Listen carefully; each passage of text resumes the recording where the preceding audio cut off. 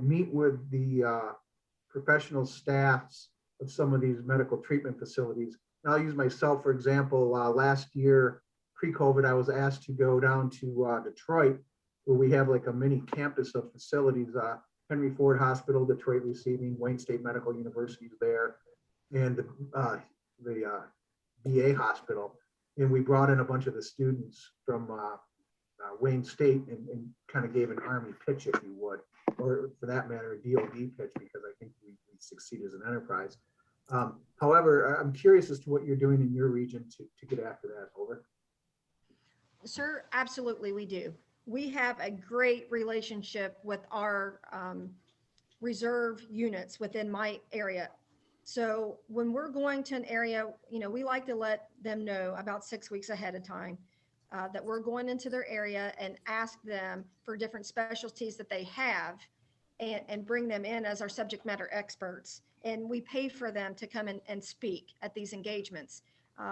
APMC is actually in my area, sir, and we're constantly in communication with them. I can't tell you how much support that they've given me in the last 2 years when we go out into their communities.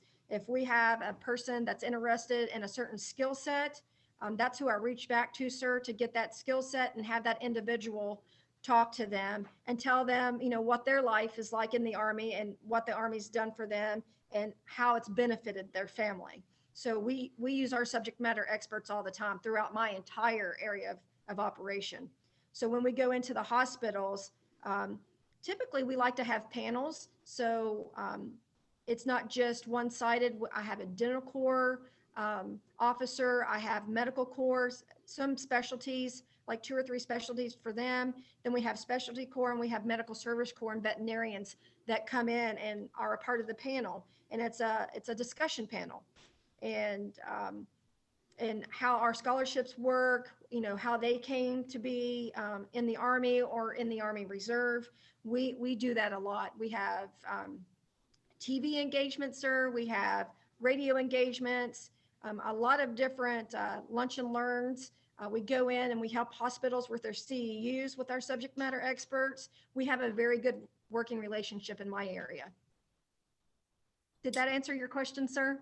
It did. Thank you. That's great work. I appreciate that. And, you know, I think, again, some of our best recruiters out there are those that are already serving. So, of course, on the other hand, if we're not treating those folks right, they can go the other direction as well. So it's on us to make sure we're taking care of our folks and spreading that word and using them as our recruiting base. Thanks a lot. Appreciate it, Carol. You're welcome. Okay, perfect. Dr. Peter Tan has another question for you. Good morning, Colonel. Good morning. I had a question whether early in my career, I was involved with the AMED grassroots initiatives where USAREC was very involved in allowing subject matter experts with a center of influence with regards to speaking with people, and then also engaging at various conferences and setting up booths as well, where you would be able to speak with them face to face, which unfortunately during this COVID environment is very difficult. I know that then Lieutenant Colonel Carrie Fristow was the first medical brigade commander at that time, and she was very supportive of that type of engagement where they want to speak to people that actually are living it rather than just talking it. And it's, I didn't know whether that evolution has continued to the present time. Over. Sir, it is. You know, just like I spoke about, we have a lot of subject matter experts that come out with us.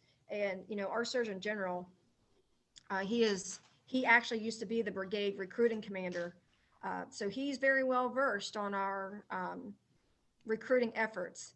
General Dingle has challenged all of his consultants and all of his medical treatment facility commanders to be recruiters and to help us talk with folks and to spread Army medicine information so we can meet our recruiting numbers, but also give back to our communities. So that still happens.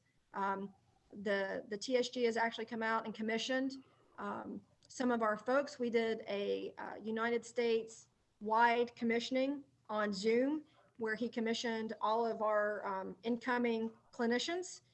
He's come out on different venues for us. It's just a great network of folks. Those of us in uniform, you know, in Army medicine, we're all pretty excited about being here. We have a great team, and it's also, you know, it's great to help folks. It's great to take care of our men and women, their families, but it's also great to give back to our community. I've got a question. Okay. Could you tell us a bit about recruiting for the dental corps and also the veterinary corps?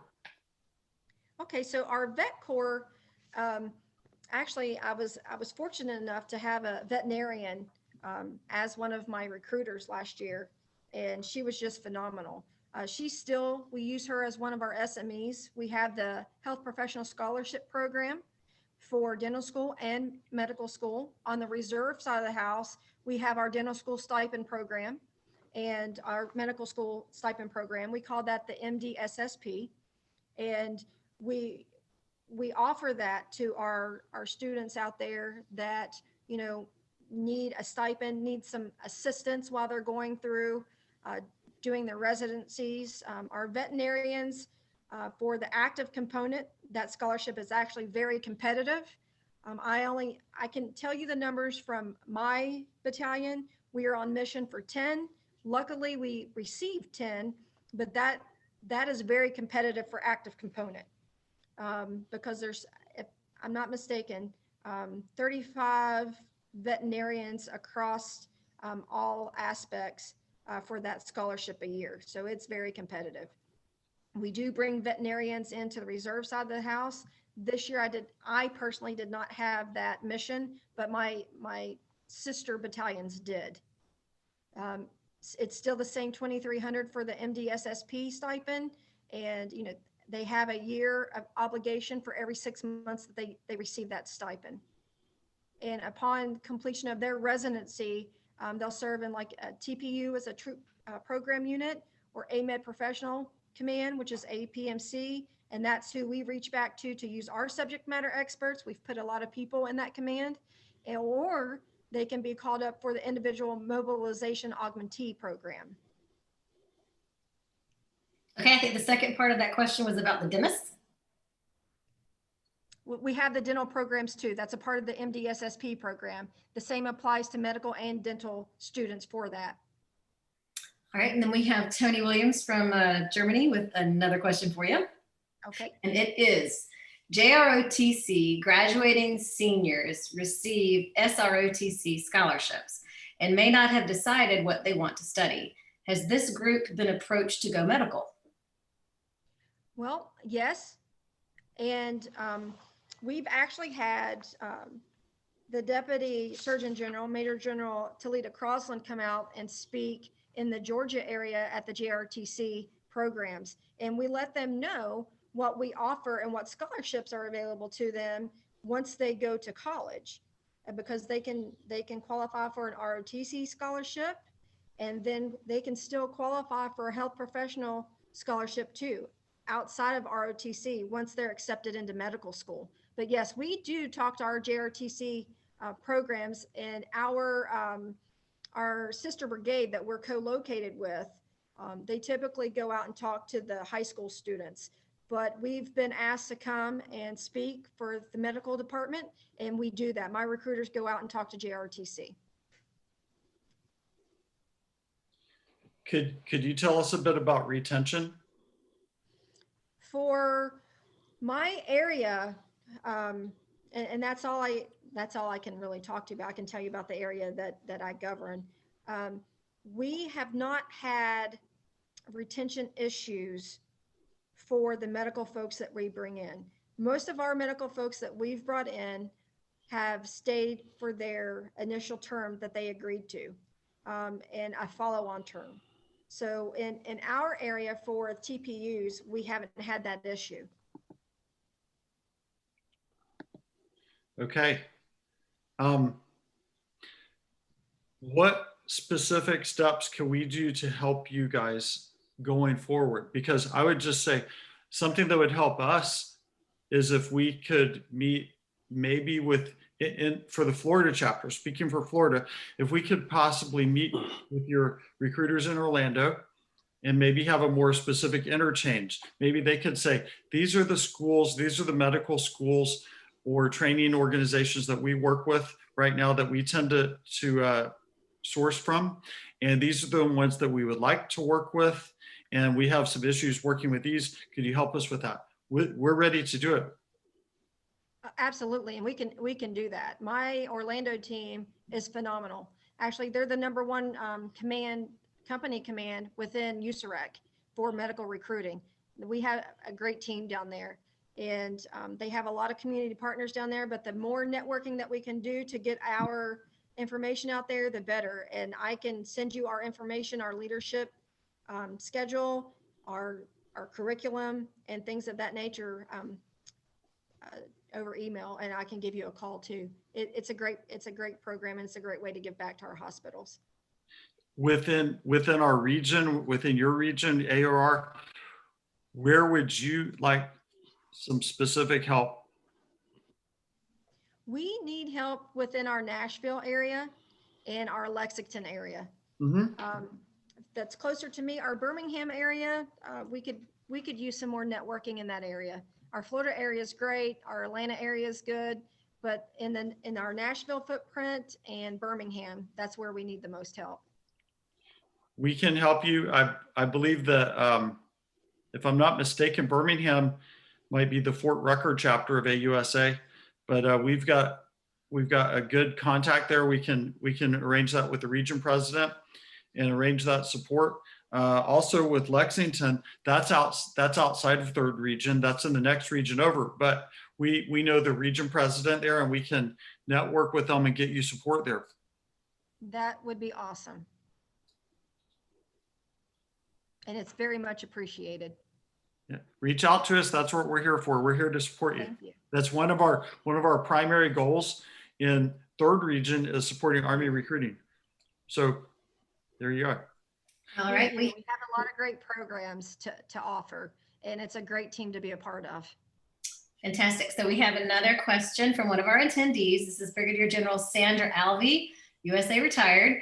What are the challenges for preventive medicine recruitment and retention?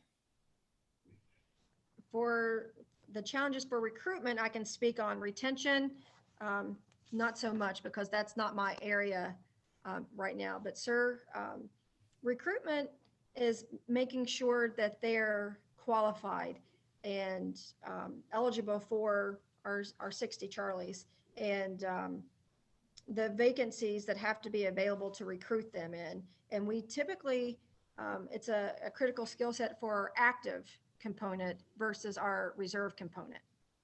So a lot of the skill set for active component is most of the folks that we talk to that are preventive medicine don't want to leave their area and don't want to do active duty.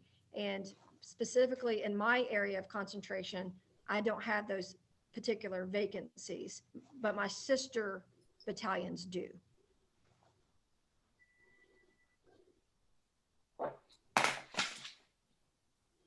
Are there any more questions? Speak now. I'd like to thank you, Lieutenant Colonel Tallmann.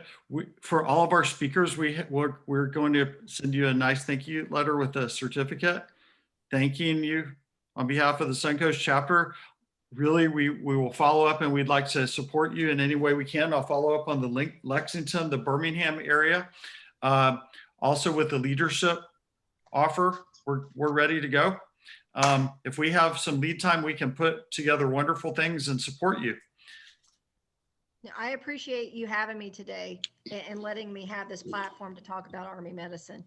Like I said, I always get excited when I have the opportunity to do it. And thank you for reaching out to your sister components in the different areas in my AOR. And I will gladly send you the information to help us communicate that to the community. I really appreciate this time. Well, thank you very much. We will also, after this webinar, follow up with an email with the recording. So you'll be able to, it'll be on our YouTube channel, but you'll be able to go and maybe take your snippet and be able to use that again to show, you know, what you've been out there doing and share it with some other folks. Oh, thank you very much, Cindy. Okay, everybody, thank you very much. We will reconvene with the symposium at 1100. All right, everybody. I'd like to welcome everyone back to the second session of our Pivot to Excellence Southeastern Army Medical Symposium. And Eric, if you would be so kind as to take the floor and introduce our speaker. Thank you for the microphone, Cindy. Welcome back, everybody, to the second session. For those of you who are just joining us, we just had a wonderful presentation from Lieutenant Colonel Tallmann, who's the battalion commander of 2nd Medical Recruiting Battalion. She told us about the challenges of medical recruiting in the southeastern states, Puerto Rico and Virgin Islands. And we talked about some ways that we can help them. Once again, I'm the chapter president of the Suncoast chapter of AUSA. Welcome to everybody. I'd like to also welcome our 3rd region president, Bruce Fletcher, who's just joined us. I don't see him on the speaker panel, but welcome, Bruce, if you're out there.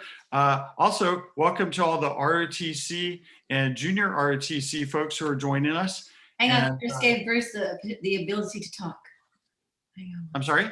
I just gave Bruce the ability to talk. All right, Bruce, you have the ability to talk. So everybody, welcome back. I'm going to hand over the session because I'm not a medical expert. The person who had the vision to come up with this seminar in the first place, the person who had the vision is Colonel Retired Peter Tan. He's one of our chapter leaders. He's vice president, and he joined us last year when he moved to Florida. And he said, "Hey, this is what we should be doing. It's a great support." And I said, "You know, we thought about that. We started that out in the European region a few years ago, and then we'll pick it up here. And in the end, we have a vision of several supports for the Army. We'd like to make the Southeast Army Medical Symposium into an annual event. And AUSA headquarters is planning a national AUSA Medical Symposium as they did in the past. But I'm handing over the microphone to Colonel Tan now and Peter. Peter, I think we need to unmute you. Welcome.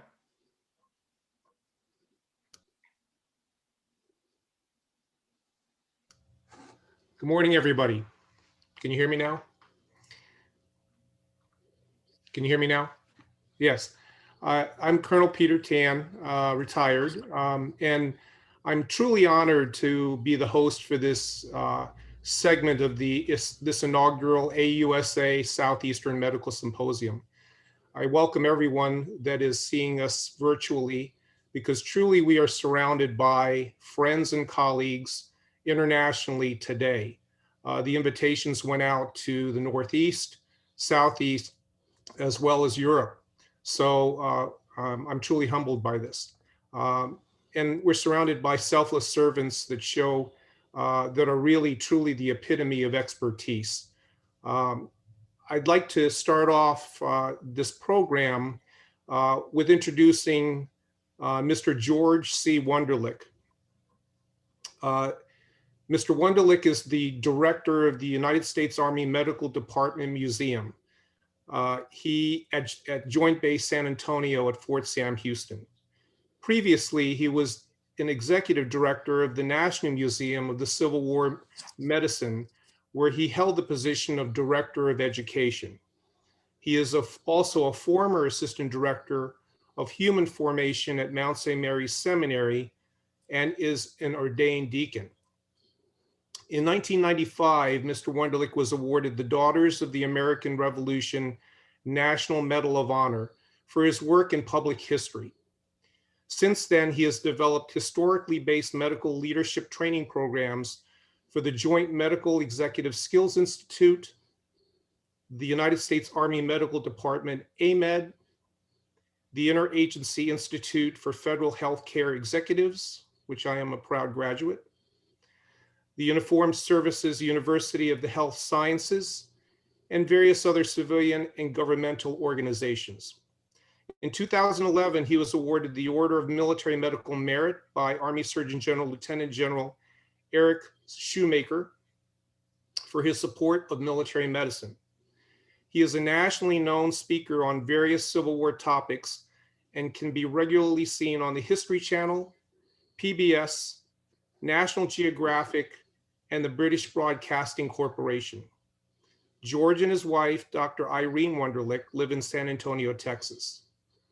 So I am honored to introduce an old friend who I have great respect, not only for him personally, but also his historical acumen, which I'm sure that all of us will appreciate today. George. Colonel, I can't thank you enough. First of all, nice to be here. I am honored to be here, and nice to see you again. Colonel Tan and I knew each other when I was back in Frederick, Maryland, and he was over at Fort Detrick. And when I got the call asking if I would consider this, quite frankly, my answer was enthusiastically, absolutely. This is, as I refer to it, I'd rather do this than work. I keep forgetting that this is part of my job, but that's okay because I love what I do. And today what I want to do is, in the context of this symposium and in the context of our current pandemic issues, our recruiting needs within Army medicine, I think it's important that we go back and see where we came from. Because in order to pivot towards excellence, anytime we want to make a change for the positive, the first thing that we have to do is to correctly identify where we are. If you're trying to pivot towards something, whatever it is, and you don't know where you stand, which direction do you pivot? And so today, in my introductory remarks here, I just want to talk a little bit about where we have been and how we got to where we are, because I think it's very important to understand that Army medicine, especially in the United States, was at one time, quite frankly, far, far behind the armies of Europe, not even close. And as it developed, there were certain trip points that brought us to a much better place, literally pivots towards excellence. By reviewing some of those, I think it'll help us better understand and put in context everything we hear today. But it'll also help us know how to better plan for the future and to see what pitfalls there may be for us in that future by knowing what happened before. Let's go back in history a ways to one of those pivots. And actually, we're going to not only go back before the United States, we're actually going to go completely off of the soil of the US. After the Battle of Culloden in Scotland during the Jacobean uprising, a British surgeon, a British Army surgeon, noticed among his patients with typhus, which was a major, major problem at the time and had been since first reporting it in Spain several hundred years, 200 years earlier. Typhus took a terrible toll on soldiers. Now, there was a thing called camp fever that was in the Army. There was also a thing called prison fever.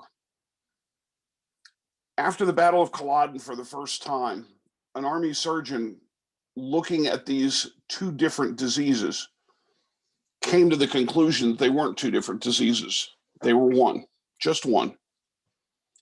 And while he didn't yet have a cause, by identifying that it was the same thing, and then over time by identifying the conditions that promoted the spread of typhus,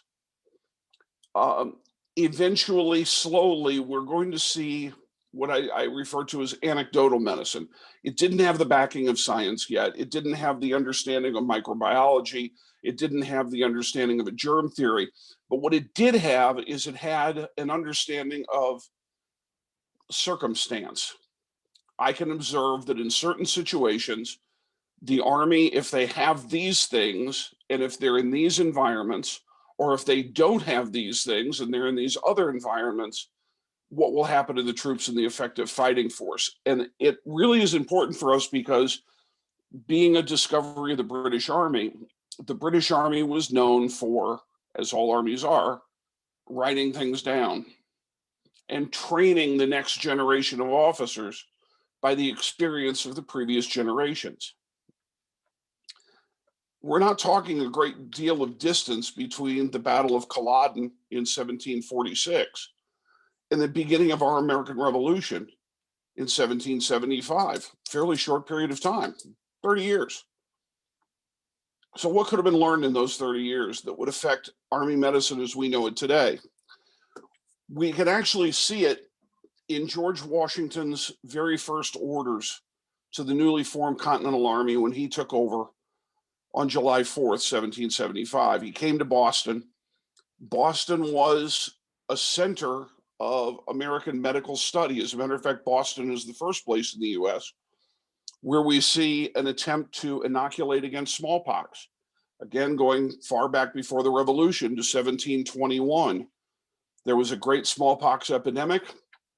Cotton Mather was told by a slave, a man named Onesimus, that in Africa, they had a treatment for smallpox, a preventative, an inoculation. We know that going back over 1,000 years in China, in Turkey, and in Africa, they were actually inoculating against smallpox. And here in this city in 1721, Cotton Mather and a doctor by the name of Boylston, Zebediah Boylston, would first promote the use of inoculation to prevent smallpox. This is an important issue for us today for two reasons. First of all, because it is a beginning of public health, and we're really going to get more into public health in the Army here in a moment, but it's the beginning of public health in America. This idea that we can prevent diseases, not simply treat them, that we can prevent death by stopping the disease before the disease starts. That's a new concept. In the 18th century, it's just beginning to be talked about. And here in 1721, let me just tell you that the same people who were yelling and still are about we shouldn't have to wear masks, we shouldn't have to socially distance, this is the dumbest thing in the world, they were present in 1721. As a matter of fact, when Cotton Mather wrote that people should consider this inoculation, a man threw a bomb, I'm not kidding, through his front window. The bomb had a note attached. And the note said, and I quote, I love this line, "Cotton Mather, you dog, damn you. I'll inoculate you with this, a pox to you." Bomb didn't go off, and therefore the note was read. We have always had this issue in mankind. It's human nature to sometimes be distrustful of science, no matter how obvious it is, or to shun new things, no matter how good they may be. And it's in this city of Boston where Zebediah Boylston had a bomb pitched through his window for trying to stop smallpox that George Washington is going to come to found an army. He'll take over the army, and in his first order, we see reminiscences of his service in the British Army. Not only did he organize an army, this is how to pay respect to an officer, this is what officers are expected to do, this is how the camps are expected to be done.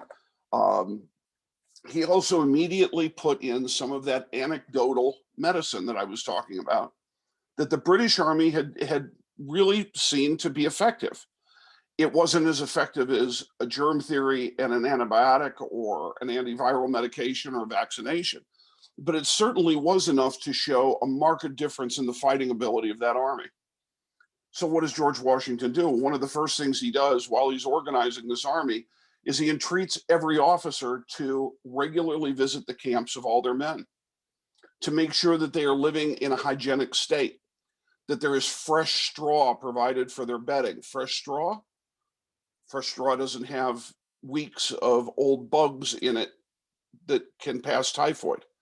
By changing straw in the bedding on a regular basis, we can keep, to a certain extent, typhus at bay.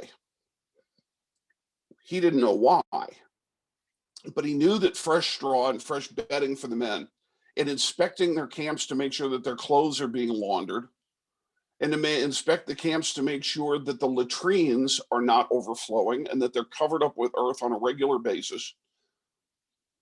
He knew from his experience being in the British Army under Braddock during the 7 Years' War, or as we call it here, the French and Indian War, he knew that he could preserve the fighting strength. Words today that we know well. Conserving the fighting strength had to be his first order of business. He knew it because he was a smallpox victim. And he put in an order about smallpox. He said, no one is going to go freshwater fishing. Now, what does that have to do with smallpox? Again, the British Army knew that many diseases seem to come about from camping close to sources of stagnant fresh water. Now, today we understand that many of these, like yellow fever and malaria, were coming from the mosquitoes who were breeding in the water, not necessarily the water itself. But they knew that if they camped near running water, if they kept men away from these stagnant water areas, if they kept to open areas rather than highly wooded areas, that they could in fact cut the disease rate. And so Washington put in there, keep the latrines clean, keep the men clean, keep the bedding fresh. Don't go near the ponds. He was trying to prevent an outbreak of disease in his army that would have crippled his ability to fight the war. In 1777, he will have his entire army inoculated against smallpox at the request of a doctor who was then a member of Continental Congress. And many doctors had, by this time in Philadelphia, in Boston, and in New York, were inoculating people regularly. Not everybody got it. Not everybody was willing to try it. It was a dangerous procedure in those days. But Washington was able to keep his army in the field. If smallpox had hit his army in a major way, it would have been the end of the war. We never would have gotten to the point where the French could come and assist us. We never would have gotten to the Battle of Yorktown, to the surrender of Cornwallis.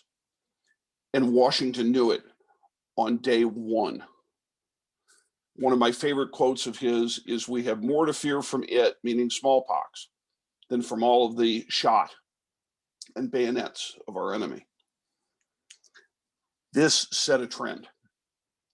It set a trend within our army from the beginning that preventative health, not just reactionary health, not just the reaction to the wound, not just the treating of the soldier who is ill, but preventative health was going to be an important part of our military structure from the very first day. And it will continue, more or less. The medical department will be established, literally at that time called the Army Hospital, within his army before the end of July. He had a medical department before he had a full contingent of artillery. Army medicine is the second oldest part of the Army. Only the Army itself predates Army medicine.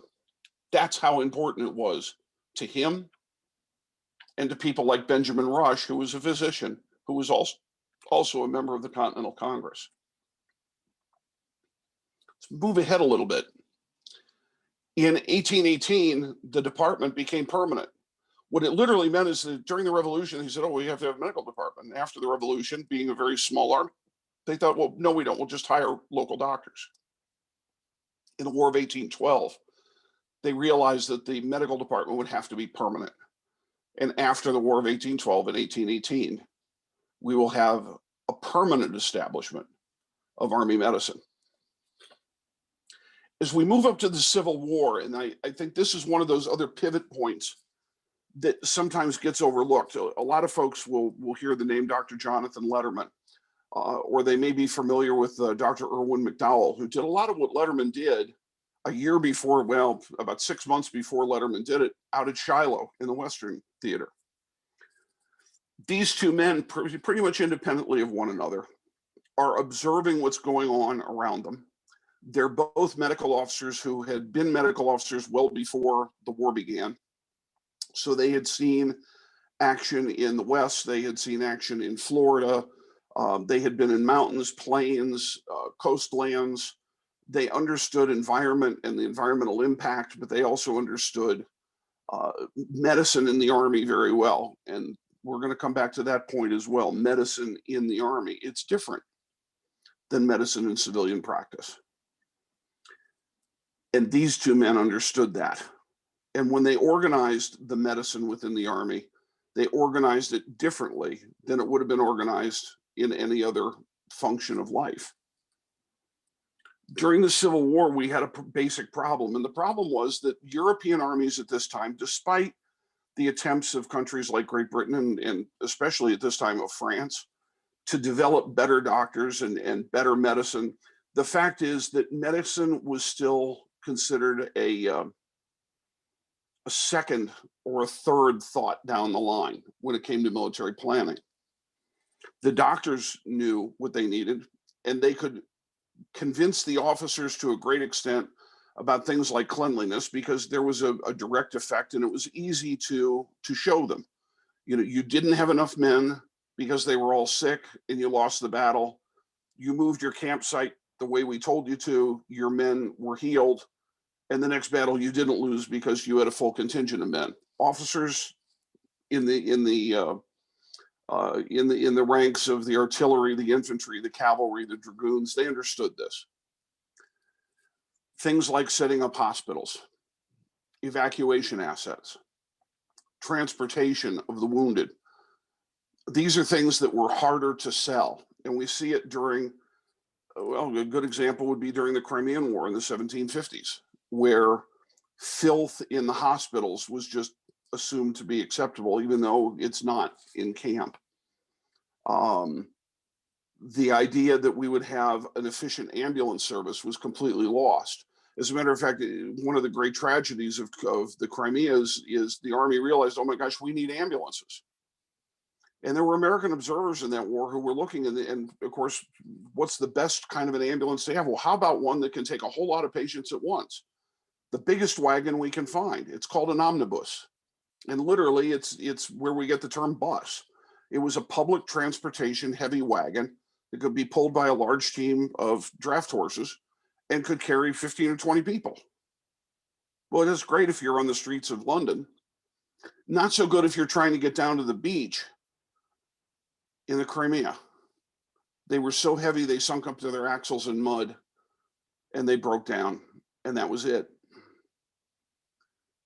So we don't yet have this understanding on the part of the Army's field command and above of the importance yet of medicine. And that's one of the things that we see change during the Civil War. Both Letterman and Irwin are going to begin to have a sales job on their hands. And the sales job that they have is to try and sell the command of the Army that it is better to take care of your men, keep them healthy, give them hope that they will be removed from the battlefield quickly, which improves morale.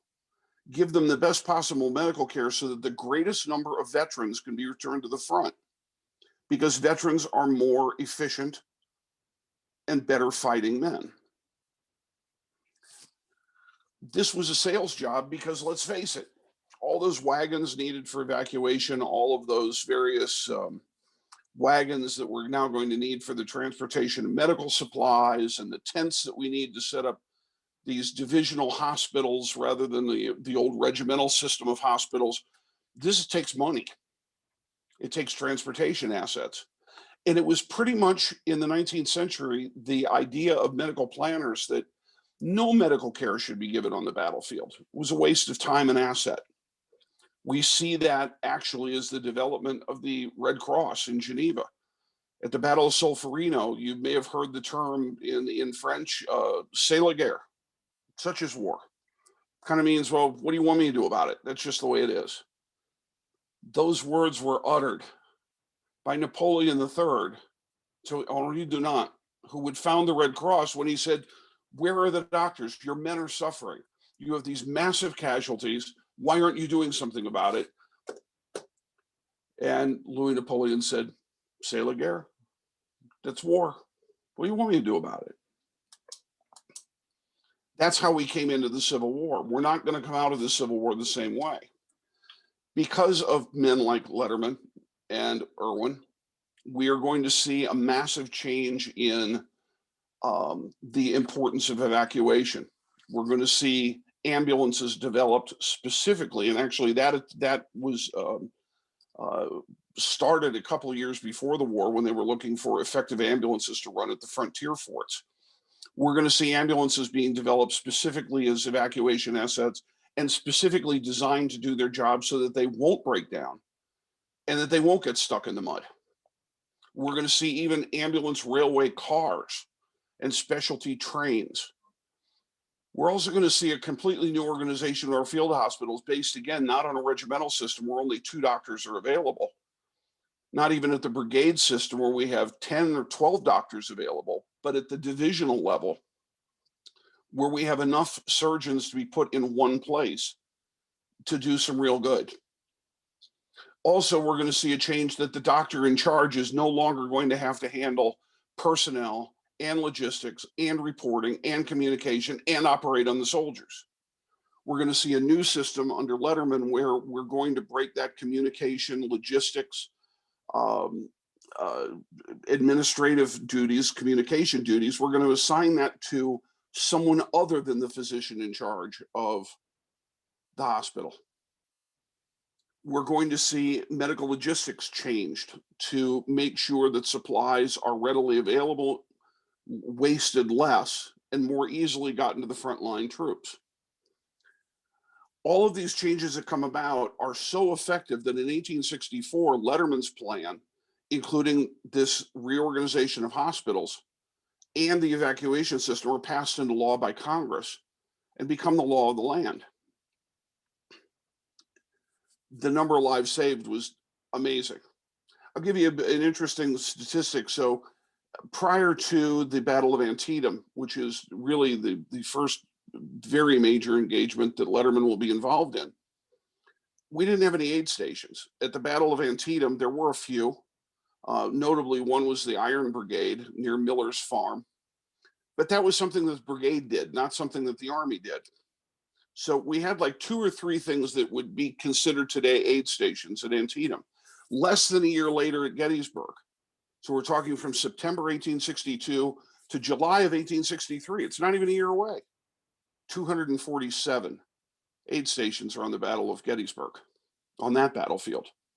And all of the hospitals are organized on this new divisional system. The number of lives that were saved by this, I'm not sure we'll ever be able to calculate. And what's interesting is the Americans after the Civil War kind of gave up on the Letterman system. They didn't really give up on it as much as it became a book on a shelf, because we were no longer running an army that was so large and so compact and close together. We couldn't make it work. We weren't in major warfare anymore. Just as if, think of it, when we finished up with Korea and we went into Vietnam, Vietnam started a whole series of actions for the Army that are going to be more or less counterinsurgency. It's not peer-to-peer. Well, the same thing happened after the Civil War. We spread out all over the West, and the Letterman plan wasn't needed. So did it go away? Well, actually it didn't. The Prussians picked it up.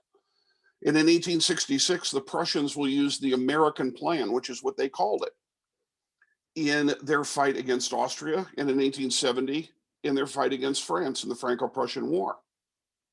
What's interesting is in those 2 engagements, the Prussian army had the lowest mortality rate of any army in any major conflict in the 19th century. By taking everything that Letterman and Irwin and others had done in the American Civil War and learning from it, and then applying what was happening in Europe with people like Lister and the beginning of antiseptic surgery, they were able to cut their percentage of killed twice and make them the most successful army at preventing death among their own ranks of any army in the entire 19th century. The Letterman Plan would continue as part of Germany's plan after the unification in 1870, right up to World War I and past.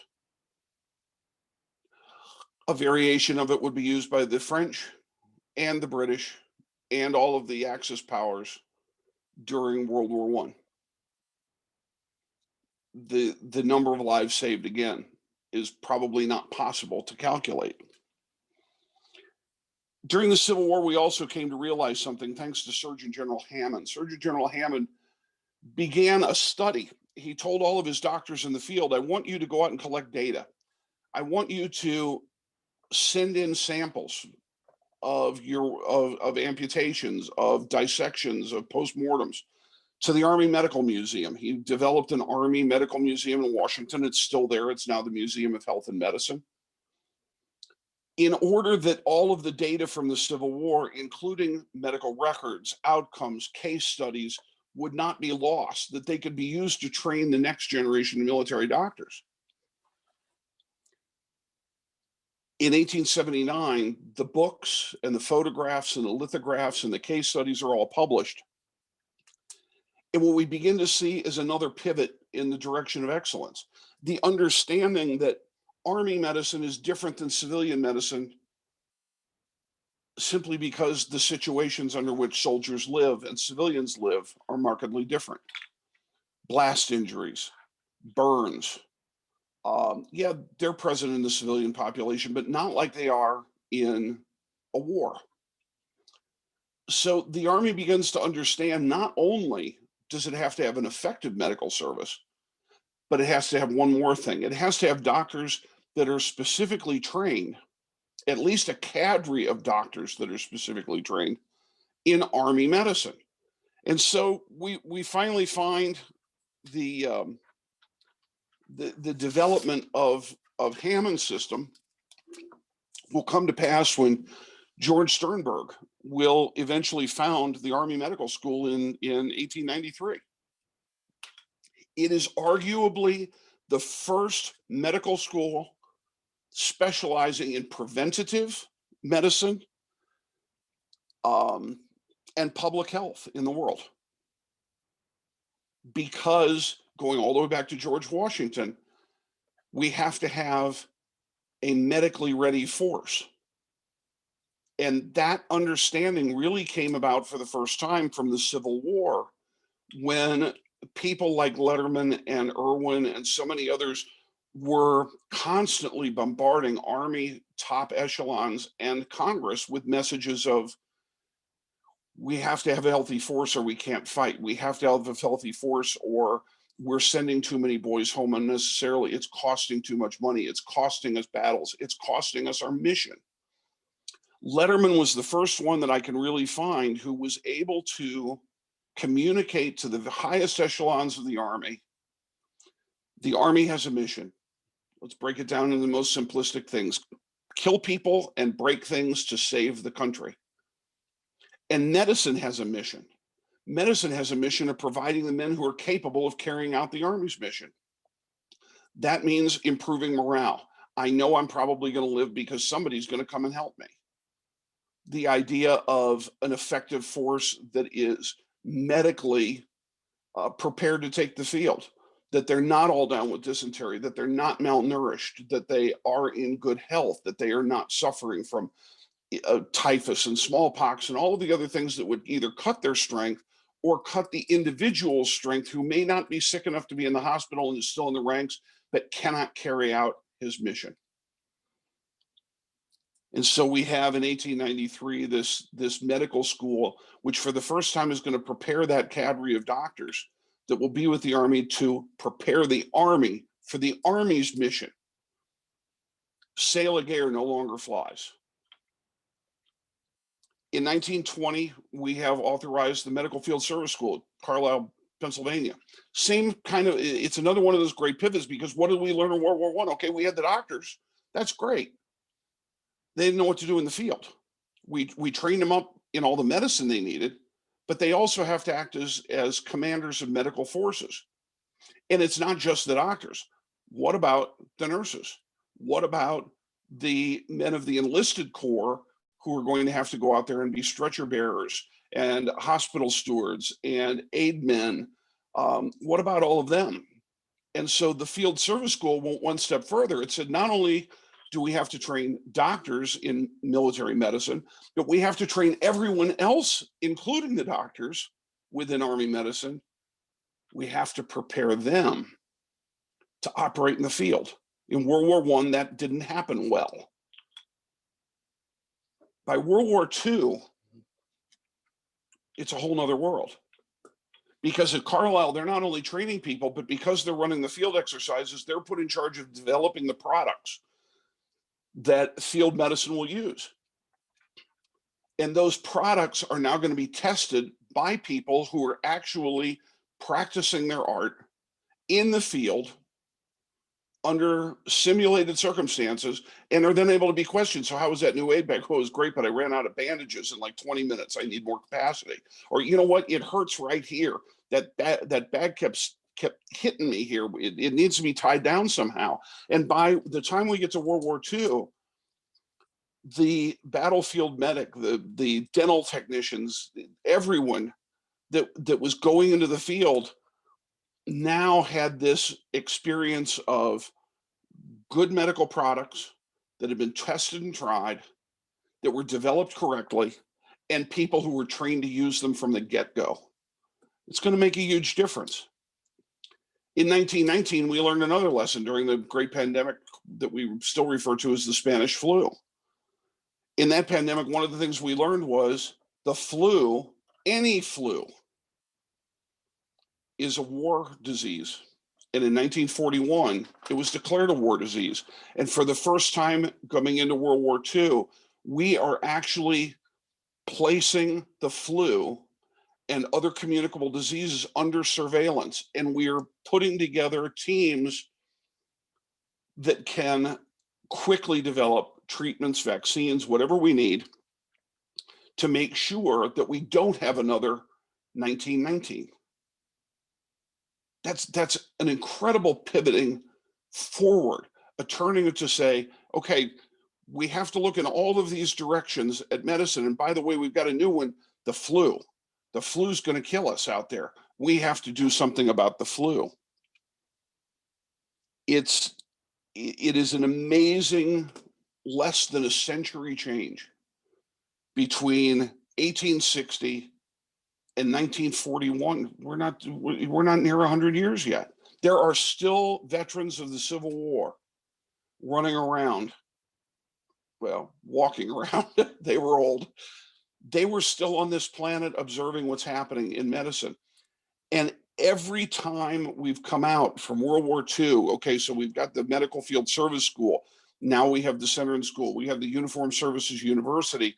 What's happening is every time we get into an environment that is causing us issues, in Vietnam evacuation, we're going to answer that with helicopters.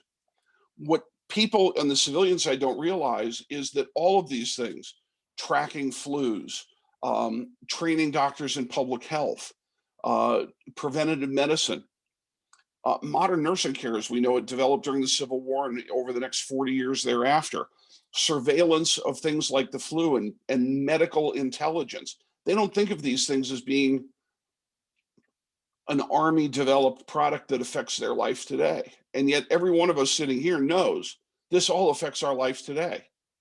My wife is alive because in Vietnam, we developed a dust-off system and led it to such a high level of perfection that no one coming out of Vietnam could imagine a world where we would not then provide those services, which were started under the MAST program, Military Assistance to Traffic and Safety, or Safety and Traffic, that we would not have an ambulance system of air ambulances in this country. When she had a massive brain hemorrhage, that trip to one of the finest neurological critical care units saved her life. And yet there are still places in this world where air ambulances like we have in the United States, they still don't exist. So why do I tell you all of this background? I think that it's important for us, especially in these times of pandemic right now. We need to remember a couple of things. First of all, we need to remember where we're from. And we need to educate ourselves, because as we go into future battles for budget, for manpower, as we go into future battles when they're saying, well, maybe we don't actually need all these military hospitals, we'll let the civilian hospital take that over, and then we'll rebuild. No. We tried that in World War I. Not a good idea. When they say, well, the dust off may be too expensive and maybe we shouldn't have it. Before you make that decision, folks, what's the repercussion? We have to know the history so that when we are trying to spend money, or when we are trying to get assets, when we're trying to lobby for what we do, we have to be able to go back to the beginning and say, this is where it came from, and this is where it went. And by the way, you tried to get rid of it here, and here, and here are the failures. Letterman's system in the 1860s of bringing medicine and medical logistics under the medical department has been a bone of contention for years. And in 1968, they said, you know what, this is silly. We're just going to let the quartermaster handle everything, and that includes medicine. And it was a bloody disaster. People died because we didn't have the medical logisticians even reassigned then to the quartermaster department to make sure that Army medicine flowed. And without that history, how do we pivot ahead? How do we move in the right direction? How do we pick the right direction to go? What I've given you this morning is just the briefest of overviews, but I hope that as we go through it, a couple of lessons will come out. First of all, go all the way back to Cotton Mather. Sometimes the public is going to resist medicine and medical changes. How do we get beyond that? Then we can look at Letterman. He got beyond it by appealing to the mission of the people who were funding the Army in the Civil War. What's your mission? Your mission is to save the Union. I'm going to provide you more able-bodied soldiers who are in better physical condition to go save the Union. But this is what I need. He was able to sell what he had. How did they get a medical school? And then not even 30 years later wind up with a field medical school, because they were able to communicate that Army medicine is an integral part of the Army mission. Without us, that's all of us who have an interest in or a part in Army medicine, the Army will not be able to succeed in its mission. And we've got 300 years of history to prove that. So with that, if anyone has any questions, and I'm going to highlight some of this again, but for this afternoon, please remember that name Boylston, because it's going to come back. Zebedee Boylston from Boston. And think about it, you've actually heard his name. You heard it a lot in 2013, and we'll see if anybody can remember where they heard it from. It was in the news. And with that, any questions you may have, I'd love to take yours and stop saying what I have prepared, because I've already heard all this before. I'd rather hear what you have to say. Absolutely excellent. Bravo, George. I wanted to thank you for just a synopsis of history that probably would take hours for us to absorb through textbooks and things like that. So you've made it very clear to us on how similarities for the current pandemic is very, very relatable to the past. So as I've learned is that all great leaders are great historians, and they learn from their mistakes, and they should, and be able to not reinvent the wheel. And so thank you for that. I do have a question with regards to your position in the AMED Museum. Could you tell us a little bit about what that offers, and also will anyone be able to visit the museum that does not have any DoD relationship? Great question. So what we do at the AMED Museum, I think would shock a lot of people who haven't been. First of all, we are the repository of all AMED history from 1775 on. We're the holders of the family treasures, if you will. The artifacts and the innovations of Army medicine reside in our collections, storage areas, but our primary mission is that of training. And we train at all levels. Every AIT student that passes through Fort Sam is going to come to the museum at one time or another, or at least have an experience. Right now, we're doing a lot of that remotely. But we also do career captains courses. We do bullet training. So a lot of the recruits that are coming right out of medical schools that are now being commissioned in, they're going to come through our bullet courses. And so what are we training in? Well, first of all, we're giving them an enculturation. What does it mean to be Army medicine? What's our past, and why does that make us one family, regardless of where we're from? And what is our mission, and how does it support the mission of the Army? When we get into NCO training, bullet training, career captains course training, we're now really talking about introducing these men and women to the idea of how do you use history and heritage, and they're two different things. In heritage, we're talking about morale, we're talking about esprit de corps, we're talking about team building. History and heritage are very close, but it's the inherited things that we get that make us one. It's those inherited things that become part of our culture that keep us together. And so we teach them, this is how you use history and heritage for morale, for team building, for esprit de corps. History, on the other hand, is you're not just looking at the feel-good stories that make us all one. You're looking at the good, the bad, and the ugly. You're looking for methods by which you can make better decisions in the future, develop policy that is soundly founded and correctly thought out. So what you're really looking for is you're looking for this idea of how do I analyze history, but much more importantly, I've been studying military medical history since I was about 18 years old. And all I've really learned is I don't know a damn thing. I know some things, but there's so much out there to learn. The AMED Museum and the AMED Center for History and Heritage, which is our historians, 4 of whom live in my building, we're also training these folks, hey, you don't have to act alone. We are your resource. You can call the museum from anywhere in the world and say, I'm having this problem and I think history might help. What do you think? And what do I need? And we will help you with that. We help officers and non-coms in writing their first battle analysis papers, and we highly recommend for medical personnel, make it about medicine, and we will help you, direct you to the right research. I'm not doing your work for you, but I'm going to point you in the right direction so you know what you're doing. And so those are our primary things. The other thing is we are kind of that keeper of the heritage. So many of the ceremonies, retirement ceremonies, promotions, flag unfurlings, flag casings, all of those take place at the museum as well. And that's something we're trying to expand. As far as visitation, once the pandemic is over and we get back to HPCom Bravo, not Bravo Plus where we are now, the public can come in and visit the museum by stopping by one of the Air Force Visitor Centers and showing a driver's license and getting a pass, and they can come on post that way. We're also working with our foundation to try and open the gate behind the museum, which is actually at the AUSA. It opens into their parking lot.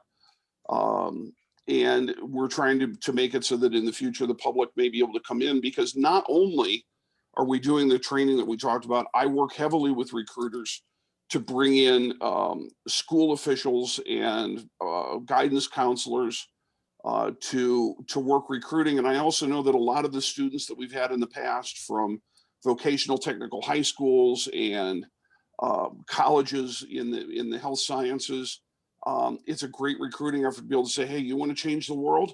Let me tell you how people change the world. Let me tell you how these Army people change the world in medicine. And so we're heavily into that too. And it's quite a privilege to be a part of. So I guess the other question is that, reflection is that I personally was introduced to the AMED Museum coming in as a young Army captain to the Army basic course for AMED, and stumbled upon it because it's very inconspicuous at the, in its location. I am now amazed on how much it's expanded since attending there for a change of command and a promotion ceremony. So I guess one thing is that I'm very happy to know that the Dental Corps is now in the throes of constructing a statue to be among the many other corps that are out there to capture the history that is, so precious. It is one of my great hopes. I actually put I was not at the museum when the Vet Corps put up their monument. And when the Dental Corps came and approached me and they said, "Where do you want it?" And I said, "I got the perfect place for it." I actually marked out an area that it is my hopes that all of the corps, with the exception of the enlisted corps, because they have the fountain in the main courtyard, that all of the corps will eventually put up monuments of a similar nature. And what we've done is we've actually placed it on the pathway that takes you to the amphitheater, because that's where most of the large promotions, changes of command, all take place out there. It's also where all of the students in AIT have to go, because when you've got 400 students that are coming in, you have to seat them in the amphitheater to talk to them first. And so what we've done is I placed it there so that my hope is in the future, as people migrate out to the amphitheater events, they're literally going to walk by their monument, as well as all the others, to see how they all fit into one mission. Everyone has a different set of skills, but we all have one mission.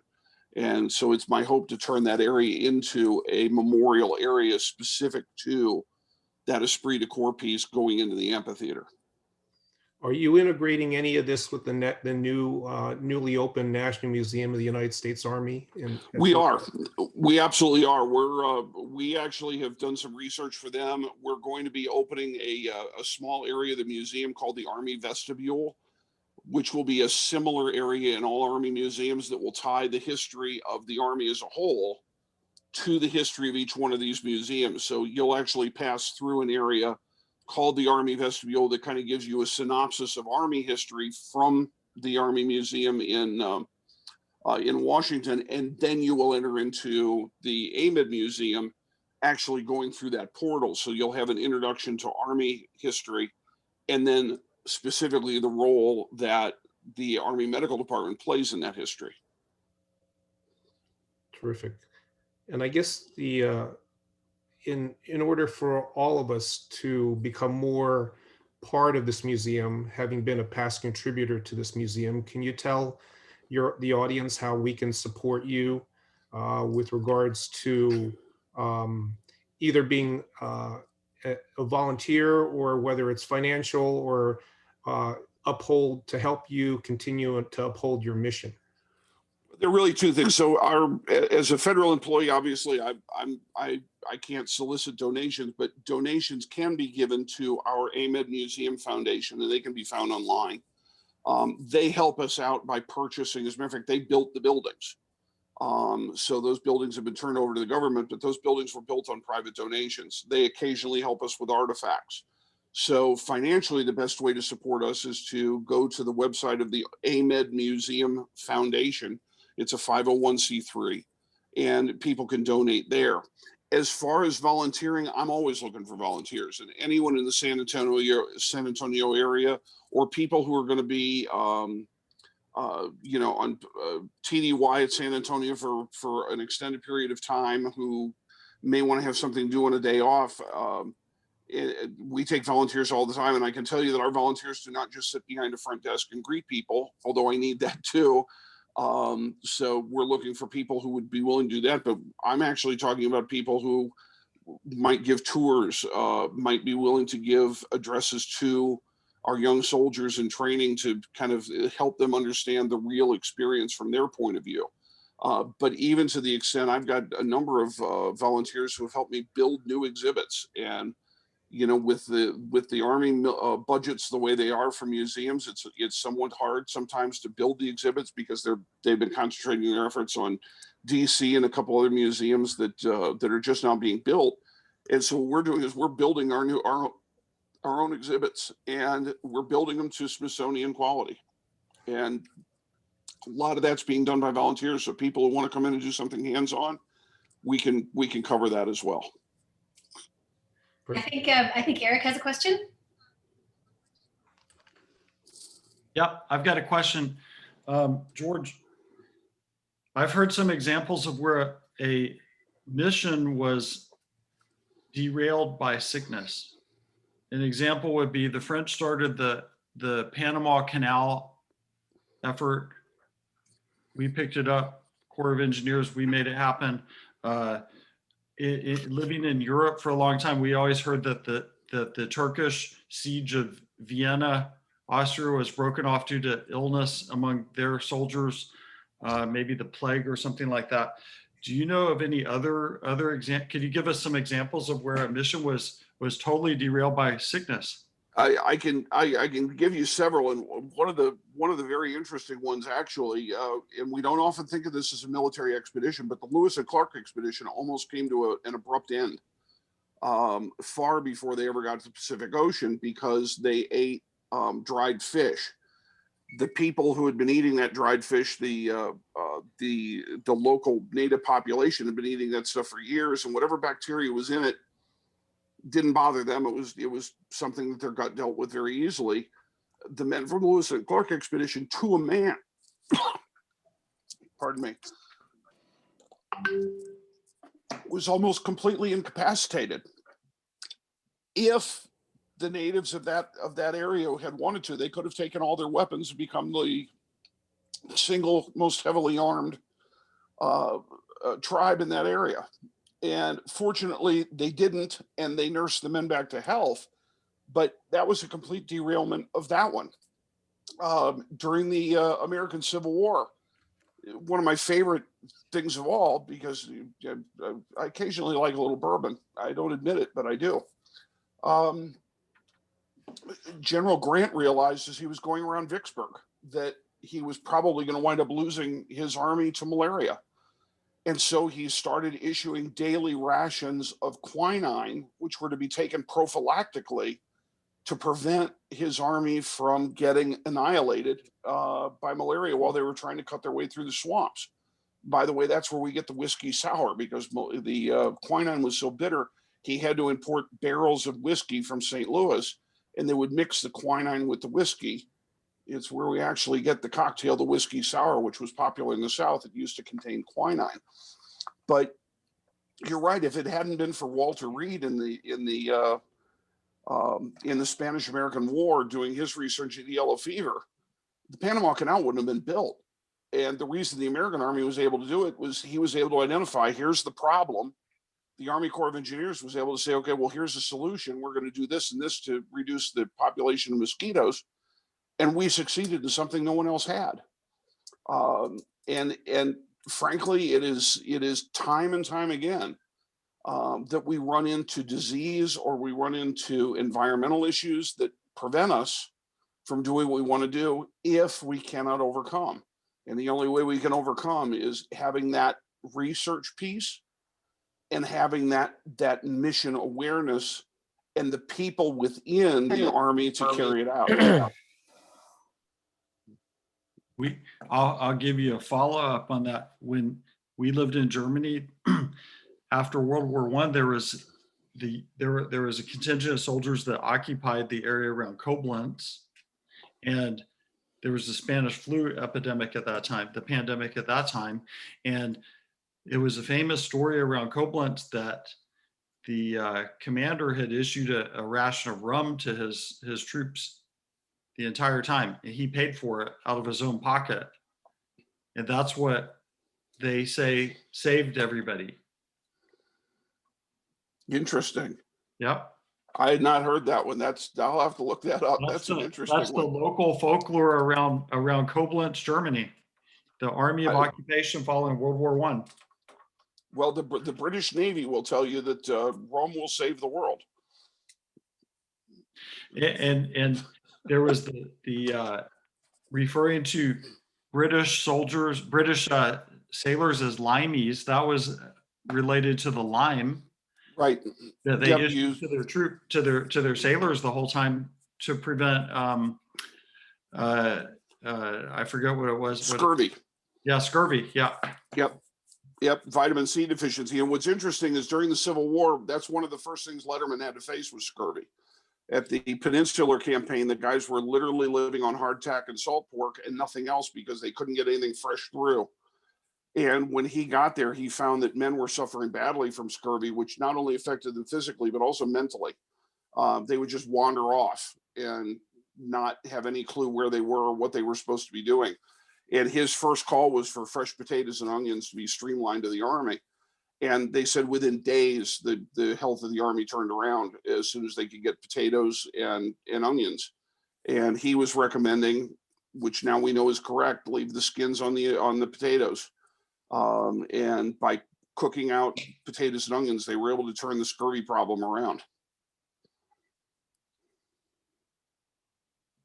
George, I thank you for adding to my base of history. You know, as you had mentioned, I had lived in Frederick, Maryland, which was Civil War history environment, right in the backyard of Antietam and Monocacy, and you just really don't appreciate all the information that you have. Even traveling to Gettysburg, the magnitude of the area from where things developed and really produced an environment where we're able to enjoy the fruits of what we have today is amazing. So thank you for this introduction. We will not say goodbye yet because you're going to wrap this up later in the program at 1400 or 2 o'clock. And so, but thank you for this portion. It was an honor to be here, and thank you so much for inviting me. This is truly, I have to say, I left St. Mary's Seminary after a very short time. I had kind of retired from the museum business because, frankly, I was tired. It is a lot of work. It's a lot of 60 and 70-hour weeks. And when I got the opportunity to go to the seminary, I jumped on it as kind of I had accomplished everything I wanted to accomplish. And when I got a call to come to the AMID Museum and modernize it and get it through national accreditation, I actually told the man that was talking to me, I said, you're a jerk. I had an easy life. I had it all lined up, and you're the only museum in the world I'd go to work for, because I truly believe that the history of medicine can make medicine better. I know in my heart, and I know from actual evidence, the study of the history of medicine can save lives on the battlefields and the natural disasters in the future. I've seen it happen way too many times to ignore it. And very selfishly, I've got 2 sons who were Army. They're both out. I'm going to have grandsons in the Army. I want to make it everything it can possibly be for them. And medicine is an important part of that. And so it is an honor for me to be here and spread the word. Thank you, George. Thank you, sir. We'll see you in a bit. So I have the privilege and opportunity to introduce our next speaker. He is not only a great colleague of the Dental Corps, he is a friend and professional specialty individual that I can relate to as an oral maxillofacial surgeon, and which he is, despite the fact that he wears many hats nowadays. And I'm truly honored to be a friend of his family.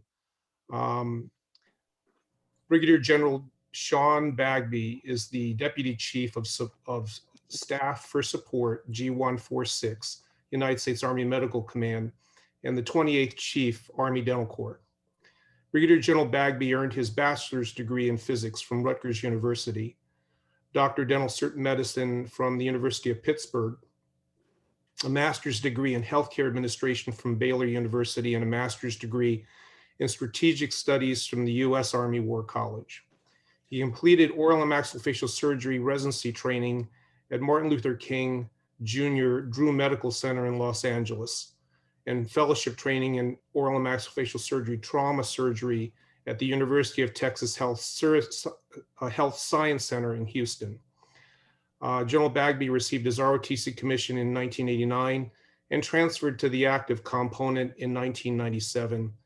His previous career assignments include Deputy Chief of Staff, Troop Commander, U.S. Army Medical Command, Commander, U.S. Army Dental Health Activity, Joint Base Lewis McChord in Washington, Chief Dental Corps Branch, U.S. Army Human Resources Command in Fort Knox, Kentucky, Chairman and Program Director, Oral and Maxillofacial Surgery Residency Program at Joint Base San Antonio, Fort Sam Houston, Commander, the 561st Medical Company Dental Services in Grafenwehr, Germany, Assistant Residency Director of the U.S. Army Dental Health Activity at Fort Sam Houston, Texas, and an instructor in oral surgery at Walter Reed Army Medical Center.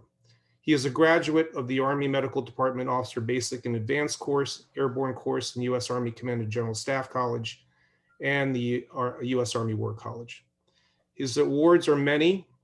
He received the Legion of Merit, the Bronze Star Medal, Meritorious Service Medal with 3 oak leaf clusters, other numerous ones to include the Army Parachutist Badge. He has the Army Surgeon General's A Proficiency Designator and is the member of the Order of Military and Medical Merit. He is a fellow of the American Association of Oral and Maxillofacial Surgeons and is board certified by the American Board of Oral and Maxillofacial Surgery. In his leisure time, which is hard to believe, General Bagby enjoys reading, shooting skeet, which I do too, General Bagby, and exploring new places with his family. So it is my true honor and privilege to introduce Brigadier General Shan Bagby. Good morning, General Bagby. Hey, good morning, Pete. Can you all hear me okay? It's good. Outstanding. So thanks for the patience with the some of the technical issues. So appreciate the great introduction. I think it's more likely that I just can't keep a job, right? And so I've always been interested in taking on new opportunities. Now, I do want to make one correction. I was the G146. That I've since then been the Deputy Commanding General for support for Army MedCom. And then right now, my current position is Commanding General of Brooke Army Medical Center. So what I was going to do, if it's okay, is I'm going to break this into 4 topics. So the first thing I want to do is kind of narrate some of the changes that have occurred in Army medicine. And then I'll talk about my specific role as the Army Dental Corps Chief. That's one hat that I wear, which is probably really, I probably devote about 10% of my time, and I'll talk about why. And then my other, 3 hats. So Army Dental Corps Chief, and then the other 2 hats I wear are as the CG of BAMC, which is probably 85% of my time, and then another 5% as the Deputy Market Manager. And that's one of the changes Army Medicine's gone through. And then 4th, I'll talk about Brooke Army Medical Center, which is where I am, and about this institution, because I believe it is a very unique place. So starting with what's changed. So Army Medicine, and really the MHS, which is a $50 billion, bill that Congress every year. The military health system has changed. It's composed of, the Army, Navy, and Air Force MTFs, and then all the folks that deploy, MTFs meaning military treatment facilities. So forgive acronyms. And all the folks that do other missions, right? So we have 2 basic missions in military healthcare. We train our own, so we have providers in uniform. So we have to run facilities to train them. And then we also take care of soldiers' health, right? So in the current program, like I said, it's about $50 billion for the MHS. We run about 54 military treatment facilities, from large hospitals down to clinics. And then the Army has some, the Navy has theirs, and the Air Force has theirs. And the National Defense Authorization Act in 2017, and then some changes in 2019, sought to bring together all 3 services treatment facilities under the control of one agency called the Defense Health Agency. Now, obviously, if you're going to take this huge bureaucracy that exists in the Department of Defense and then neck it down into something that's owned, quote unquote, owned by one agency, that's not going to happen overnight. And there's some transformational changes that have to take place. So the biggest one that I can tell you from the Army side, being a hospital commander and being responsible for the Army component of the hospital, is there's been a big shift in focus from the provision of the benefit. And it's not to say that we don't still provide the benefit, right? There's healthcare delivery, which is the provision of the benefit. And then there's the readiness piece, the readiness of our soldiers and airmen that are stationed here to go and deploy. Because at any given time, I have hundreds of people that are not here. They train here and then they go deploy and they're all over the world, okay? Versus the readiness piece. So their healthcare delivery and readiness. And what the NDAA sought to do is try and split that responsibility, right? So that the Defense Health Agency basically pays the bills, monitors the quality and safety piece, monitors healthcare delivery. They're the ones that I report to in terms of right of refusal, how many beneficiaries we take of, active, retired, and others, depending on the agreement. We also take care of civilian trauma since we are the only level 1 trauma center, and that comes with a bill. So all the things that are back office kind of stuff now go to DHA. And the things that I report to the Army about are more tied to readiness. Specifically for every person that has a skill set that's in uniform, there are certain things that they have to train on, right? Whether it's their medical skills or their soldier and airman skills, or in our case, soldier skills. Do they, have they been to the range? Have they taken their PT tests? Has a surgeon done enough cases in the OR to say that they're good to go down range to deploy? So that's more focused on that. It's confusing because often, if you can imagine, it's like trying to split, a bucket of water, because we're focused on readiness as a military service, but we do it in a hospital where we to be able to send people down range. So we're still working. Now, officially, we did the transition in November of last year, and we're still working through it. It's going to take years because we're still trying to figure out who's responsible for what. I'll give you an example. So as the commander, military commander, I'm responsible for privileging all of the providers that work in my facility, okay? That includes folks that are assigned to our Army Medical Command, and then those that are assigned to deployable units. So someone works here, they deploy and they go to Afghanistan. And let's say there's a patient care event, okay? They're still privileged under me, but they don't work here, right? And if it's a facility issue, a credentialing issue, does that go to Defense Health Agency, or is that a service problem? What if they're Army and deployed with an Air Force unit? Who owns that? So we're still working through. It's a little things like that we're still working through.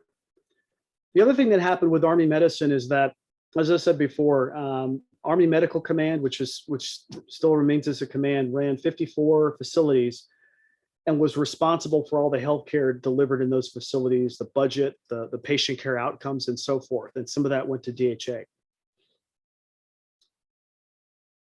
But how shall I say this? There were other components to Army Medicine beyond just the facilities, the healthcare facilities, to include the AMED Center and School, where we bring in medics and train them to be combat medics. The Medical Material and Research Command, which is where they do testing of equipment and fielding of equipment, and they get it. They partner with industry to get things produced, like tourniquets and drugs and things like that. And the Army made the decision to disaggregate some of those units from Army Medicine and put it within Army formation. So for example, the schoolhouse still exists to train medics, but it is no longer under Medical Command. It's under Training and Doctrine Command, which is run by a 4-star line officer, non-medical. Medical Research and Materiel Command was disaggregated into the research arm, which went to Army Futures Command, 4-star line command. And then the other parts of it went to, the materiel part went to Army Materiel Command with 4-star command. So the Surgeon General in CG MedCom as a 3-star still has the ability to advise the Army senior leaders, but is no longer in direct control of those assets. So the disaggregation of MedCom.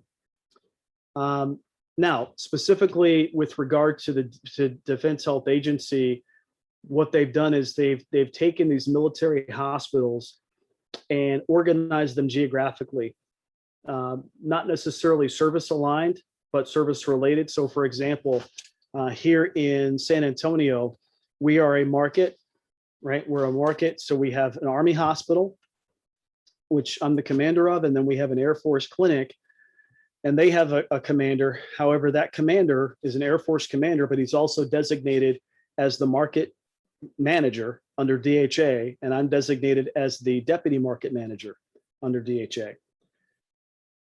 To complicate that, I still report to a medical command, right? The Air Force doesn't have a medical command. Unlike the Army, the Air Force organizes in such a way that their hospital commanders are aligned under their line units. So whereas I work for another Army medical person as my senior rater, my counterpart, Major General DeGoes, works for a line officer, right? And then the Navy has a slightly different arrangement. So you're working in markets where you still have a service-led facility, but we've got to all work together. So I say all that to say that it's complicated. Okay. So that's my one role. Changes in, going back to the changes. Now, let me talk about my role as the Army Dental Corps Chief, which has nothing to do with my day job. Okay. So as the Army Dental Corps Chief, I'm designated under Title 10 as the senior dental officer to advise the Chief of Staff of the Army on the manning, equipping, and training of the approximately 1,100 dental officers in the active component. And I advise on policy for the Guard and Reserve units when, in terms of deployment requirements. Basically, I advise the Surgeon General on how to organize, how to train, how many folks we should be bringing on, how many to retain. We have numerous, we bring them in as captains, they're called non-due course. And then for the most part, we bring in about 100 a year on active duty. We bring them through their training and we manage their life cycle. Like I said, we've got about 1,100 dentists working across these, 52 dental clinics at locations around the world. And like I said, I really, given the responsibilities I have day to day, and as Pete's already told you, as a general officer, I've been a general officer for 3 years, and I'm on my 3rd general officer job. So they really push us to go from place to place to learn different things. And so I rely on a group of colonels, my senior officers, who advise me and are kind of my eyes and ears day to day with regard to the dental corps. Now, some of the things that I focus on as the dental corps chief is really making sure that I stay abreast of what is going on with the corps, keep a pulse on things, which again is difficult to do, but we do that through a variety of surveys. I get out as much as I can. And then communication is really key, because when I'm not responsible for the outcomes, the clinical outcomes, right? Because again, that goes back to DHA. But if there's an issue, the Chief of Staff of the Army is going to look at me to say, how are you fixing this? So while dental operations technically is not on my report card, I work through a number of agents to get this done. So for example, under MedCom, the dental directorate is nested within the operations cell. And so I have a hand in choosing the colonel that goes there. The core specific branch proponent officer that works actually under TRADOC, I have a hand in choosing the person that goes there. The manager of personnel at Human Resources Command, who does all dental corps assignments, manages that branch. I have a hand in choosing, who goes there, and we communicate 3 times a week. Couple of things. So again, my focus areas, making sure I keep a pulse on what's going on across the world in terms of the dental corps. Leader development's a big deal. As I already said, there are changes going on within the greater AMED that affect the dental corps. Okay, so my dental corps chief hat, I'm always looking at, how is this going to affect us? Well, the Army Dental Corps on the active side has had a history where we've had commands. We've had dental only commands. But if you've disaggregated MedCom and now the facilities are going under DHA, you still have a hospital commander. But now if we've disaggregated some of the command and control, what does that do to the dental clinics? And so one of the things I've tried to really push for is to get dental officers to compete for immaterial AMED commands.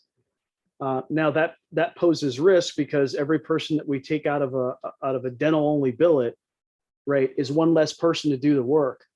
But I'm happy to say that this year, for the first time in our history, we've had lieutenant colonels who were selected to run things other than dental through the Chief of Staff of the Army's program. So this fall, I fully expect that I'll have several lieutenant colonels who will be running medical facilities and probably recruiting battalions, right?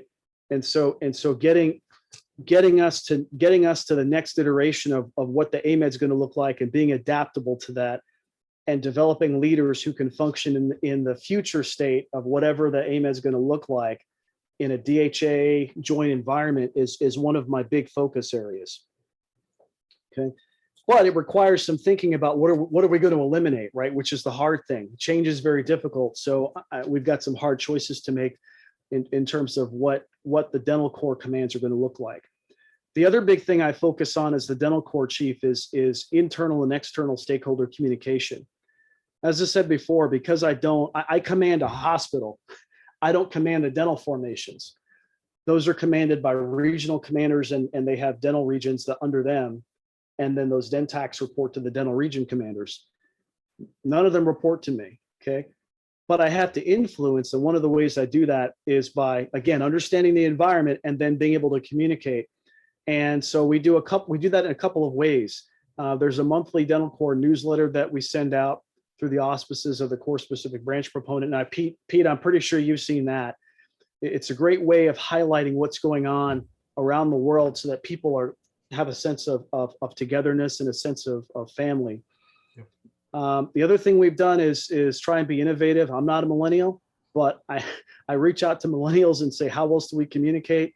And so we started a podcast this past year called Army Dentistry at Work. That's really outreach to not only our more junior officers, because really, 40% of them get out after their first term, right? So how do you encourage people to stay? How do you articulate a value proposition? And the podcast the target audience is our first term Army dentists, and then also our HPSP students and those considering HPSP. So it's a way for folks to get the message out. I also send notes to the field. Those are specifically to folks on active duty. We do a lot of Facebook Live announcements. And this past year in the COVID environment, we started doing a ton of video messages. So I have folks that send out periodic requests for questions from the field. No question is too small, and that's been a huge boost to communication because I'm always amazed at what people are thinking about, and it gives me an opportunity to get the information from the experts. It's scripted, and then every 2 weeks I go to the studio and I record the questions and answers, and then that goes out worldwide. And it does two things. One, it keeps people encouraged because they know that somebody's listening, right? And it encourages them to keep asking questions. And it really, that's been a huge boost to morale. I think I've gotten great feedback on that. So that's my role as corps chief. Now, everything I described, like I said, that's probably about 10% of the time that I spend, during the week. The real 90% is my responsibility here as the BAMC CG. Now, I don't know if do you have a slide deck? I do. Can you go to slide 4? Okay. 1 second, let me do this.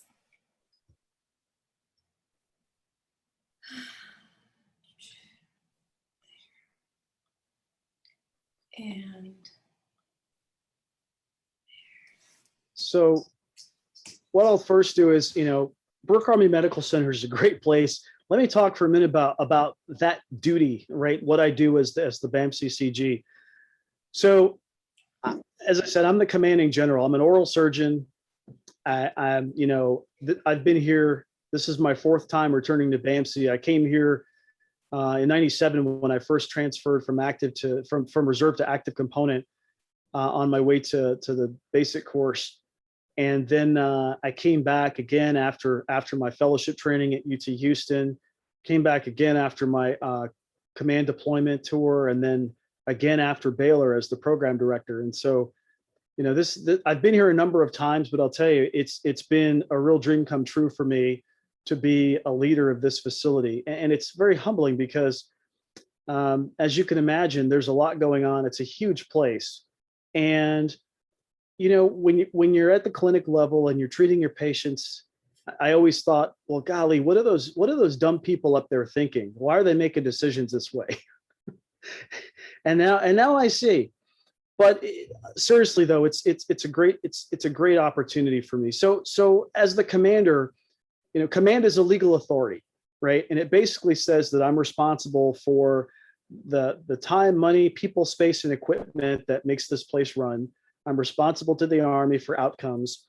And the closest equivalent would be like a hospital CEO.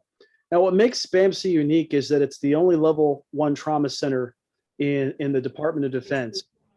So we take half the civilian trauma in the city. We have a research arm, and we run 39 graduate health education programs. We have a budget right now of about $1 billion a year that we manage. And we serve approximately 250,000 beneficiaries in the greater San Antonio area.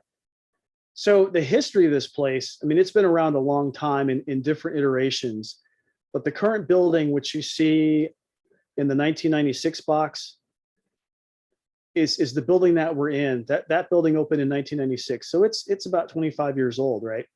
And then in 2011, what we call the CODO, or Consolidated Tower, opened. That increased the bed capacity.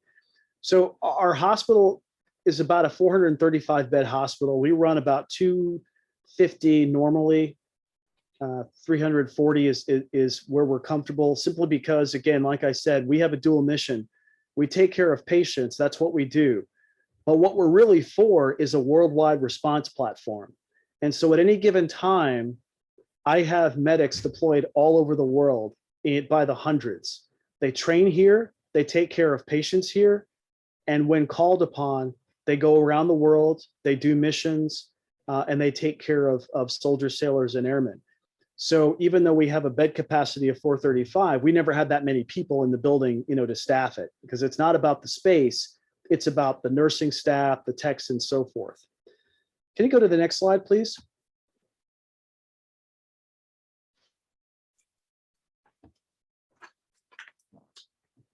So when we say BAMC, what people normally think of as Brooke Army Medical Center is that part in the middle, that 3 million square foot of space that sits off I-35. It's a beautiful structure. But what I think people don't realize is that, with almost 10,000 employees, we're at 8 locations. So there's the main hospital, which is the main inpatient center, trauma center, and burn center. But we also have several medical homes.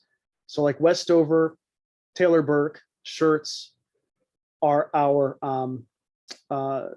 they're the satellite clinics, I would say. They're the primary care. So your family medicine, pediatrics, and internal medicine for folks that live in outlying areas of San Antonio. The troop clinic, the McWethy Clinic, is where we treat all of our training soldiers, sailors, and airmen on Fort Sam. So as you know, Fort Sam is the home of Army medicine, and the military education and training campus is where all of the services bring their initial entry. Well, they're phase 2. So after they've gone through their initial entry, they do their medic training on Fort Sam. And so our medic clinic, our troop clinic there is where they do their sick call. There's a Corpus Christi Health Clinic, which most people don't realize we have a clinic in Corpus Christi. It's where there's an Army depot, there's an aviation depot down there that basically recapitalizes rotary wing aviation assets for the DoD. And so we do mostly industrial hygiene type stuff down there. The Moreno Primary Clinic is the primary care clinic for the folks that live closest to BAMC. So it's on Fort Sam. It's kind of central in the city. And then the Center for the Intrepid.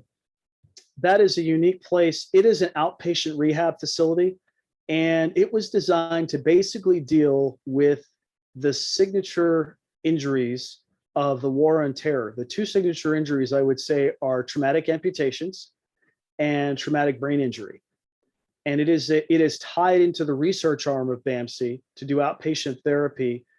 And they come up with the latest and greatest kinds of things. They work with the orthopedics, they work with behavioral health, they work with physical therapy to try and they have partnerships with civilian universities to try and optimize outcomes for the injuries that I just mentioned, and others too. But really it was centered around, what do we do for these amputees? What do we do for people with TBI?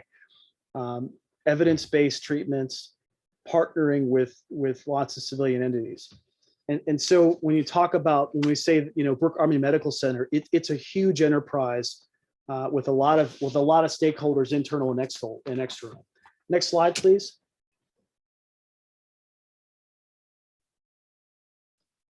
And so the things that I really want to highlight here is to say that we're very busy. This is probably the busiest place in the Department of Defense in terms of training. So on the upper left-hand side, you can see the number of outpatient visits, 65 admissions, 10 traumas. And I will tell you, during COVID, there were times when University Hospital closed to trauma divert. Our trauma numbers were double or triple that. At the very same time that we were deploying people to places around the country to help with COVID response. At any given time, our average census is about 264. We have about 760 trainees running around here at any given time, and the rest of the numbers you can see. But what it adds up to is that we're a very busy facility. And during COVID, what I'll tell you, a couple of things that I learned from this past year, just to pivot a little bit, because I know this is about being ready and responsive. When COVID-19 first hit about a year ago, one of the things that we had to consider was, first and foremost, how do we keep our own people safe, right? Because you can't provide, we still have to deploy and we still have to provide care. So the biggest concern was keeping people out of the building, restructuring our clinics, thinking about what do we need to do face-to-face, not having all the people here all the time.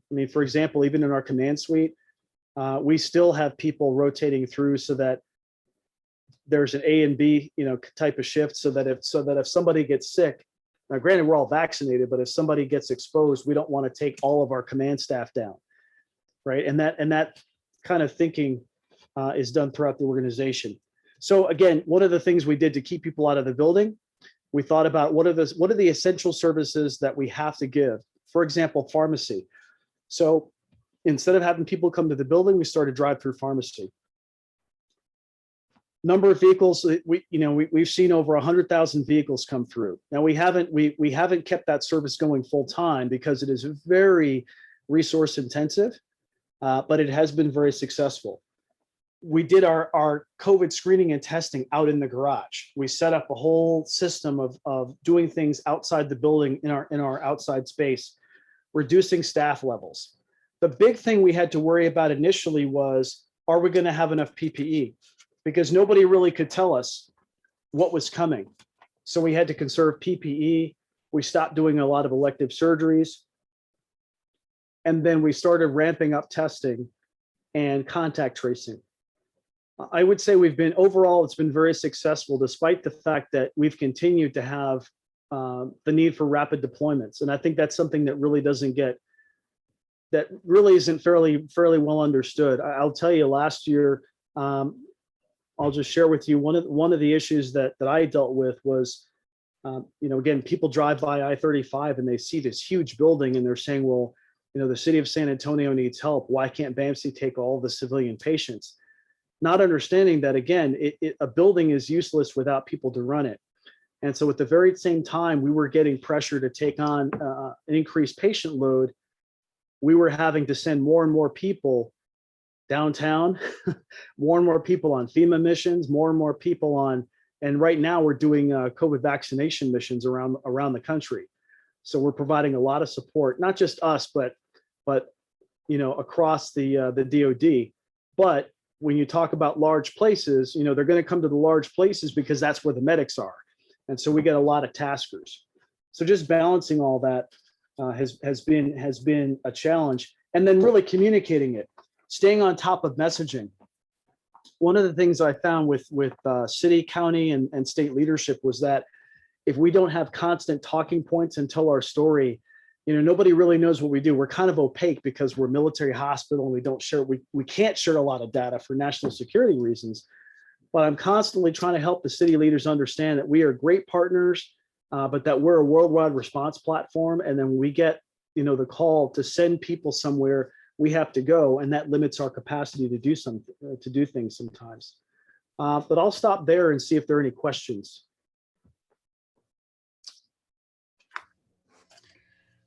Thank you very much.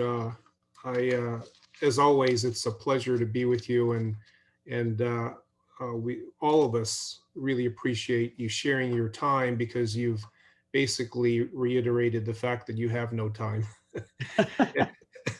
But I do have a question for you, General Bagby.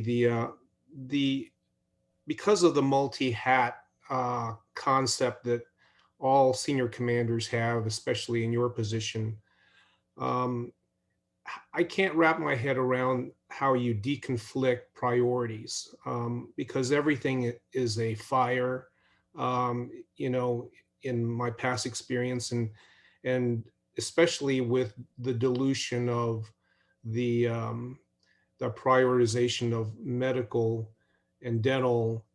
How do you balance how you're going to be able to organize your day? I know you have EAs, executive assistants, and aides, but they probably are pulling their hair out every day too, I'm sure. Yeah, that's a great question. I'll tell you what, there's no balance. A balance is a myth. So I'll just be honest. What I try to do every day is there's a saying that, what is interesting to my commander, my senior mission, is fascinating to me, right?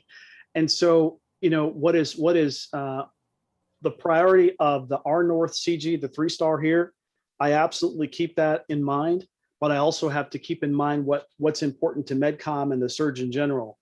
And fortunately, I'll tell you this, more often than not, those interests are, if they're not perfectly aligned, they're at least going in the same direction.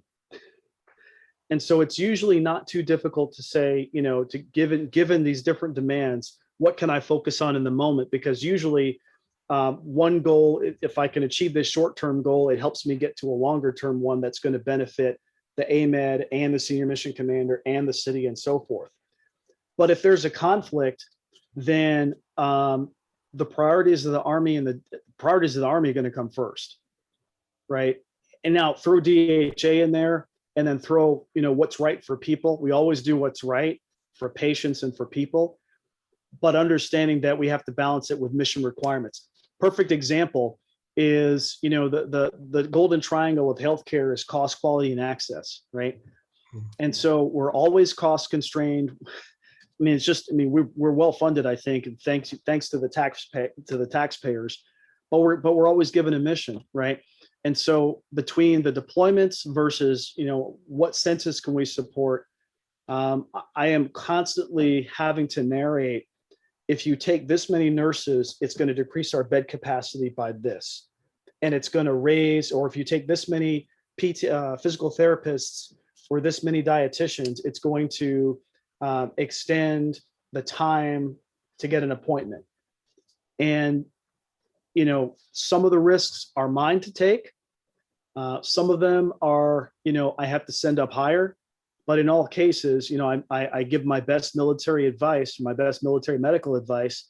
And then once the senior leaders make a decision, if it's not my risk to take, then we move out smartly, but we always articulate the risk. And I think, that's been my biggest challenge, is just being able to understand what the risk is, because it's so complex, and there's never one simple answer, because you do one thing. For example, if we send out more medics and I tell people, hey, we're going to have access to care issues, well, typically that means we're going to spend more in purchase care. And then DHA is mad because, well, you're busting your budget, right? It's never simple. But I think having a good understanding of what all the interrelated factors are helps. But at the end of the day, the mission is what the mission is. And usually it's pretty clear. And fortunately, like I said, they're aligned well enough so that you can pretty much understand what the priorities are. I hope that helps. Subconsciously, you've explained to me how you probably lack sleep and your day extends more than the 8-hour day. You know what? It's funny you say that, because it does. I have long days, but I always leave by 4:30, because if I don't leave, I know if I tell my folks, hey, we need to have an 8 a.m. meeting, that means that somebody's going to have a 7 a.m. meeting, and then 3 levels down, they're going to be getting up at 5 a.m. so that so that the clinic can tell the department chief, and the department chief can talk to the deputy, and before they come.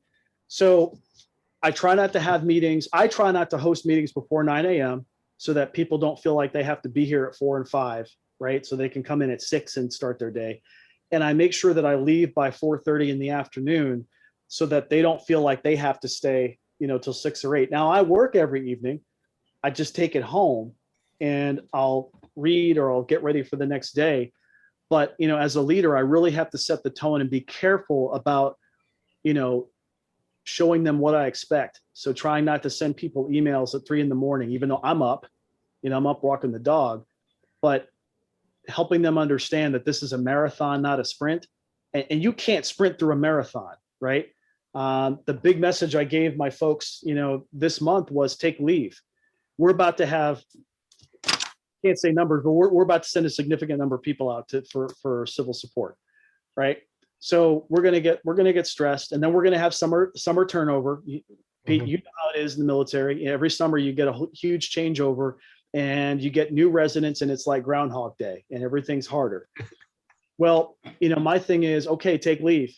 Well, we can't. Yes, you can, right? Because if you don't take care of yourselves, you can't be any good to your teammates, and you can't be any good to patients.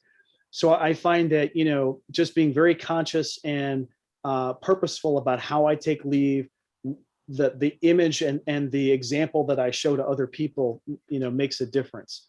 And giving them permission to take a knee, giving them permission to go home and spend time with their families, because then they come back re-energized. They come back and they want to come to work. I try to create an environment where this is a place where people want to come to work, and that BAMC is an employer of choice, right? And the way to do that is to show people, yes, you can work hard, but family's important, taking time off's important. Just when you're here, know that the mission has to continue. And I think overall we've done very well with that.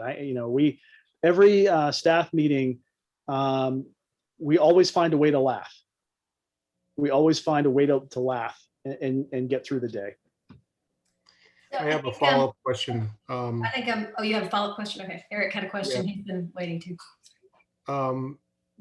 Basically, because you have no longer command and control, over the dental corps, and you have dilutional branch and material assignments, which could cause a manpower issue in the dental corps. And the dictation of line officers as being the authority over medical facilities. How do we, and combatant commanders have always swayed the opinion, I guess, on the higher ups to determine the course of actions. How does military medicine survive with a line officer looking at it strictly from a combatant command opinion? Yeah, that's a great question. And this is something I thought a lot about because the dental corps is a microcosm of the AMED, and the AMED, you know, has to compete with other priorities with big Army, the same with the other services. But I start with this, you know, it is, I don't want to insult anyone, but it takes a lot less resource intensity to train a trigger puller or an armor, you know, person or a mechanic than it does to train a nurse or a surgeon. I mean, it's just the need is always going to be there, right? Now, obviously, it competes with other things because we are expensive. Like I said, that we, you know, we're a $50 billion bill, right, to the government. The MHS is, and here's where it gets interesting. And I'll get to your question in a moment. But one of the things I try to do is understand. You know, we love our.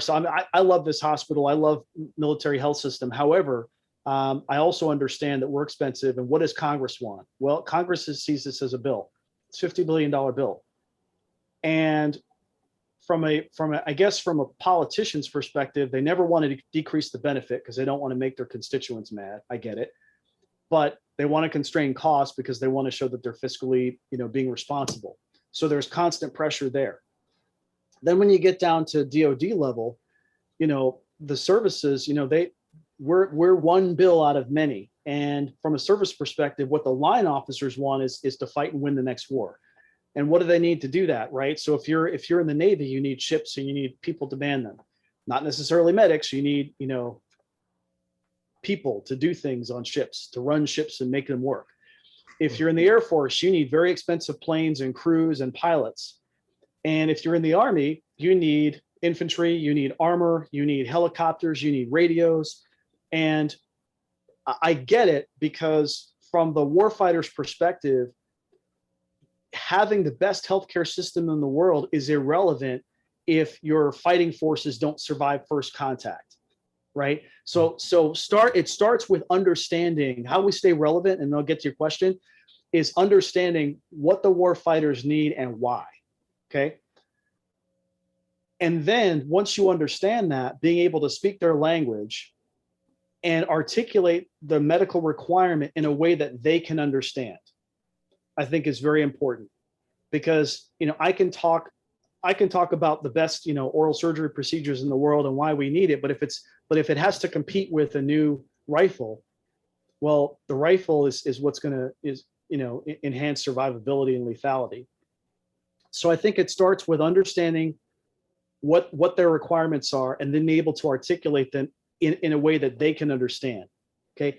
And then I think the second thing is, once you do that, and once you're in and you have an understanding with them, always being able to tell our story. One of the things that I think, in my opinion, we don't do very well in military medicine is we don't tell our story very well. I think part of it is because we love our technical procedures and we talk in a language that only we understand. But one of the things I try to do is I talk to the community.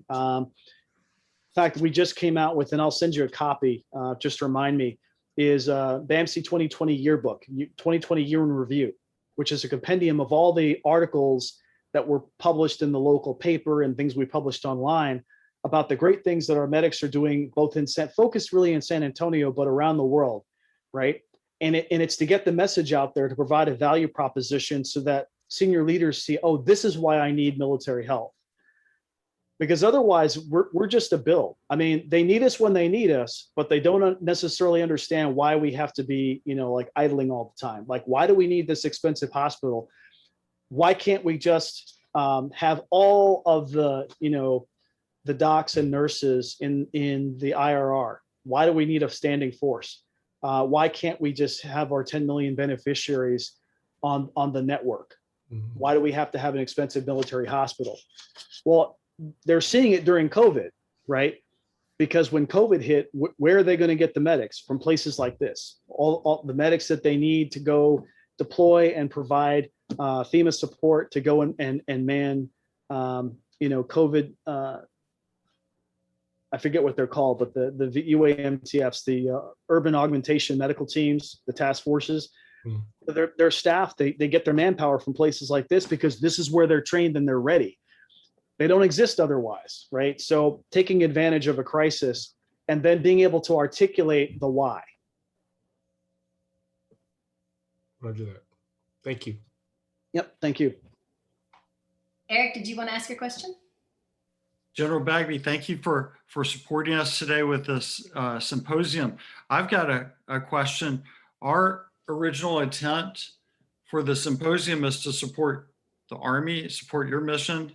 And the idea would be that we have an annual symposium like this for the region, for the Southeast region, but also the vision would be for the European region, and also AUSA headquarters will do one at the annual, at the national level. What can we do?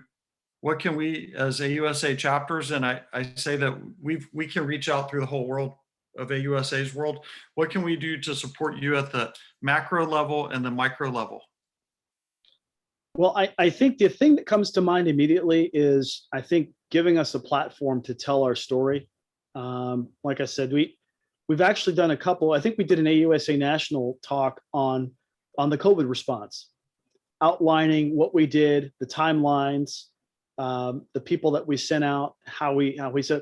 So giving units like this a forum to discuss what we did and why, because it gives the community, the greater community, awareness of all the great work that's being done. But it goes back to what Pete asked earlier is, how do you get the line officers on board? Got to tell your story. Mm-hmm. So I think if, providing, just giving us a forum and inviting us, I think is helpful. But I'll think more about that too. What could in light of the entire COVID response, how could industry best support you? Because we have good contacts to industry. Is there a way that we could help communicate that need onward to industry? What could they be helpful with? Medical supplies, production capacity? I'm trying to think through. Capacity has been decent. It's really not an industry problem, because industry has to take the demand signal from DoD. Like I am not in a position to request supplies independently. I have to go through a system. Let me think about that. Mm-hmm.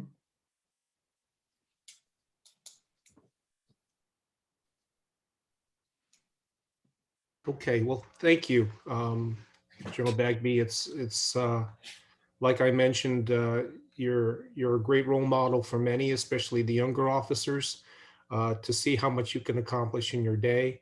And certainly you're a great friend, and we're long overdue a cup of coffee together. So we'll try to connect sometime in the near future, now that the pandemic is seeing some clearance, I hope, and everyone's getting vaccinated and still staying safe. So thank you so much for spending the time with us and giving your message. Certainly this is going to be recorded, so it will be continued, and I'm sure that Cindy will give you the opportunity to share this message wherever you wish. Thank you very much. All right, welcome back, everybody, to the second half of our Pivot to Excellence Southeastern Army Medical Symposium for 2021. And I am going to hand over the mic to, who is introducing here? I think Dr. Tan, correct? Yes. Good afternoon, everyone, and welcome back to this portion of the program. I have the distinct honor to introduce a very humble individual upon first meeting him. He has tremendous expertise with a very, very broad background, who went from enlisted to the officers' ranks. And he's been a great friend. He did my family a great honor by being a guest at my retirement ceremony from the Army. So I have the distinct privilege of introducing Brigadier General Joseph A. Marsiglia. Brigadier Marsiglia assumed command of the Medical Readiness and Training Command on September 12, 2020. A native of Grand Rapids, Michigan, he began his military career as an enlisted officer in 1981, attending basic training in Fort Dix, New Jersey, and advanced individual training at Fort Sam, Houston, Texas. After serving as an enlisted soldier for 6 years, he received a direct commission as a Medical Service Corps officer in 1987. Brigadier General Marsiglia has commanded at the detachment, company, battalion, and brigade levels and has served with units in many states to include Michigan, Illinois, Tennessee, Minnesota, Georgia, Florida, and Washington, D.C. He is deployed in multiple leadership positions to include Chief of Operations for Task Force Medical East Afghanistan in 2009, Deputy Commander for Task Force Medical Falcon in Kosovo in 2006, and is an executive officer for the 801st Combat Support Hospital in Kuwait and Iraq in 2003. Most recently, General Marsiglia served as the Assistant Surgeon General for Mobilization, Readiness, and Army Reserve Affairs as an Individual Mobilization Augmentee, IMA officer, for the Office of the Surgeon General, as well as serving as the Deputy Commanding General for the Army Reserve Medical Command. He is a graduate of Grand Valley State University in Allendale, Michigan, where he received a Bachelor's of Science degree in Criminal Justice. He's a graduate of the Army Medical Officer Basic and Advanced courses, the Combined Armed Services Staff School, the Army Command and General Staff College, and he's a distinguished graduate of the United States Army War College, where he received his master's degree in strategic studies. His military awards are many, to include the Legion of Merit, Bronze Star Medal twice, Meritorious Service Medal 3 times, and Army Commendation Medal 7 times. And he also has the Army Staff Identification Badge, and he is a member of the coveted Order of Military Medical Merit. In a civilian capacity, General Marsiglia is a retired police officer with 27 years of service. He spent the following 4 years with a nonprofit as a housing resource specialist, working with the homeless and at-risk veterans.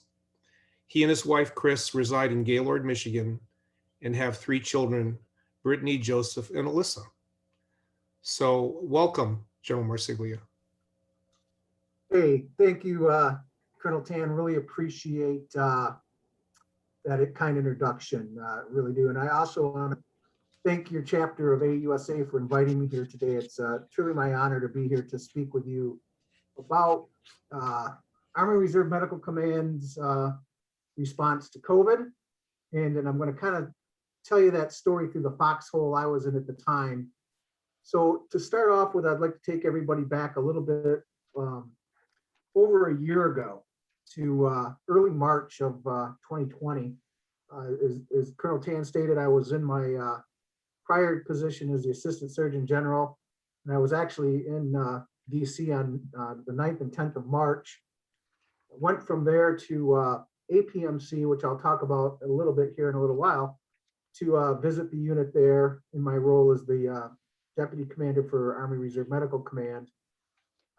And it was actually, I left there on the 12th and was a little bit worried about whether or not I was going to even be able to get on an airplane to get back home, because things were starting to shut down rapidly across the country. April 7th, less than a month later, I was put on an active duty order back to Washington to serve as the Assistant Surgeon General in that capacity as we ramped up and drove through COVID as the Reserve Advisor to the Surgeon General. So while these things were going on, at the time, Secretary of Defense came out with what I call the 3 Ps for his priorities. And in his words, they were protecting the Department of Defense's people against COVID, maintaining military readiness, and supporting the whole of government interagency response to COVID. So basically, in order of precedence, he wanted to protect our people, protect the nation, and provide support in the fight on COVID. So in my position, I was trying to frame everything in my decision-making process and in my advice at that strategic level with those priorities in mind. And I think, as you'll see as I go through my brief talk this afternoon, how we did that. So this truly was a joint whole of government approach to what we call a wicked problem.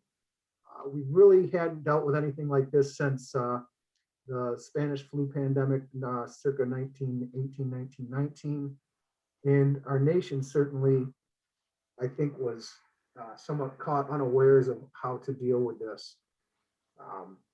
One of the biggest takeaways I had while I was at Surgeon General's office going through meetings every day was the Surgeon General of the Army put a very high priority as we're going through this process of providing support to civilian authorities to make sure that every day we're capturing the lessons learned so we can apply them, because this was not an easy thing for us to do. And there was a lot of bumps in the road, and there were a lot of things we had to work through that we'd never had to work through in the past. And to give you an idea of the scope of what we did, so from the Army Reserve standpoint, one of the first things that happened early on in this iteration, if you would, was there were 180 emergency preparedness liaison officers, or ELIPOs as we call them, that were mobilized. Their job is to serve as civil support advisors and Army subject matter experts to facilitate coordination among the Department of Defense, FEMA, and state and local governments. So their job is to build that bridge between the public and private sectors, if you would, during the time of a crisis, which we were certainly experiencing in the early days of COVID. And again, the Army Reserve, shortly thereafter, provided over 3,000 trained and ready soldiers to the Joint Force Land Component Command, USAR North down in San Antonio, in less than 72 hours. So that's how quickly we were able to mobilize teams and get into this COVID fight. So the early on, the 807th Medical Command and the 3rd Medical Command and Army Reserve Medical Command were the three major commands on the reserve side that provided forces for COVID response. So for those of you that don't understand, those are all U.S. Army Reserve 2-star medical commands. And the 3rd and the 807th are what we call operational commands. In other words, the types of units in those commands are combat support hospitals, which are converting to field hospitals now, our forward surgical resuscitative teams, basically the types of units that we go to war with, that go to the theater of operations. Army Reserve Medical Command is what we call a TDA, or Table of Distribution Allowance structure, that has the mission to be part of what we call a generating force. Now, AR MedCom's mission is to mobilize what we call troop medical clinics and mobilization support units, or MSUs, that will go to a site during an emergency, a national emergency, for example, for a war, and go to what we call MFGI platforms to receive soldiers out of the Guard and Reserve that are mobilizing and preparing them to go into the fight. So we provide those medical assets, while again, the 807th and the 3rd provide that operational go-to war into the theater type assets. So as we're ramping up for COVID, the Army Reserve actually mobilized several combat support hospitals in order to meet an unyet determined need. And what happened there was, in my opinion, this is Joe Marsiglia's opinion, these decisions were made way above my pay grade, obviously. We may have, the Army writ large is willing to assume some risk for the operational force, or the protect the nation part of the Secretary's guidance, in order to support the whole of government approach to fight COVID, which was okay. So obviously, for those of you that understand the structure of our field hospitals and our combat support hospitals, they're really not designed for what was needed in the fight against COVID. They're surgical intensive, they're very ICU heavy, They're designed to treat people who have been wounded in combat. So fortunately for us and for the Army Reserve, the deputy chief of the Army Reserve at the time was an individual who still is Major General Michael Gwynn. So General Gwynn's background, he was the first ever what we call DCAR who came out of the medical community. General Gwynn is a medical service corps officer, and in my opinion, probably one of the best medical planners to ever come out of the Army Reserve. Extremely brilliant man. So we were very fortunate in that he was in that #2 position in the Army Reserve, essentially, to help shape and influence what we were doing medically to support COVID. So what happened, what came out of all of this was the design of what General Bagby talked about, the UAMTFs, or urban augmentation medical task forces. So we built these based off a capability requirement that we felt was needed to be part of the COVID fight. So these units were made up of intensive care nursing, medical surge nursing, emergency care nursing, heavy on behavioral health, some medical logistics, and a command and control piece. So we mobilized these teams quickly and we got them into the fight. And as you may recall, early on in COVID, the centers of gravity, if you would, for COVID were New York City and California, and there's some issues down in Texas. And Detroit was also a hot spot. So what's important to keep in mind while this is happening simultaneously, the National Guard has mobilized across all 50 states and the territories as well. And we're providing tenfold the amount of personnel that the Army Reserve was supplying to this fight against COVID. Now, their mission was slightly different because they're built different than the Army Reserve. And that's important to keep in mind. So the Guard was providing a lot of support in the logistics arena versus the healthcare treatment arena. Most of the Reserve component medical assets reside in the Army Reserve. The Guard brought a lot of other talent to the table, and I just want to make sure that I mention that they too were integral in this whole of government support to this mission, and were very, very helpful. So a couple of numbers. We mobilized 24 of these UAMTF teams early on, and they deployed to places like New Jersey, New York, Pennsylvania, Connecticut, Massachusetts, Michigan, Texas. And what would happen with these units typically is civilian hospitals had the capacity to see a lot of patients, but they didn't necessarily have the capability on the side of personnel to meet the patient needs. So our folks would actually go into these civilian hospitals and work there, if you would, to help build that capability and capacity for those civilian institutions. So with that said, I have to mention one of the unsung heroes, in my opinion, of this fight, which is what's called APMC, or the Army Medical Department's Professional Management Command. What APMC's responsibility is to the Army Reserve medical community is they are the sole entity that provides credentialing for all healthcare professionals in the Army Reserve, and they do the privileging or manage the privileging of those individuals. So for those of you that are not in the medical community, for example, Dr. Tan, in order for him to practice his trade as an oral maxillofacial surgeon in the Army, he would have to first of all be credentialed, which means he's got the pieces of paper that say, yes, he can do this job as an oral maxillofacial surgeon. Then he has to have privileges based on where he's going to be doing that surgery. And again, I'm not a medical professional, so Peter can correct me if I'm wrong on this, but those two things have to happen in order for a physician to practice medicine.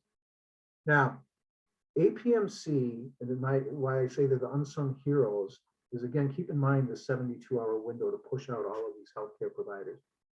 They truly did yeoman's work in that they made sure that every one of those doctors, and nurses have to be credentialed and privileged as well, nurse practitioners, physicians assistants, and several other professional type medical providers. They went through every one of those files individually to make sure that the person had the proper credentials, and then did what are called emergency operational privileging in order that they could go into facilities and practice their trade. Then what happened in some instances when our soldiers got to, let's say Hospital A in New York City, that hospital may have had further requirements that weren't in what we would call a standard Army package. So that hospital would contact APMC, APMC would provide the information needed if the physician or the nurse could not provide it themselves. And they worked with all of these different institutions to ensure that our people literally could go to work day one, which was a huge, huge task. And they did an admirable job at that. So again, I think it's important to keep in mind that all of these things are happening simultaneously almost. And it was a very, let's say, sporty time to be in the position I was in. It was the most interesting job I've ever had. So concurrently with that, Medical Readiness Training Command, the unit that I'm now privileged to command, at that time was commanded by Brigadier General Lisa Dumont. What they were tasked to do by the Commanding General of Army Reserve Medical Command was put together training packages that we could give to our soldiers in the couple of days that they were at what we call a mobilization platform prior to them going to the place they were going to work. So give you an idea of how this works. Marsiglia gets the phone call, hey, you need to report to your reserve center tomorrow, and you're going to be there for 2 to 3 days, and then we're going to push you to New York City to practice medicine. Okay, got it. So the 2 to 3 days, there's a lot of administrative things had to happen to bring these soldiers on active duty. And one of the things we were able to do very quickly through MRTC was to put together training programs that could be done virtually to help these soldiers understand the environment they were going to go into and some of the things they needed to do. So for example, how to properly doff and don PPE in a COVID environment. Because keep in mind, some of our providers and some of our professionals were coming out of environments, for the most part, that had not yet experienced a high influx of COVID. That was one of the things that was important to us as we were going through this process of mobilizing people. For example, New York, again, being the center of gravity, we certainly don't want to pull all of our people out of New York City to go back to New York City.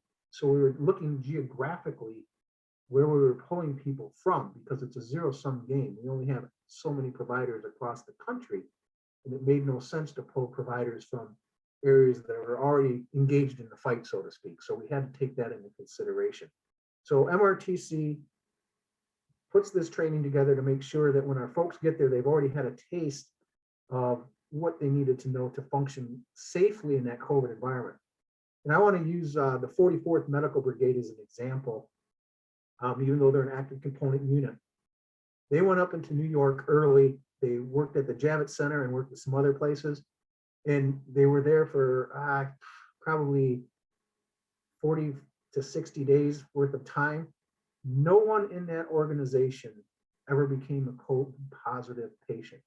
So what that tells you is those physicians, nurses, medics, whoever was in that environment, did such a good job practicing good, solid, disciplined PPE use that they never contracted COVID. So that was truly a win in my mind.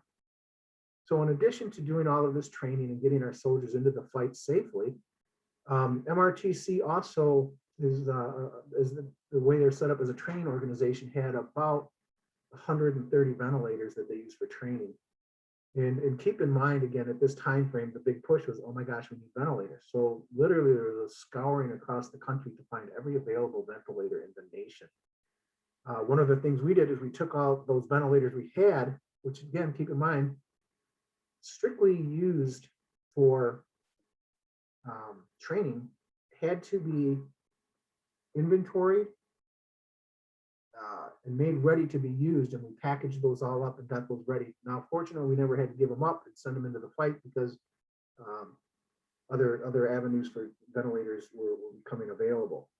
So that, in a nutshell, is kind of how we responded. So AR MedCom in particular, early on provided what was called backfill support to the 3rd and the 807. So again, if you recall earlier, I stated that those two commands provided the combat support hospitals, and they built these early UAMTFs out of the personnel they had. Well, again, keep in mind that that was built for combat surgical capability. So they had a lot of holes in these UAMTFs. So they came to AR Medcom and said, hey, we need you, AR Medcom, to help provide supports to these other units who have holes. So I can remember many a late nights, because keep in mind, I'm working at the Surgeon General's office, 7 to 4, and then I'm going back to my little hotel room, and I'm working deep into the night, making sure we're contacting individuals to fill holes in these UAMTFs we're putting together, and we've got to do this in 3 days.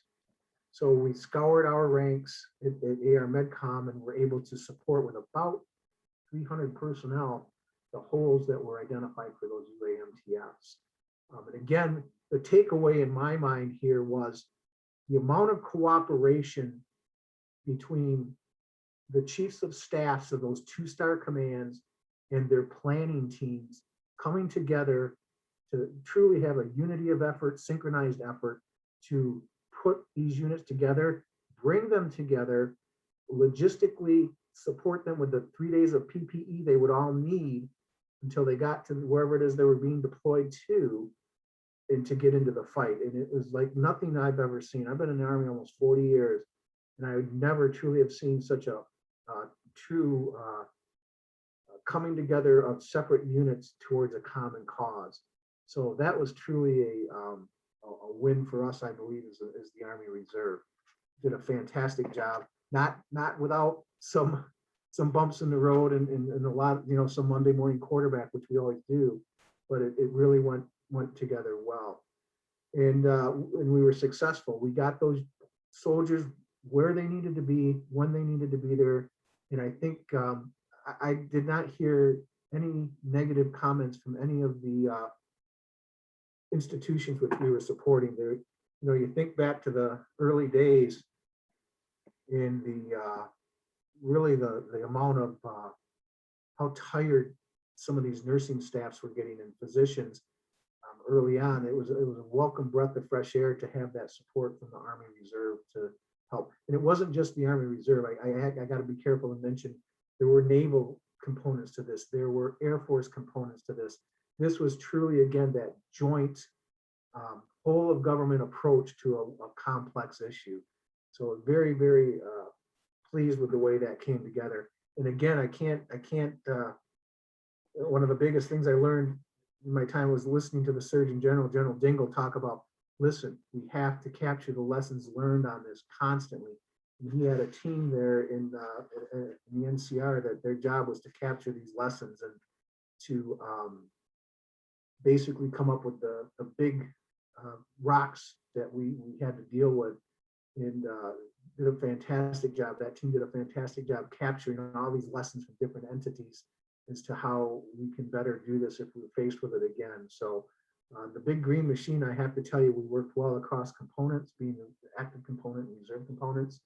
We worked well with our sister services, and we worked well with our private partnerships out there with civilian hospitals and civilian entities. And I think one of the things that the reserve brought to the table, probably better than our active component brothers, is our folks work in that civilian community anyway, maybe not in the same location, but they are in those providers in the civilian world. So they understood some of the nuances already, maybe a little bit different here and there, I think, but they were adapted very quickly to their new surroundings, I guess would be the best way to put it.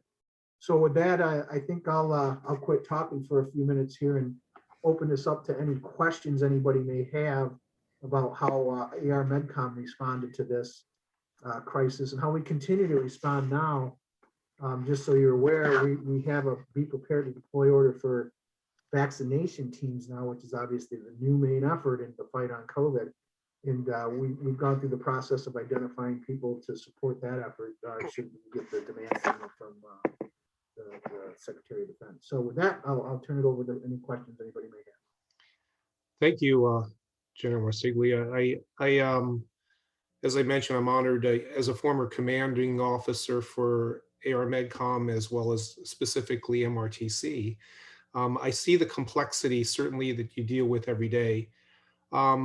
As General Bagby had mentioned, there's a great influence of line officers that dictate protocol with the active component, Compo 1. Are you finding that the same situation with Compo 3, meaning the reserves, and indirectly Compo 2, for that matter, the Guard, whether they're, it changes your agenda a little bit? Well, I think General Bagby was spot on in his assessment of that. I think personally, COVID changed a lot. Just as you know, when we went to war in 2001 after 9/11, there's kind of a standing joke, and Peter, you're well aware of this. You know, the line guys don't really care about the medical community until the bullets start flying. There's some truth in that, and I understand that. I kind of started out in the infantry as a young soldier. However, so a lot of this is about relationships, especially at those higher echelons where these decisions are made. And I'm convinced that the current Surgeon General has an extraordinarily good relationship with those Army 4-stars and senior leaders. And so in other words, his voice is heard at the table.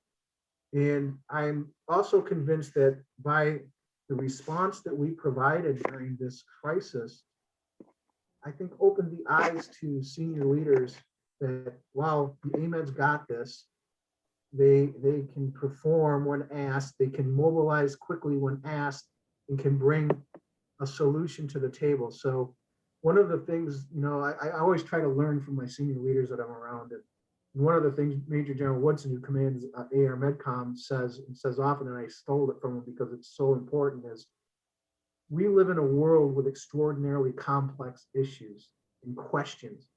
We need to bring answers to those questions to the table and not just further difficulties to the question. So I think we're doing a much better job as an organization medically with coming to the table with answers to the problems that the senior leaders have. I'm just absolutely impressed. Again, I go right back to General Gwynn. It was just serendipitous that he was in that position when this started, because as a medical planner, he could go to General Lucky, who was Chief of the Army Reserve at the time, and say, hey, this is what we can do. This is how long it's going to take us to do it. These are the capabilities you need. And that's coming from his senior 2-star. So there's that voice, that medical voice at the table to help influence those decisions. So as we continue to move through space and time, I think we have to capitalize on that momentum we've gained within the community writ large. And I'm very confident with some of the senior leaders we have out there, we'll be able to continue to drive down that road. I hope that answers your question, Peter. I do, and I guess really the one of the greatest moments I had was being at the Surgeon General's office for 3 years and getting the chance to work with Colonel Gwynn at the time, who gave me many fireside chats, so to speak, during my course of business. But I always was impressed by the work effort and the selfless service that the people in the infrastructure are exerting. You know, I would get to beat the traffic around the Beltway in DC. I would get there at 6 in the morning to try to beat traffic, but there were many cars already there earlier than me. And so just as General Bagby I had mentioned to him, was I imagine you're busy, you're 24 hours or not 24 hours anymore of your own, but as a multitasker who has perfected this, apparently, this daunting task, how do you guide and navigate, and then how do you recommend the younger soldiers, sailors and airmen that may be listening to this, how do you move forward in a complex environment like this and be able to make good judgment where you're always hard pressed with time constraints and constant suspense dates that are firing your way? Well, first off, if I had a great answer for that, I'd write a book, Get Rich and Retire. For me personally, I let whatever position I'm in, I look at what's the mission that I've been given, and I try to work smarter, not harder. So I try to focus 95% of my energy towards fulfilling that mission requirement or those sets of mission requirements that I have. Again, General Bagby was so right, and I absolutely concur with him. You have to set the tone for your people to make sure that they are taking care of themselves, because one of the things I found out as I've moved up through my career is, for some reason, we seem to think the higher level of command we get, the more we have to work and the longer we have to work. A lot of hours, I get that. And it's more complex in the reserve side because you're trying to juggle a civilian career with military school, with running a unit, so it's very complex. But you can never lose sight of the fact that you still have a family, perhaps. You still have other obligations that you have to meet. And the key is to find out what works right for you as an individual, because I can guarantee you what works for Joe Marsiglia may not work so well for Dr. Peter Tan. We all have different priorities. We all have different requirements, family obligations. One of the things that I'm a stickler with, for example, is when I was working full time, and I would do a lot of my Army work outside of that time frame. So, for example, I would get on my emails at 8 o'clock at night, and especially when I first became a general officer, I would send out an email to one of my staff at 8:30 at night, and they'd send me an email right back. So I had to sit down with my staff and say, stop. That just happens to be a time that works for me. If it's really important, I'll call you. And if I send you an email at 8 at night, unless I tell you I need it today, leave it till tomorrow morning. So it's important that leadership sets the parameters, if you would, for the expectations of time management. Truly, there's not enough hours in the day to get everything done. For example, when I was mobilized for COVID, I was still the deputy commander for Army Reserve Medical Command. So I'm doing my Surgeon General's work during the day, going back to my hotel and working several hours into the night, excuse me, doing things for AR MedCom, because those things still had to be done. But, and I guarantee you, during the early days of COVID, everybody was working very long because we were solving problems on the fly. And that's one of the things that keeps me in the Army for as long as I've been, is to get around people that are way smarter than me and learning from them and watching how they really problem solve quickly as they're moving through space and time. I've never seen anything or any other organization that does it as well as the Army. It's a phenomenal thing to see if you sit back and watch it. And to me, that's why I love the Army, because I just every single day I learn something. So again, we need to make sure that we're managing that, because it's part of our resilience. It's how we maintain our resilience. You can't bust people down to nothing and then expect a good product from them. So I'd rather give them time off, because I know when they come back to work, they're going to be energized and they're going to give me a better product and have better critical thinking skills. I have a great story. You can take the guy away from the Army, but you can't take the Army away from the guy. And I when I was in the Surgeon General's office, I had to carry another phone, a BlackBerry, which is constantly going off with emails and texts. And so I feel it go off. I had to go to the bathroom, and I went to the bathroom, and then I was out of there in probably 5 minutes, and I was already 15 deep in the conversation. So it's the work ethic, absolutely, that has allowed me to be associated with all these great individuals that never ever give up and never ever stop in what they're doing. So thank you for all your efforts. Thank you for doing what you do, and always saying that you don't deserve it, because I always ask you. So and you certainly do. So thank you very much. Thank you. Do we have any other questions? Yes.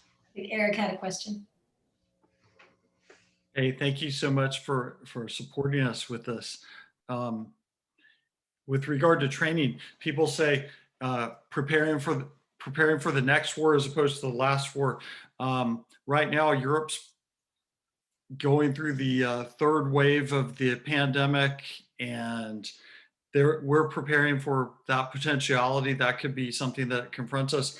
Also, other things that are associated as a side effect of being cooped up for a whole year, other health issues pop up like depression and things like that.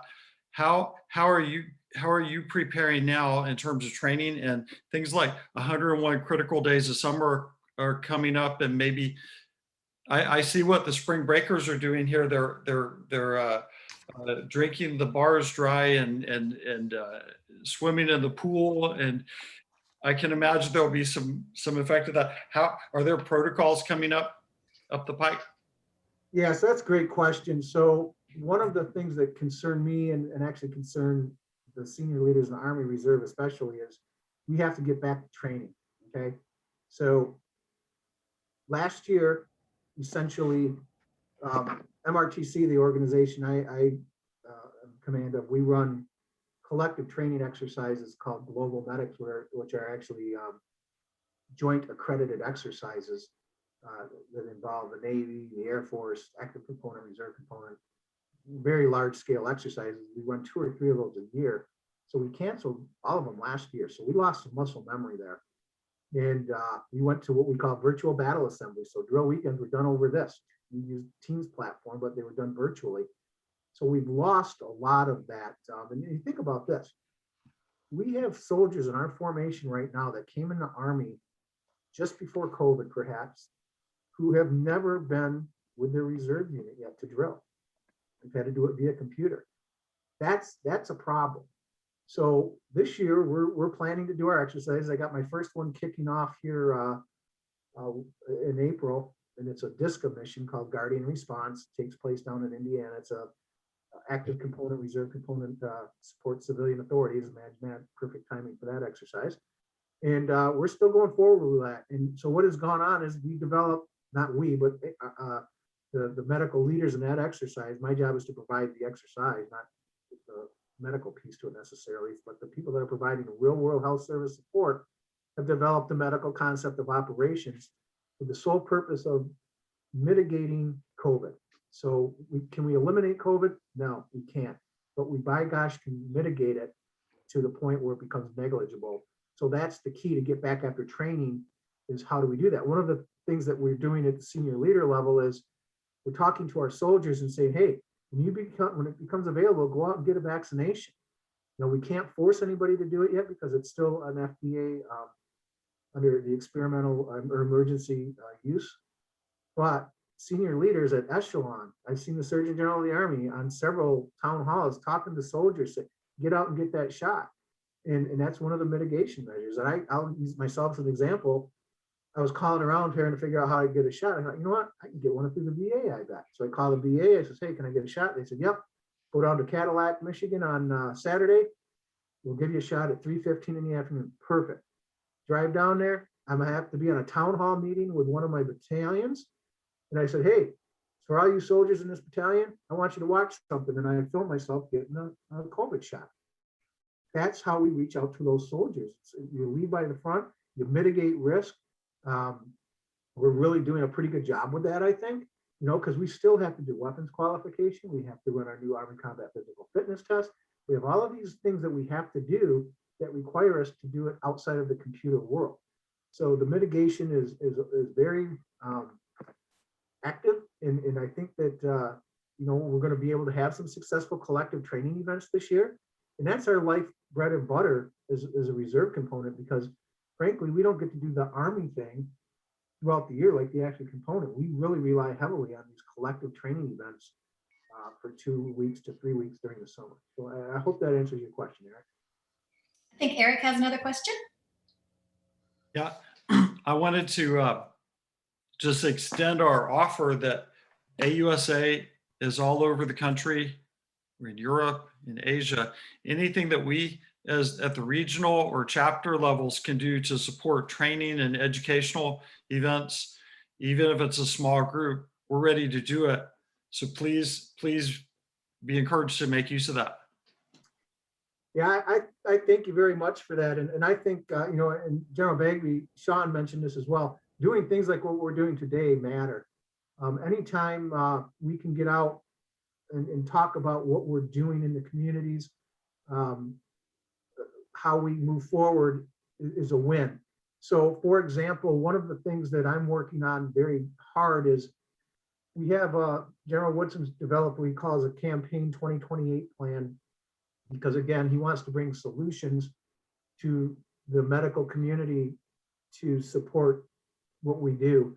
We have in my command, MRTC, I have what we call regional training sites medical. I have 3 of them. I've got one at Fort McCoy, Wisconsin, one at Fort Gordon, Georgia, one out at Hunter Liggett out in California. And under General Woodson's vision, he sees those 3 training sites as centers of gravity to nest with what MedCom is doing as far as cutting edge simulation training centers, as many centers of excellence for training both individually and collectively. So we have a ton of simulation equipment at each one of those sites. What we need to do is bring all of that together as a total force, both in a total joint force, I would add, that can help get after individual training, collective training. So as DHA, what Shan talked about, kind of has oversight for all of this. Basically, DHA is going to be responsible for saying, okay, Dr. Tan, you need to meet these 20 criteria to be what we call a good oral maxillofacial surgeon in the military. Well, if you don't have the ability to do that in your civilian world, which you can meet most of those, but not all of them, they can come to one of our RTS med sites and pick up those other 5, 6, 10 skills through simulation training and through other types of training that we offer there. And we need to do that in conjunction to what they're doing with the Sim Center, for example, at SAMC in San Antonio. So we've got now folks out of my RTS med community that are sitting with the active component MedCom OPT to come up with a one size fits all, if you would, type of system to get after those training events. So using USAA as a platform, AUSA as a platform, I think helps us to get that word out to the medical community writ large across all 3 compos, because we've got a lot of medical folks in the National Guard that people forget about. Our battalion surgeons, their brigade surgeons, they're all medical folks that we can wrap up under this umbrella and make sure that they meet all those training requirements. And these platforms, I think, are a great opportunity to get that word out there, because so often the problem is people don't know where to look to get the training they need or the types of training they want. Over.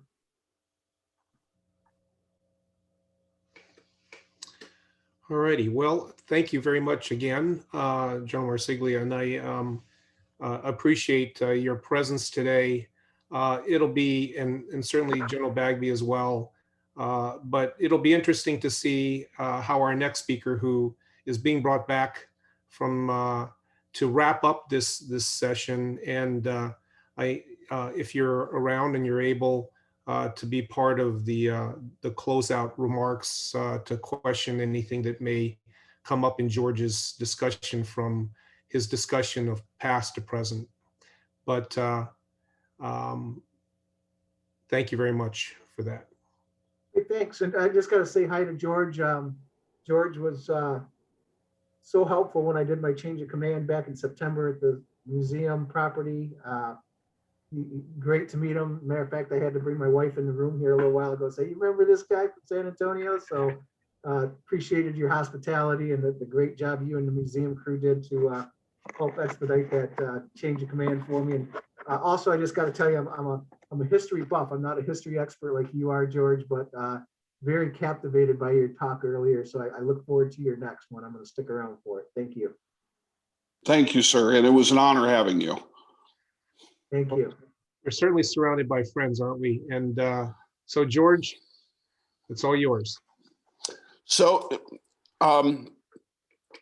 as I've been listening in, and while I did have a lot of prepared notes, I really have to focus in on some things that the general just talked about, and I want to put them in a historical perspective to show that his observations are not just current observations. They're observations that will help us remain, as he said,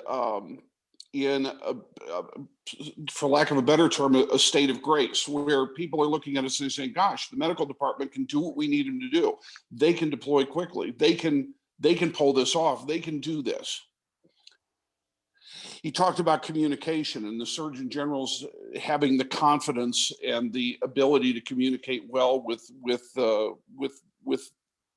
various commands, the ability to offer solutions, having a medical voice at the table at all times. And he also talked a little bit about community outreach. And I'd like to go back to what we were talking about earlier, and I want to show you just how it works. If we go back to 1862, when many high-ranking officers in the U.S. Army and officers of armies around the world felt that medical care should not be given on the battlefield, that was a waste of assets, that it should wait. It should wait until after the battle is over. And then whoever wins, well, you hold the battlefield, you take care of the wounded. Obviously, today we're appalled by that idea. And many people were appalled at it at the time. But the medical department hadn't offered the solution yet. And I think that's an important part of it. We hadn't offered the solution to the Army and said, wait a minute, but we can do this in an orderly fashion. We can do it without crippling the Army logistically. We can do it without costing so much money as to stymie the ability of the government to prosecute the war. We hadn't come to the table bringing a solution. And in 1862, in August, Jonathan Letterman began to pen that solution. And the first solution that he looked at was, remember, he's down in the Peninsular Campaign. The Union Army is trying to retreat back to Washington to get first back to the Chesapeake Bay and then on ships and get them off the Virginia Peninsula. And what he saw was a grave breakdown in the transportation system. And he identified the problems. There was waste. There was abuse of the ambulances. There was no organization to keep the ambulances well structured and well maintained. And that was a huge problem. And what he did is he put together a set of orders that didn't require additional manpower.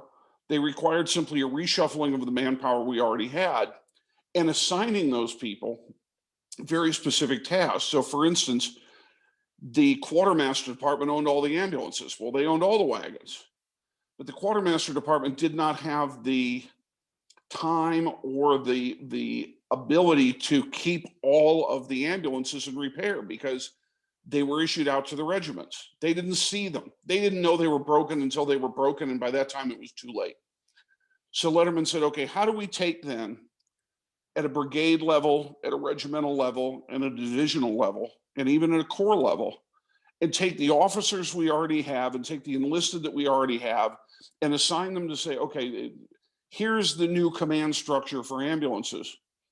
Not bringing anything new to the table except assigning tasks. And one of the tasks was at the regimental level, at the brigade level, at the divisional level, we're going to make sure that these ambulances are being maintained by our own personnel so that there is no waste, there is no abuse. And then we're going to train our people. And General, you just talked about the importance of training. It was vital. We hadn't trained them. We assumed if you could drive a wagon, and many people could in the 19th century, especially from rural areas. If you could drive a wagon, you could be an ambulance driver. Well, no, because you don't know how to pick up wounded. You may not be a good map reader. You may not know how to find your way back to the hospitals. So what he did is he started to organize it to say, okay, we need training, but we can't cost any more money, and we need maintenance. And we have the people, so we're going to train them in maintenance, and we're going to train them in the skills that they need to do this well. We're going to assign them, and then we're going to give them a special green stripe on their uniform, on their hat generally. There were also chevrons for the hospital stewards, but we're going to do that so A, they can be identified and that they can be held responsible. Hey, what are you doing? aren't you supposed to be doing something right now, like maintaining an ambulance or training or drilling? And that was the first time we had ever done that in the medical department. The Army had always done it. The soldiers were out drilling every day. They were keeping their arms in order. They were maintaining their personal equipment. And he's the one to say, okay, we have to do that over here. And so, Army, here's the solution. Here's the order. Here's the solution to this problem. On October 30th, 29th and 30th, I think it was issued out on the 30th, after the Battle of Antietam, he reorganized everything else. He looked and said, okay, well, now we have this ambulance system, but we have to take into consideration what are the problems, and we have to offer a solution. And it's interesting to see that some of the problems he was dealing with are exactly the same problems we're dealing with today. We didn't have a good organization of field hospitals at that time, so he organized a field hospital based on a command. And a field hospital now became an actual unit. Now, that unit existed only after a battle for so many days, and then it went away and everybody went back to their regiment. But for the time that we actually have to operate this emergency field hospital, it needs a command, and everybody needs to know what their job is, and they need to know how to do the job, and they need to be held responsible for the job. One of the interesting things that he did is when he put together his idea of surgical teams, he looked out and he said, you know, the Army Medical Department right now is being raked over the coals in the newspapers across the country because people don't understand what we're doing. They're saying we're cutting off too many arms and legs. We're doing too many amputations. Nearly every Civil War doctor and every doctor I've spoken to since that has studied it said, actually, no, they didn't amputate enough. If they had amputated more, we could have saved a lot more lives. Back home, they didn't understand this. And he said, I need to give my doctors cover in the press, something that's very modern thought. And what he did is he took that operating team of 3 at the divisional level, the 3 best surgeons of the division were the surgical team. And they said, if somebody's going to lose an arm or leg, you 3 vote on it. I want to be able to go back and because there were a lot of senators and a lot of congressmen that were putting a lot of pressure on the Army because of this complaint from the press. And he said, I want to be able to go back to those senators and those congressmen and say, the 3 finest surgeons made that decision. Are you more educated and trained gentlemen than they are? Because back then, all of our senators and all of our congressmen were men. And the fact is, it helped. It helped get the press off their back so they could do their job. So I loved when you started talking about that ability to communicate. So let's talk about communication. How did this all come about? How was Letterman able to push this through? Well, first of all, I have to tell you, it's who you know. And he knew the commander of the Army of the Potomac. McClellan was someone he knew. He graduated from the same medical school as doctors who were in McClellan's own family had graduated from.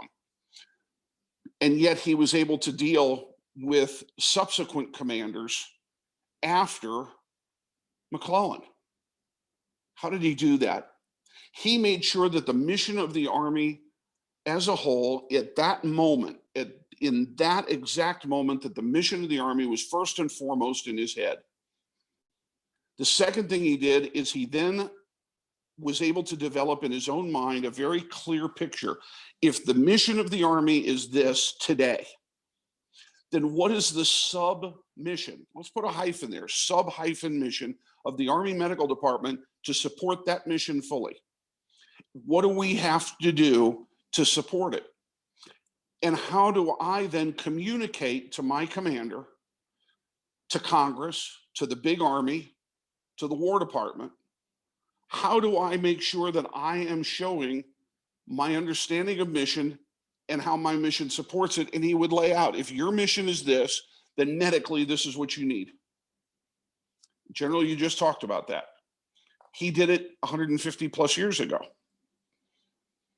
So his communication was always based in mission. And he understood that the Army's mission and the mission of the medical department weren't identical, that there was a sub-mission. And no one had ever looked at medicine that way before Letterman that I can tell, at least in a way that was able to truly get communicated way up the chain of command. Because what Letterman was able to accomplish was to say, look, your mission is A, and my submission to support that mission is B. Everyone understood it for the artillery. Everyone understood it for the cavalry. Everyone understood it for the engineer, but medicine, not so much.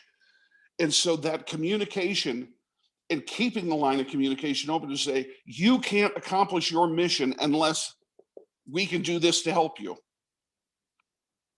That was revolutionary. It kept him having a voice at the table. It kept him offering solutions at all times. It kept him keeping the communication open. And quite frankly, even to the extent of community outreach, he was reaching out to the press, not directly, but even by his orders, making sure that the press understood this is what we have to do to save your boys' lives. He was as much a physician. He was every bit as much a great administrator. And I think that's the other thing that is helpful is no matter what we do, no matter what our jobs are, no matter what AOC you hold, at some point as an officer, the administrative skills are vital. I am not a gifted administrator. I can say that here because my staff isn't here to beat me over the head and laugh loudly in the background. And I know it. So what I do is I make sure I surround myself by gifted administrators who I'm willing to listen to, and they are willing and able to influence me without fear of repercussion, because I need that direction. I can make a great decision. It's the behind the scenes work that's not so good for me. Letterman surrounded himself by people who could do what he needed to be done for the good of the mission. Part of that, he was an advocate.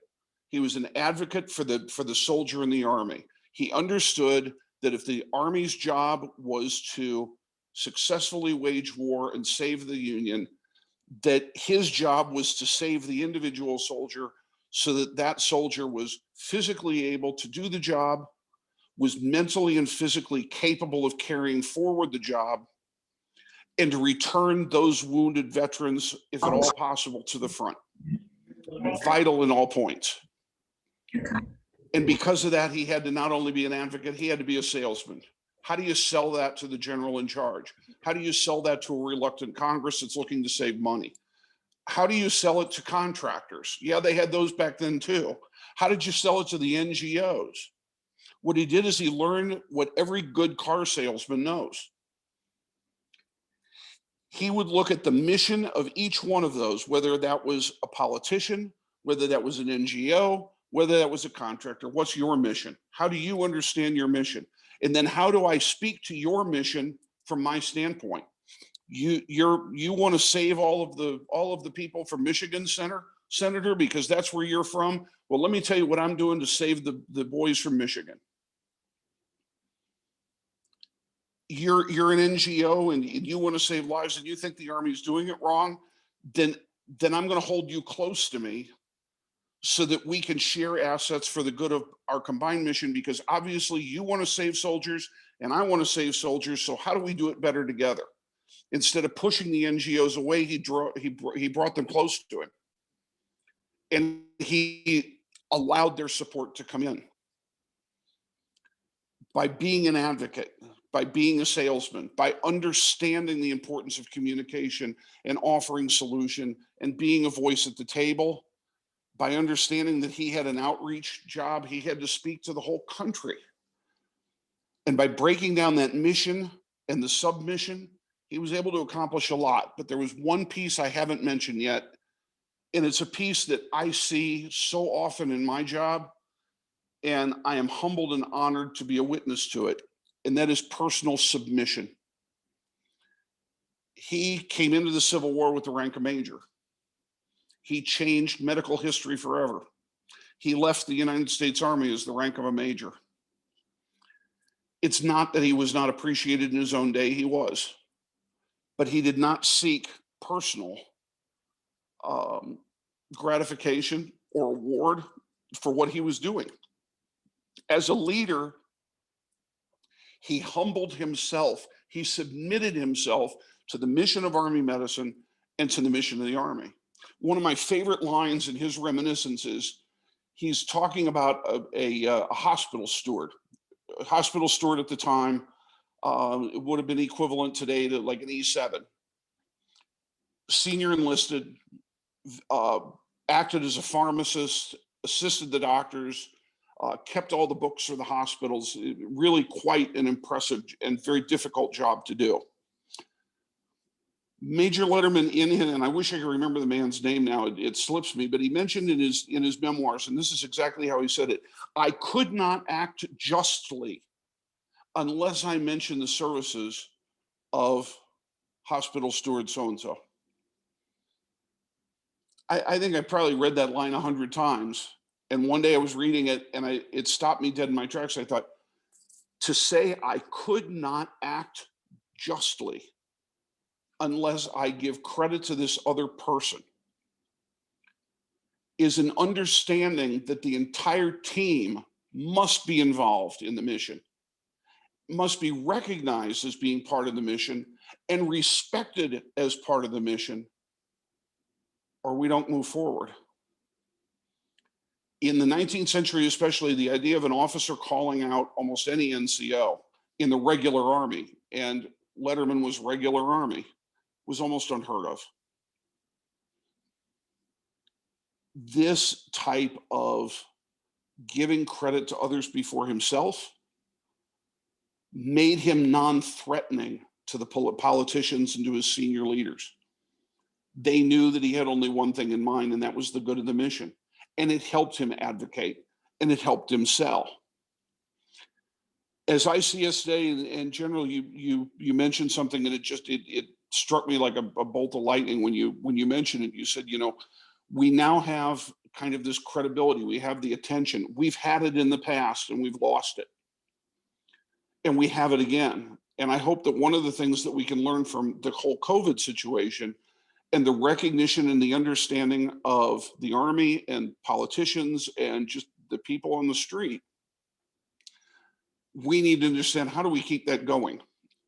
How do we make sure that we're always bringing a solution to the table? How do we make sure that we always have a seat at the table? And I think part of it is that personal submission, the submission, the understanding of the submission of our department within the mission of the Army has got to be the key. In the past, too many times, we have been allowed to kind of drift out of the senior leadership's vision. And to a certain extent, we may not be able to always control it. But what I say to every officer that comes through BOLIC, every officer I see in career captain's course, and even up to the medical executive skills level that I talk to when we do programs for them, is you're an advocate. We have to be an advocate from the newest AIT student that's just graduating class to become a 68 A through Z, through their NCOs, through all of the officer class to the very highest level. We all have to be advocates for the Army mission, for the medical department's submission, and we all have to be willing to submit. We have to be willing to put our egos aside for the good of the mission, because it is greater than all of us or any of us. I have seen that play out in the folks that I've talked to who have brought us artifacts from the Javits Center in New York, who have brought us plaques that they were given by local organization, and thanks for what they did during COVID. And I'm hearing their stories, and I hear that humility, and I hear that understanding of mission and submission. But I'm afraid we have to hammer it home every day, because someday, please let COVID be over. We cannot allow things to go back to the way they were, because when they do, the senior leadership, the Army, Congress, they begin to lose sight of what we can do. And it is too costly in human life to allow that ability to degrade over any period of time. You mentioned that as well, General. It's muscle memory. We cannot allow our capabilities to degrade because we're not advocating for the patient, and because we don't know our own history to be able to say, well, wait a minute, but in 1968, this is what happened, and this is the repercussion, and that's exactly what you're proposing here. Without being able to go back and say, no, we've been about conserving the fighting strength since 1775. Even George Washington understood the importance of healthcare. To look at World War II and say, we didn't have enough doctors, physicians, we didn't have enough nurses, and people died because we couldn't field a medical force that was ready in time. We have to be the advocate, because it all comes down, and George Washington got it right. It all comes down to that individual soldier in his tent that we need to keep healthy and strong, and make sure that his caregivers have everything they need to keep him healthy and strong, and to keep her healthy and strong, so that the men and women who are out there on the front line have what they need to do the job. Otherwise, we fail in our submission, and the Army fails at its mission. We have to be salesmen and advocates. And I think that no matter what else goes on, that has to be part of any pivoting we do, is constantly reminding ourselves and everyone else what we're capable of and bringing the solution to the table. And with that, I would love to hear comments, questions, ideas, anything at all, because I'm filling my notebook up. All this becomes part of our training. So this has been very helpful to me to listen to all of you. George, you're truly a sponge of information that's a wealth of information that most will never ever accomplish. And I thanks for sharing your time with us. And because each time I spend with you, I learn a little bit more. So you're educating me every single time. So my wife would agree with the fact that I'm a sponge, but in a different way, because I sit on this ocean floor and just kind of let things, she has a whole different definition of that for me. She thinks my brain is more of a rusty, broken trap. It's got all that stuff inside. Now it's stuck. George, I think Eric had one question more for you. I'm sorry? I think Eric had a question for you. Oh, great.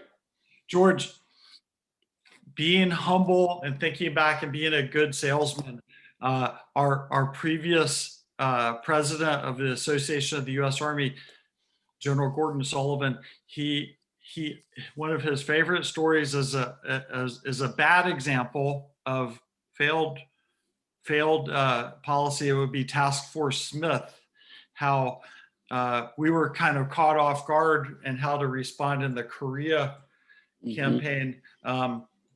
My question for you would be, with regard to collecting best practice examples, how do we go about, what examples do you know that we have right now of working with our allies and coming up with a best practice? Do we cooperate with the UK, with NATO allies? Are there symposia that we go through?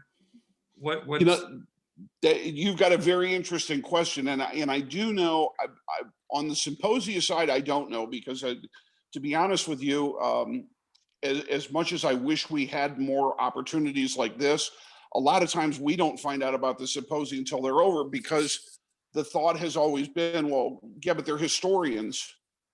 They don't necessarily need to know what's going on now. And of course, we laugh at that and say, what's going on now is the only thing we're really focused on. Everything we study in history is to support what's happening now. So unfortunately with symposia, we don't. But what I do see down at the center and school, we have liaison officers at the school from various allies. And man, talking to the Australians and talking to the British representatives there, and the French representatives and the VIPs that we bring through from our various NATO partners that come through the museum that we give tours to, they all have something, to put into this mix. And quite frankly, they do it very well. And to see that cooperation, I think is really incredibly important. What I find a little disconcerting sometimes is I only recently found out that at the center and school, we have an office dedicated to lessons learned. And I thought, how is it that I've been 4 years at AMED and I didn't know we had a department of lessons learned? And the historians didn't know either.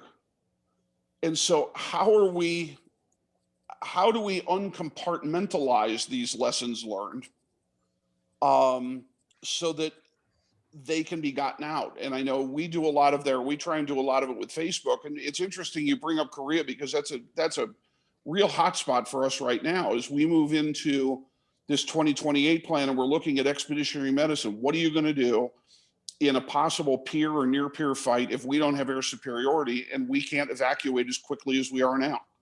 What are you going to do? How do you hold that patient, not for 2 hours, not for 4 hours, but for 24, 36, 72 hours plus? How do you keep that patient alive? Well, one of the best examples we have of that is Korea.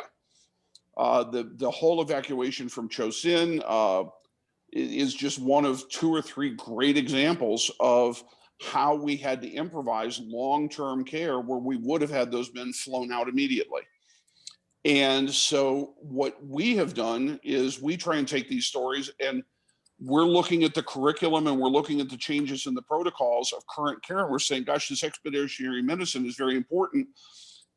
So we dragged a Korean War ambulance into the gallery and we're decking the inside of it out as if it has been turned into a portable patient care room, which is exactly what they did. They were caring for the patients as they're trying to drive to the ocean to be evacuated.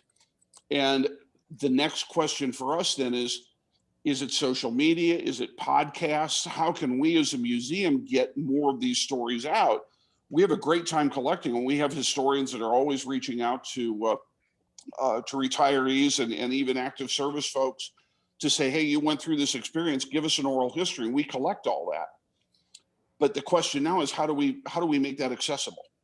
And a lot of people don't even know that if you had a question like that one where you said, can you give me some examples of this from history so that I can study up on it?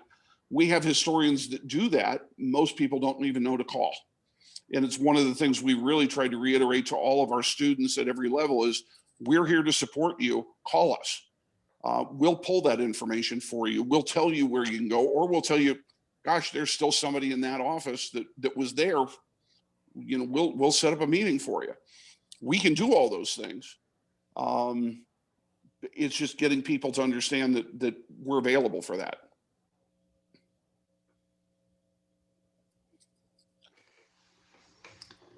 I had to unmute my mic. Do we have any other questions around the horn? I do. We are positioned around the world. We AUSA, we're positioned around the world. And really internationally, I can get whoever you want as an expert to talk. We can collect oral histories from around the world, whether it's from veterans, our side, or from the other side. We have connections that we can get any sort of speaker collecting. I want to extend that we're prepared to help. Great. That's one thing.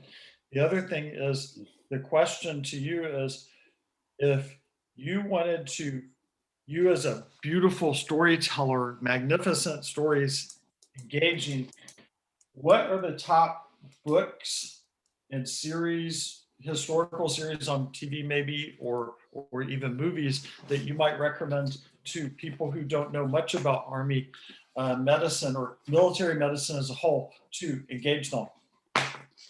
That is a great question. Right off the top of my head, that's a bit hard. You're almost better off hitting YouTube because there are a number of smaller places. American,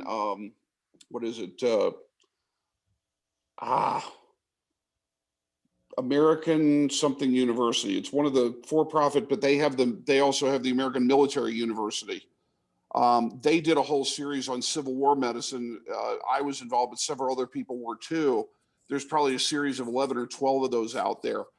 The other place that I would go is I would look at the Army, the AMED Center for History and Heritage on our website or on our Facebook page rather. We've got a number of videos up there that have been recorded all over the place, and we're trying to increase that now. We've also got several podcasts there that people can download.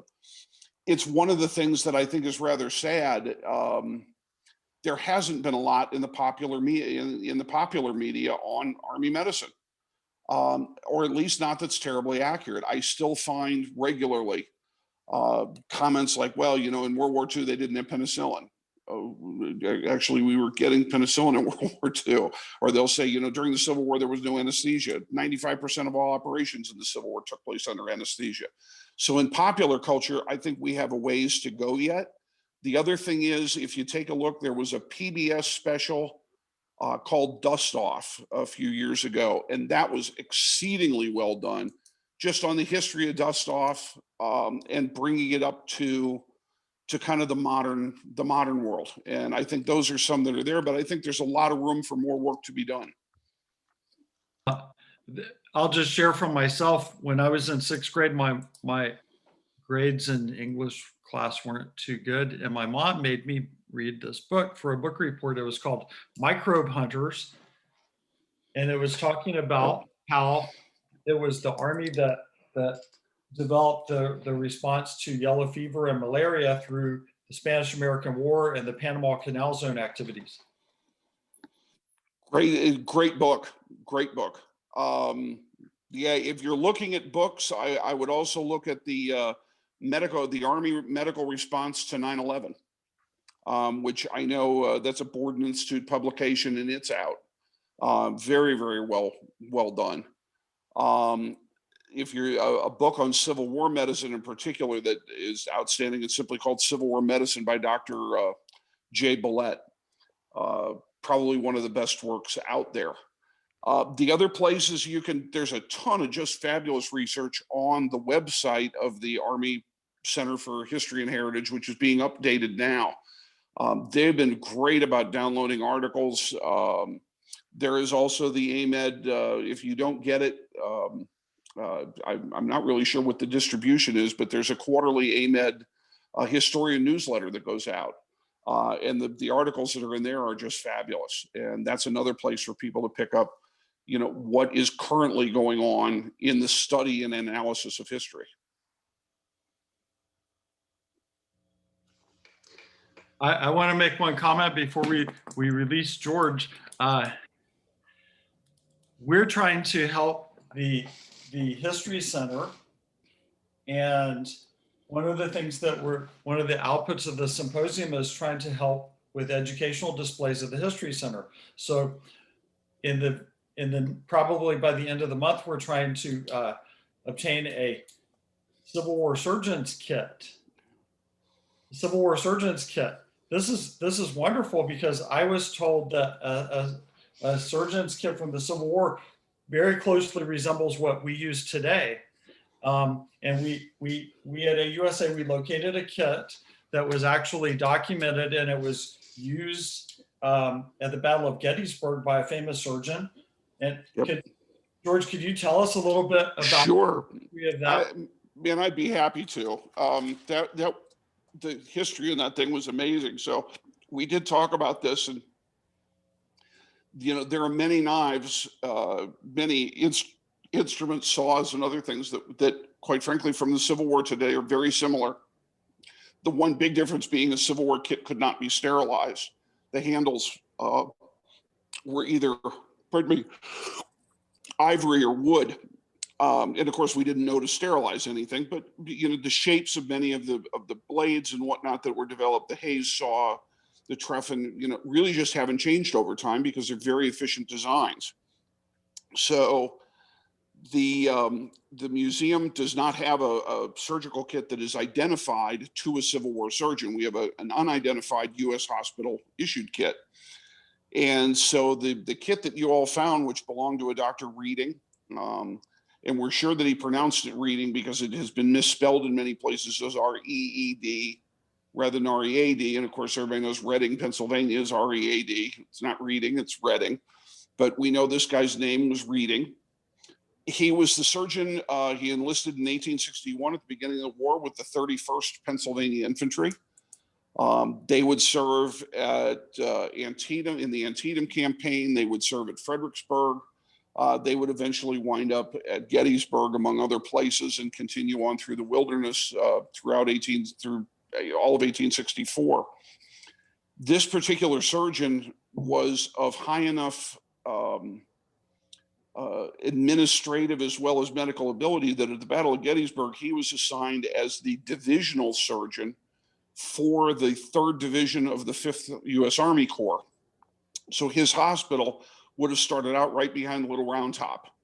Unfortunately, Confederate fire on Round Top on July 2nd and into the 3rd caused the night between, caused them to move about 1.5 miles west, so that all 3 of the division hospitals were safely out of Confederate gun range. That hospital operated from July 2nd until it was finally relieved and all of its patients were removed to Camp Letterman in August. So for 30 days, he was the surgeon in charge of that hospital. And after his regiment mustered out of service, their 3-year term was up, he continued with the Army through 1865 and would be retired out as a breveted lieutenant colonel, which for a medical officer, very rare thing in those days. His legacy must have been, that's the only way that the brevet would have been offered, is that he must have remained with that division and continued in his work as a divisional surgeon. So just an incredible guy and a kit that bears his name. We know where he was, we know who he was, and now we have the ability to use that story to inspire the next generation of medical professionals coming into the Army. I think you disappeared. So George, I can say, oh, Eric, you're back. Anything further? So I guess I can speak for all the speakers today. George, General Bagby, General Marsiglia, on behalf of AUSA Suncoast. I truly can reflect that we are standing on the shoulders of giants as you discuss the history of our legacy. I can say that we owe you and all the speakers today a heartfelt thank you, because time is precious and you're allowing to be with us today in a very busy schedule. Needless to say, we've already seen that through the itineraries and agendas discussed by the general officers. But also we've set the bar pretty high. So now Eric has the challenge of trying to do this as a continuance in symposiums for medical symposiums in the future. But I thank you for allowing you to be here, and that you'll always be on our speed dial for any other questions that we may have. So thank you, George. Thank you, sir. It was an honor to be here. Eric, to you. So we are going to take a very short break, and we're going to come back at 1500 Eastern to do our final segment, which will be about the small business community's response to the pandemic. So I hope that you've enjoyed our speakers so far. It's really an amazing and very broad and deep subject matter, and I think that we've had just amazing speakers, and I hope that you've enjoyed it. So we look forward to seeing you at 1500. All right, everybody. Let's see, I think I've got 30 seconds left. Excellent. Perfect. So we'd like to welcome everybody back to the last session of our Pivot to Excellence Southeastern Army Medical Symposium for our small business technology presentations. And at this time, I will turn the mic over to Eric Lien, President of the AUSA Suncoast chapter in Tampa, Florida, and let him introduce our first speaker. Hey, everybody, welcome back. So as Cindy said, by the way, Cindy's our Vice President of Marketing and Communications. So we couldn't have put this symposium on without her. Her team did an amazing job putting this together. But back to back to our symposium, what we have now is we've covered all of the Army's response to the pandemic.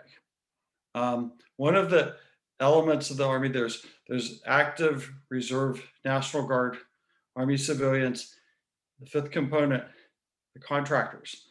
With the contractors do things that they supply Department of Defense with things that they need, goods and services. And that's been a huge component of the response to the pandemic. So we thought that it would be a very useful element of our symposium to portray that and share some of the efforts that the contractors are doing. So one of the things is emerging medical technologies. There are always new medical devices and pharmaceutical solutions to problems. So we asked Kathleen Harris to speak about the process of FDA clearance for medical devices. And you might recognize her. She was one of our speakers at the Women's History Month event a couple of weeks ago. So with that said, Kathleen is a longtime friend of mine for the past decades, and she's a local Tampa. She's a Tampa third generation or second generation Tampa product of the Tampa community, and she lives in Manchester, England. So Kathleen, I'm going to turn over the mic to you so you can speak. Thank you. Your mic is muted. There. Okay, thank you. All right, great. Thanks, Eric. This is so lovely to be able to be here. I really do appreciate it. And what I would really like to focus on in these 15 minutes that we're going to kind of go through some things is high-level discussions. And one of the things I would really like to focus on is the opportunities for small businesses or businesses that are starting to get into medical technology, emerging businesses, we like to talk about them. There are opportunities to partner with the Department of Defense. So I have some slides. These slides are honestly not to be too dry or too boring, but I think sometimes when you talk about subjects that have a lot of detail, it's important to be able to go back to your slide and to go back to the live links that actually have the websites and to the specific material. So that's really the reason I have the slides. It's not just because I need 6 slides to have a 15-minute conversation. So one of the things that I think is so great about this, there's so many terrible things about the pandemic, but one of the great things is the opportunity is the innovation of small businesses. There has been so much that has been done with small businesses to actually, if we think about our PPE, so many small businesses that used to be small bespoke fabric manufacturers are actually making face masks, are making gowns, are making surgical covers. If we think about some of our intubators, if we're thinking about some of our actual oxygen supply equipment, those are not from traditional medical device manufacturers. They're from small businesses that were part of diving companies. If we look at some of the things that have been done to support the military and certainly in active war zones in terms of being able to extract injured soldiers from mountainous areas, those pieces of medical equipment were not developed by large businesses. They were developed by small companies. So I think it's really a great opportunity to have this discussion. Kathleen, I could ask you just a question because I'm not going to be able to successfully show you and the presentation. Would you like for me to just show the presentation? Yeah, that's fine. Are you ready? Are you ready? Yeah, that's great. Thank you. Okay. Share.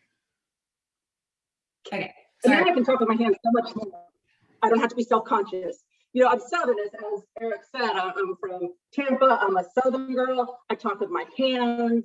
If I had to hold my hands down, I wouldn't be able to say a word. So it's great because now you can't see me. I can just be all over the place with my hands. It's brilliant. We can see you, right. actually. Pardon? We can see you. can? Yeah. Oh, dang, I can't see me. Oh, goodness gracious. Thank you for telling me that. Still lots of hands. All right, so this is great. So this is really what I want to discuss is the opportunities of working with the Department of Defense as small businesses. And there are so many brilliant opportunities. And there's so many brilliant opportunities that have come up, certainly because we realize this pandemic and we have to be creative.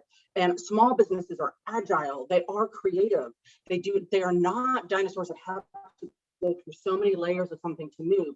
But also we've had something in place to really support industry and innovation within the Department of Defense under a memorandum of understanding with FDA since December of 2018. And I kind of just want to discuss that with you guys so everyone is aware of it. Okay, if we can go to the next slide, please. Okay, so this is the thing. You're going to have to hear about me a little bit. So Two Harris Consulting, we're a strategic partnership consultancy. We work with global expertise in terms of strategy and quality compliance for life science and pharmaceuticals. So this is really the only area that we work on is medical technology. We do we provide specialist services. We certainly work with clinical trials and global product registrations. One thing that has really come out in the last year, we have done this previously, but not as much as it is now, is really looking through emergency use authorization. And we're going to go into that a little bit in this little discussion. But certainly that is something that has become so prominent, not just in the United States, but globally. But certainly the United States has probably one of the most effective and one of the most efficient emergency use authorization programs in place globally. And we do a lot with mergers and acquisitions and due diligence. And we opened in 2014. So it's great. We just celebrated our 7-year anniversary and the team and I are very, very pleased. So this is the one plug you get for the company. And other than that, we're just going to talk about what I'm here to discuss with you. So, all right, if I go to the next slide, please. All right. So as anyone who works with any government agency, the military, whether you're in medical technology, anything, we love acronyms. So for the conversation today, it's really important that I really am clear with the 3 places I'm going to talk about.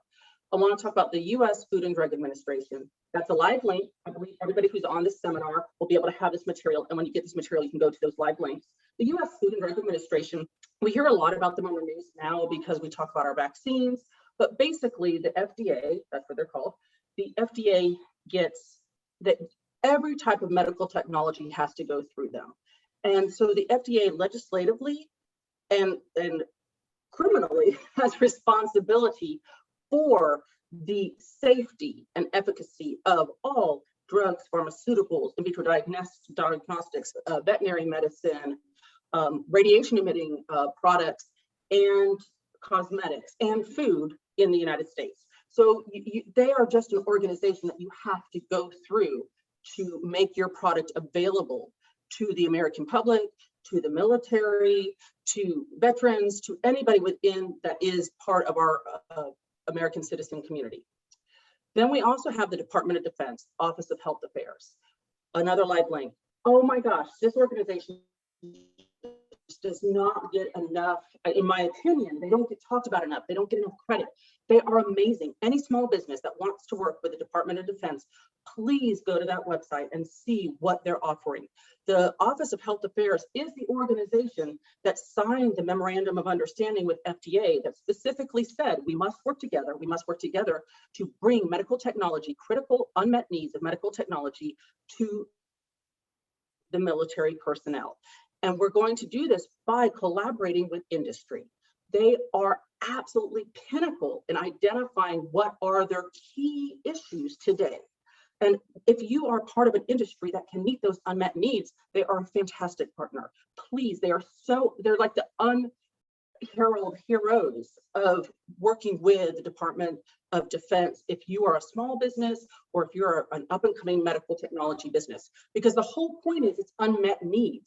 It is not Me Too products and I just want to get it for a different price or a different manufacturing standpoint or a different area. It is unmet needs. So it's really for that entrepreneur that has a really creative idea. And then when we talk about the U.S. Army Medical Material Development Activity, I know that sounds like a description, but that's actually their name. So, but they go by an acronym, as do most organizations within governments, and it's USA MMDA. And you will hear people talking about this.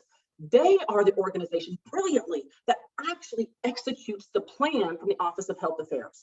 And so they are the organization that says, all right, I'm going to now work with this industry and we are going to create this innovative product. We are going to put this process through FDA according to our memorandum of understanding that we all have already agreed to, and we are going to progress this quickly in support of our military personnel for unmet medical technology needs. This organization, USA, NMDA, everybody who wants to be a small business working with the Department of Defense, that should be absolutely in your favorites. It is a brilliant organization. They absolutely execute on what they're trying to achieve. I mean, just a few things that they've done, which is, I mean, amazing. Okay, let's talk about the first malaria drug that has been approved in the United States in 18 years, came through the USA MMDA. Because working through this memorandum of understanding with FDA, 60 Degree Pharmaceutical was able to partner with USA MMDA to get this new malaria drug approved for US military personnel. And then obviously it's become a much more global thing. Amazing. And they did it in such a time frame that was just unheard of.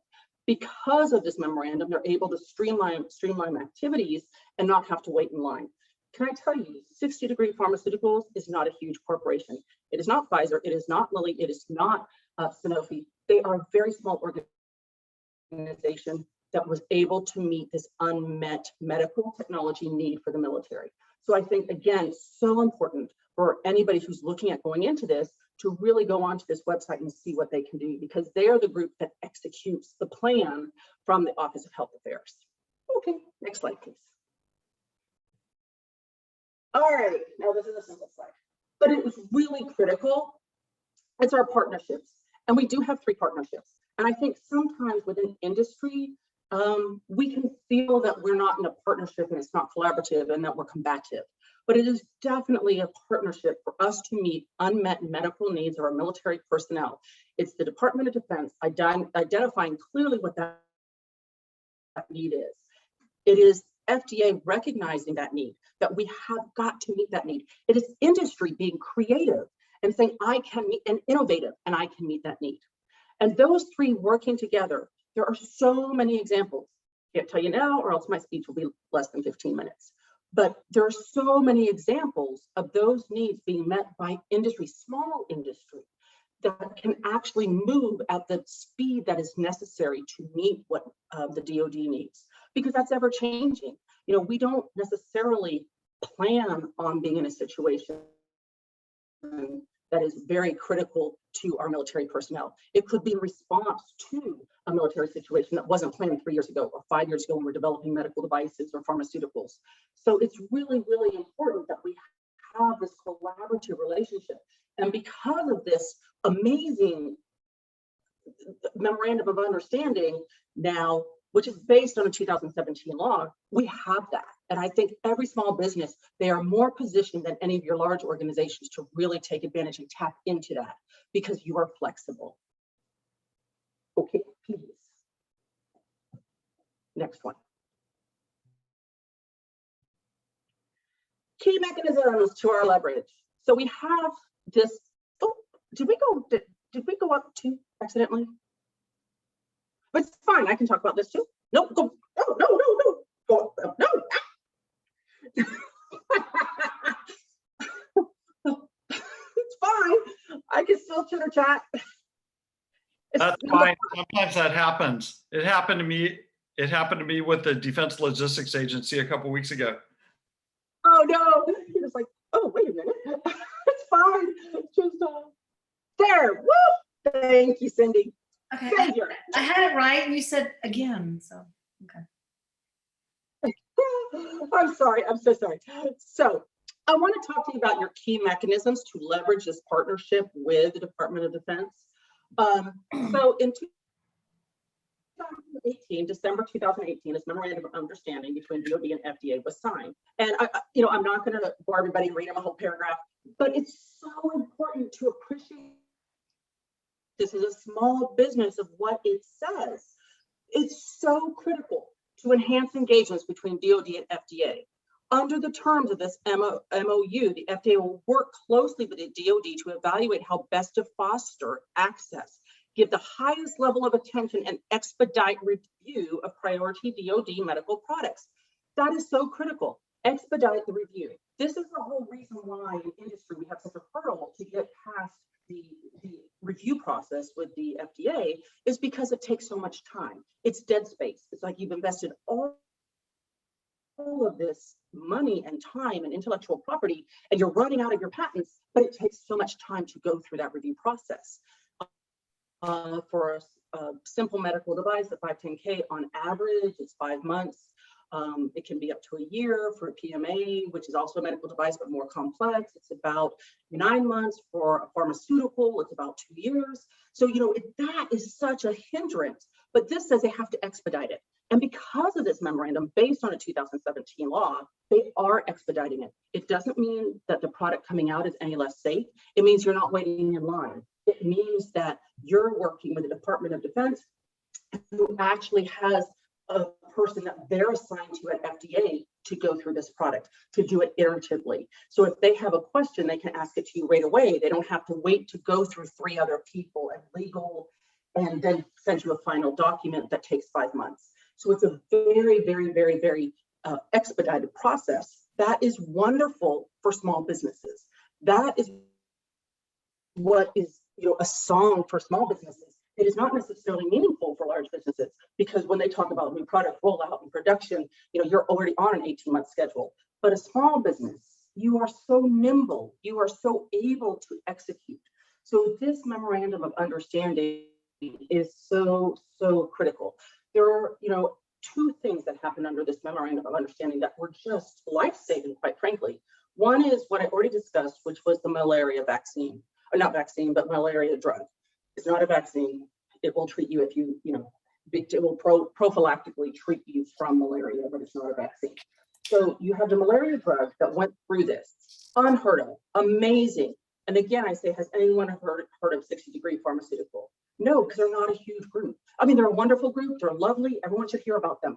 But they are not your big 5 pharmaceutical organizations. But they were able to execute on the needs of the Department of Defense. The other one that has come out because of this is the Department of Defense identified, because of war zones, because of this ongoing conflict that we're having in the world in very hot areas, plasma and blood are not able to be shipped. They're not able to be stored without exceptional circumstances, and that's not always available. So one of their biggest critical issues was we needed a way to have something that can be stored. So what they did is they've said this was in our top 20, worked with an organization that made lyophilized plasma. This organization is a very small company, started off with, when they first started this work with the DoD, it was 12 people. And what they did is they lyophilized tissue. They had the technology, they had just never worked with blood or plasma. But once they understood what was needed and they had the intellectual ability, then it was about meeting the requirements and the quality requirements, and they could do all of that. But they were so flexible, there's 12 of them, that they could meet these requirements. And they did get an emergency use exemption for the military for lyophilized plasma that could then be reconstituted. Definitely, it saved lives. It saved lives. And it probably changed the trajectory. Well, it did change the trajectory of this company, because they're no longer 12 people. So this is absolutely geared towards innovative small companies, because again, we're talking about unmet medical needs, not Me Too products. So I hope that makes sense. All right, just one slide down, please.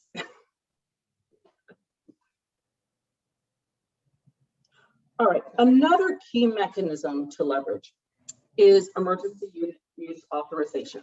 I think everybody has heard of this now, because every vaccine in the world, including the 3 vaccines that are authorized in the United States, have emergency use authorization. So this is something that everyone thinks about in terms of COVID, which is definitely true.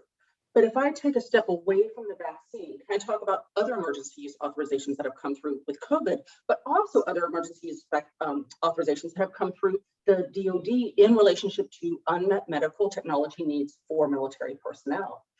So if we take a look at any of our COVID tests, the PCR tests, the laminar flow tests, any of our tests for COVID are all under emergency use authorizations. Out of all the companies that have emergency use authorizations, there's only 3 that are really large companies. Every other company qualifies as a small company exemption under FDA. That is something for everyone to think about. Like, oh my gosh, this is geared for organizations that can be flexible, organizations that can react without an 18-month transition period of time. Only 3 do not qualify for small business exemption under FDA. If I take a look at our respirators, if I look at some of our medical technology in our A&Es under the emergency use authorization, post-pandemic, a majority of them are from organizations that are less than 100 people because they had technology and knowledge, but they didn't necessarily make those products. And they worked with FDA and DoD to meet this unmet medical need. So I guess what I'm trying to say is the emergency use authorization is a great way for a small company to work their way into the system in a safe, effective manner that is also giving a really, really important product to the consumer, to the user. The other thing about emergency use authorization, it doesn't last forever. You're going to have to go through a traditional authorization process, but this gives you the opportunity to prove that you're safe and you're effective. Now, there might be other things in place that you don't necessarily have that would be for a traditional manufacturer. And so you have a period of time to get that into place. But I really think it's important if we take a look at our emergency use authorizations, and I think that you also have, there's a link there that shows you what they are. If you look at them, over 80% of their emergency use medical product authorizations are for companies that meet the small business requirements for FDA. And everyone should take that to heart. I mean, obviously your pharmaceutical companies don't. I will say that, like, let's take them out of the discussion. Those are all not small businesses, but every other one, 80% of them meet the small business requirements for FDA. So I think that's something, again, to take that to heart and not be intimidated by having to work with FDA, because if you work with the Department of Defense, they're so helpful, and they really want to work with you to bring unmet medical needs to their military personnel. Okay, if I can have the next slide, please. Oh, I'm over time. I'm so sorry. I'm over time. Okay, so traditional leverages. We have got your 510Ks, which is a low-risk medical device. We have your PMA, which is a high-risk medical device. You have your new drug approval, which is your NDA, which is exactly what the DoD did with 60 Degree Pharmaceuticals for the malaria drug. We have an ANDA, which is your generic drugs, and we have biologics. And ultimately, all of the vaccines will become biologic. We'll have a BLA rather than emergency use authorization. So these are your traditional leverages that you need to take a look at while you work with the DoD. Not everything is going to be an emergency use authorization. As I've demonstrated today, we have a mix of, there's about 40% emergency use, 60% not emergency use, but that certainly is a mechanism to having a discussion. But certainly as a small business, this whole memorandum of understanding was developed, I swear, with small businesses in mind. I personally have worked with multiple businesses since this 2018 memorandum to help them work with DoD, and they have been successful meeting unmet medical technology needs for the Department of Defense. So I highly, highly recommend that you guys take a look at these links, and anybody who is looking at supplying medical technology to the Department of Defense, please think about it with a really, really, what do I bring to it? Not what have I done previously? Because as we've seen in this pandemic, so many of our organizations that have actually given really vital support to our community, to our veterans, to our military personnel, were not medical device organizations or in vitro diagnostic organizations previously. So that's the one message I would like to send to you, because I think this is just so geared for small businesses. And I believe that is it. The last slide, which again is just me, just how to contact me. So I do live in England. I mean, you can call me. Anyone wants to call me, you can call me, but I live in England. But if you do have any questions on this, or would you like a little bit more clarity or advice, just send me an email. That would be fine. What's your email? Kathleen, it's amazing that we have a homegrown expert, a global expert in the pharmaceutical and FDA industry right out of our, in fact, Kathleen and I grew up in the same neighborhood, and she's located in Manchester, England. So we will have her slides available and we'll share it for you when it's available. Kathleen, thank you for staying up late and helping us out on this. I think that it's very useful for the community. And by the way, Kathleen's dad is an Army vet. He served in the Army in Germany back in the mid-60s. Yes. Hooah. Yes. So thank you guys very much. And I do talk with my hands, sorry. And I do talk really fast. I'm over time. I'm so sorry. So You're good. onward, we're moving onward to our next segment.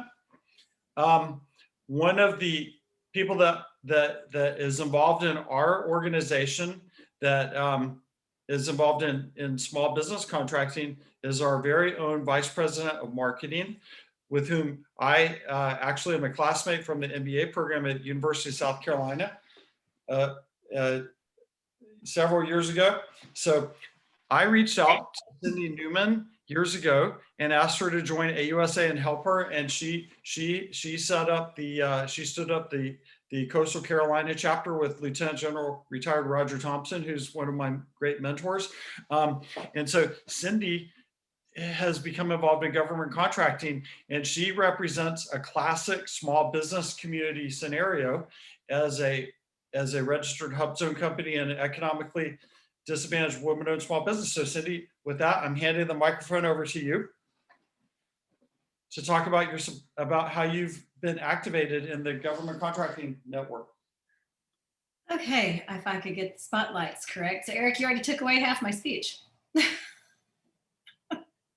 So at this point, so basically my name is Cindy Newman and I'm the owner of Crank Digital Marketing Authority. We are an internet marketing and website development firm at the core, but we have a very long-standing international business history, as Eric can attest to. And when he asked me to serve on the board of the AUSA, I didn't really have a very big idea of how this all works. And I can say that, as I got more involved with, AUSA with the Suncoast chapter and setting that up, and being a part, AUSA Coastal SC chapter and setting that up and participating with the Suncoast chapter, I've learned a whole lot about the military and how it affects our lives and our communities, and how we can all reach out and serve our communities better, which led to this quest as a small business. How can you help? And Kathleen, you were speaking my love language.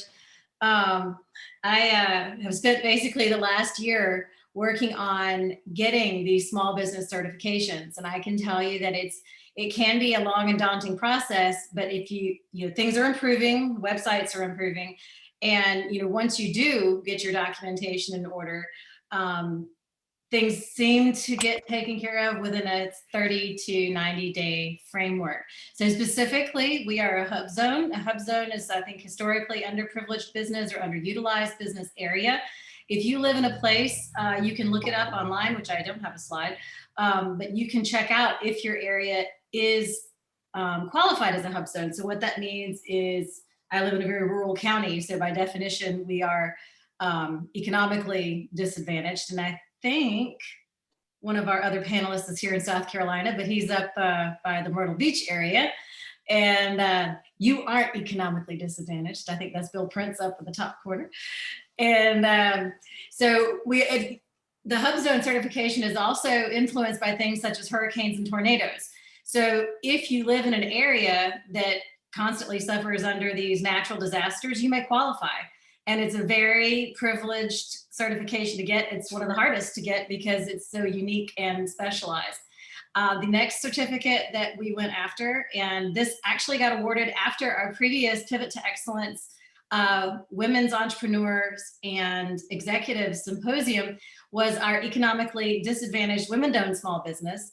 And that we had the director, Terrence Moultrie of the Women's Owned Small Business Program at the SBA on board with us.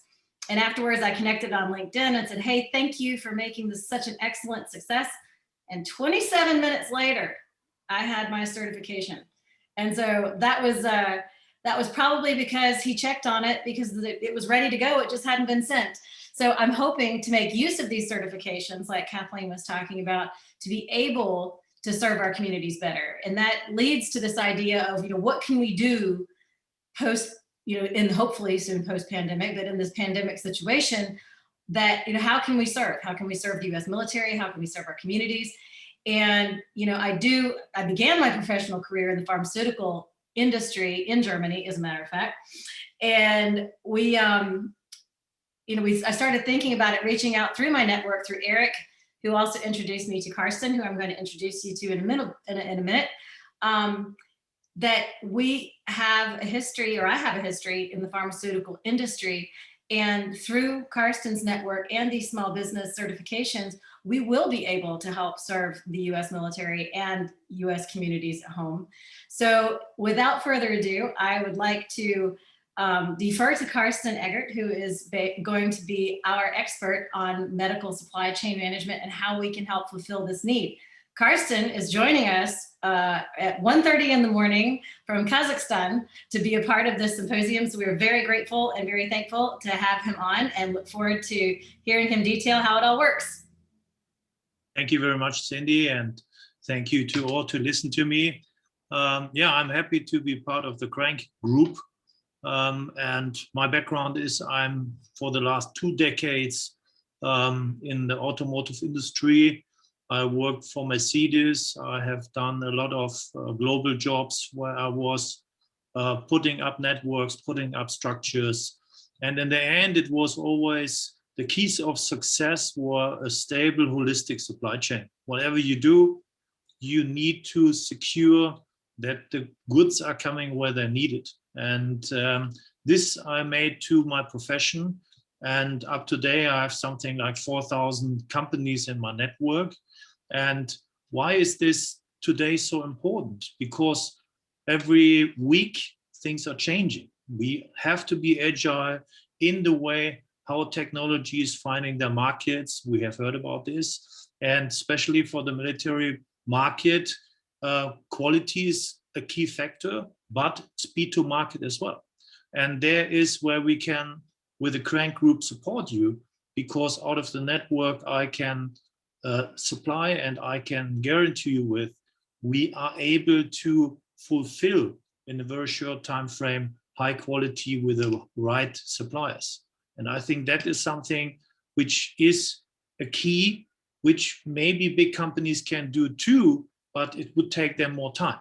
And what we don't have today is the time in several decisions. What we have seen for the last 12 months, time is a relevant good, and we have to support and want to support the American Army in the way of having best knowledge about best sourcing. And this is where I come into the picture, where I'm happy to support Cindy and the Crank team with my little experience, and where I, of course, can answer questions of whatever choice you have.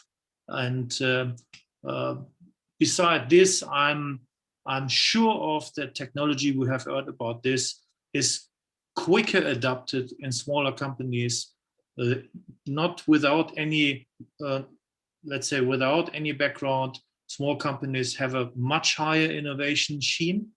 When we look from the automotive industry, the new software development is driven by expressively small companies because the market is so rapidly changing. And what we can guarantee is a very small structure, because we are not so many people in the Crank Group. But this didn't mean that we are not in the markets. We are there in the markets wherever it's needed.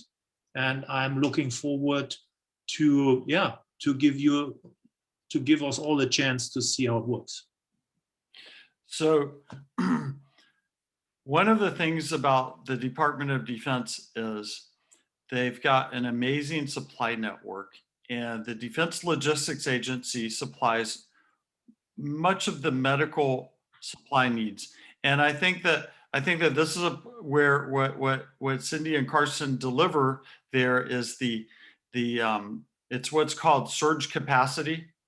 Surge capacity is when an unexpected demand arrives, and then you've got this European network for things like masks and gloves and things like that. So thank you very much. Much appreciated. Thank you very much for being part of it. And Cindy, good luck. I'm behind you and wherever it's needed. And so now we're moving on to our next speaker. It's also from the Tampa Bay area. It's Corinna Sanzoni and Bill Prince from EcoProductsDirect. And Corinna, the reason we asked you to be part of this is because you have some innovative solutions for disinfecting technologies. Could you tell us about that, you and Bill? And by the way, Corinna is located around St. Petersburg or Tampa, and Bill is located up near Cindy in South Carolina. He's up near North Myrtle Beach. Yes, we are. And so thank you, Eric, and thank you for all the speakers today in the symposium. You guys are fabulous. I'm Corinne Sanzone, and I'm with EcoProductsDirect USA. We are a female-owned small business. So Cindy, you guys were speaking my language. I love it. And our heart beats to bring quality products to market. So we are taking technology and turning it upside down. And one of the things that we're bringing to market we're so impressed with is a product that is based with HOCl. Those of you who are in the medical industry are familiar with HOCl. It's hypochloric acid.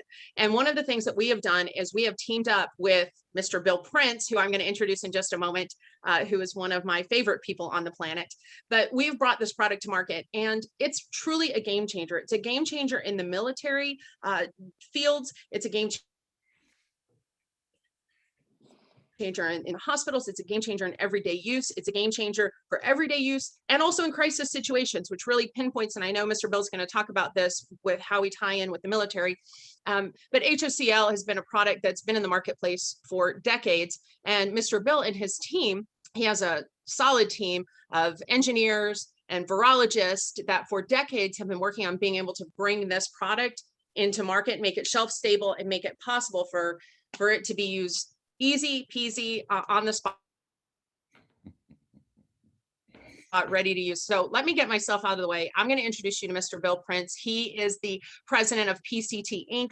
We're so proud that he is part of our team. We've teamed up to bring a product called EcoPure Plus, and we are also bringing Hydrolite to the marketplace. And Mr. Bill's going to tell you a little bit about the technology and why HOCl is so important in today's marketplace. Mr. Bill. Yes, ma'am. Thank you. As you were saying that, reminded me of the saying, "We've come a long way, baby." You know, we started in the oil and gas industry, always with an environmental purpose in the front of our minds. The number of uses for the hypochlorous acid expanded to a point that I could take the rest of the day and still not cover 10% of where it could be used, very honestly. Having the opportunity here with Corinne and Leslie to speak to you all is a real pleasure. Every PowerPoint I've ever prepared with this has always been other specific industries. The oil and gas industry, where we started, of all places, and we end up being the absolute best disinfectant known to man within the medical world. So having said that, there's a big old gap in there, and we needed distributors. That's what brings us together with EcoProductsDirect. They are going to be distributing the product we will manufacture for them, Hydrolite. It is an EPA registered hospital grade disinfectant. It's a broad, gosh, I don't even know how to put it. It's a ready to use tuberculocidal hospital disinfectant with an EPA registration. We actually obtained the first registration on hypochlorous acid from the US EPA. That was in 2007. Many ties to the military, guys. I've got a document right here. I was just got to kind of flash. That's an EPA report that was done for the military in about 7 years ago, proving its efficacy as the recommended #1 bioterror defense agent because of its effectiveness in killing anthrax and particularly anthrax spores on contact. So I don't think we could have a more direct, line of interest than to begin, with that. That same product is being used today now in about, I think it's 16 hospitals around the country. Most of them at this point being in New York, and most of them in Manhattan, actually, that are from SUNY to Presbyterian to Mount Sinai. So we're quite proud of that, and we're looking forward to EcoProductsDirect expanding that tremendously with the military. The uses, think about another, to give you an idea of the power of the product itself, is that once again, it's designated as a preferred agent for the trauma centers in the event of a bioterror event here in the United States. Now I'm going to really surprise you with something, and that is, can you imagine, with all these powerful things I was just talking about with hypochlorous acid, it's generated from water and the slightest little bit of salt. And it goes through an electrochemical activation process within the electrolytic cells that we have developed here at PCT. And with that, you come out with a product that's 99.3% water. And yet it's that effective. It's depending upon whether you want to measure how fast something kills or how large or how long the process is. It's really, it makes a difference in how you present it, between whether it's 100% more efficacious with bacteria and viruses, or on the other end, it's 100 to 300% more efficacious than commercial bleach that's used today. So, and yet it's water. The ready to use, the thing that sets us apart from a lot of the disinfectants as well is the fact that our label as a disinfectant is one of the more extensive labels available, period. We're one of the few that actually has C. diff, Clostridium difficile, on the label, which is one of the absolute hardest of the bacteria and viruses to kill. From HIV to MRSA to noroviruses, H1N1, hepatitis C, rhinovirus, you name them. At this point, we've never tested against any specific bacteria or virus that it has not been able to handle very, very effectively. And once again, I say it's water. The hypochlorous acid, we're all sitting here as we listen to this and I talk, we're generating it ourselves today, right now, within our bodies. The human body generates the hypochlorous acid within ourselves as our defense system. It's part of our immune system within the body. It's just that simple. And now you can probably imagine how many places can we use this with regards to military. We can start with military readiness. There's a pretty good way to go there. This product can be delivered and packaged from quarts to gallons totes, tanker loads, or can be generated on site within a hospital itself. That's what we're doing with the hospitals to date. They're generating on site. Therefore, the supply line and the chain in there is simplified somewhat because they're not worrying about a supply that's running out or has limited availability. You're making it within your facility, and it's about as simple as it can be to do so, and in large volumes that would meet your any requirements. When one of our generator systems treats typically a 250 bed hospital. The ones, of course, in New York, we've got some of them that are 1,100 bed hospitals, and it means we've got 5 systems within those facilities.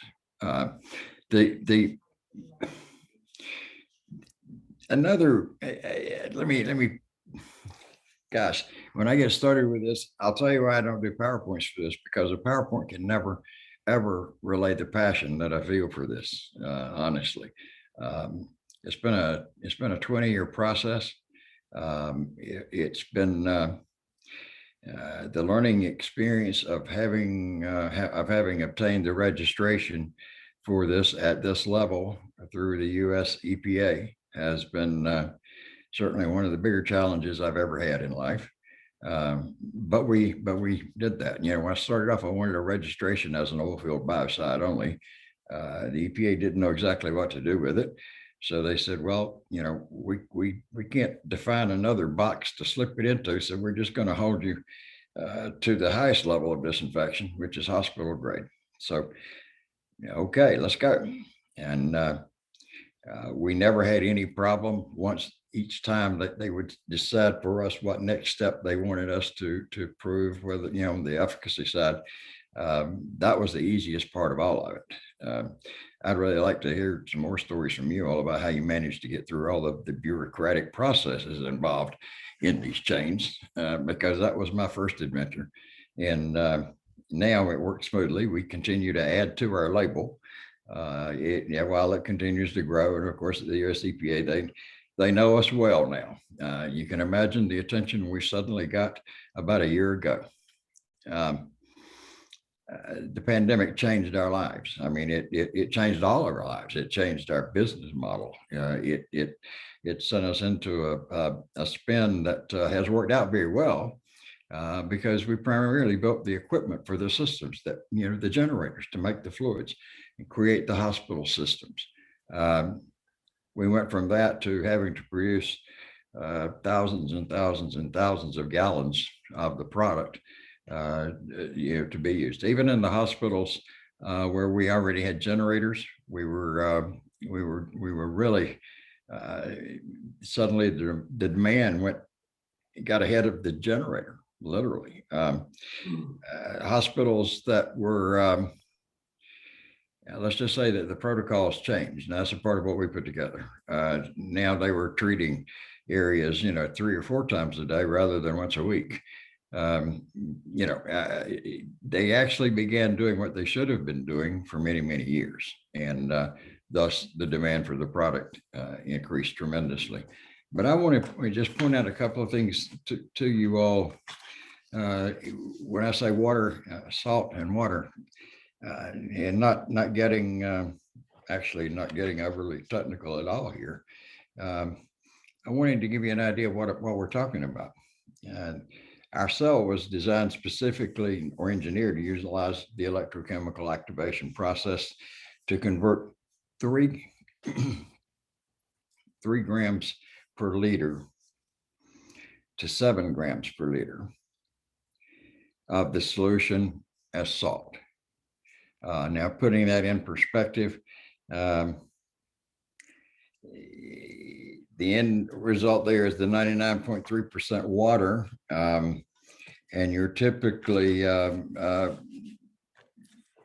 solution that you would be given has 27 grams per liter. So when I say it's salt and water, it's nowhere near as salty as our ocean or as the fluids that are being, introduced to you when you're under medical care. So it's While the US EPA has a little issue with me talking about how safe it is, it's actually as safe as it can possibly be. It's non-irritating to eyes, skin at all. That's one of the reasons that the hospitals and other clinical institutions, industrial facilities like it, because you have none of the fumes, you have none of the alcohol, dyes, fragrances, phenols.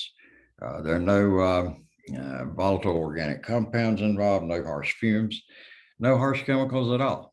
It's water that's been temporarily modified for a short period of time to be an extremely, extremely efficacious disinfectant. Bill, that is just a great, amazing response to the pandemic.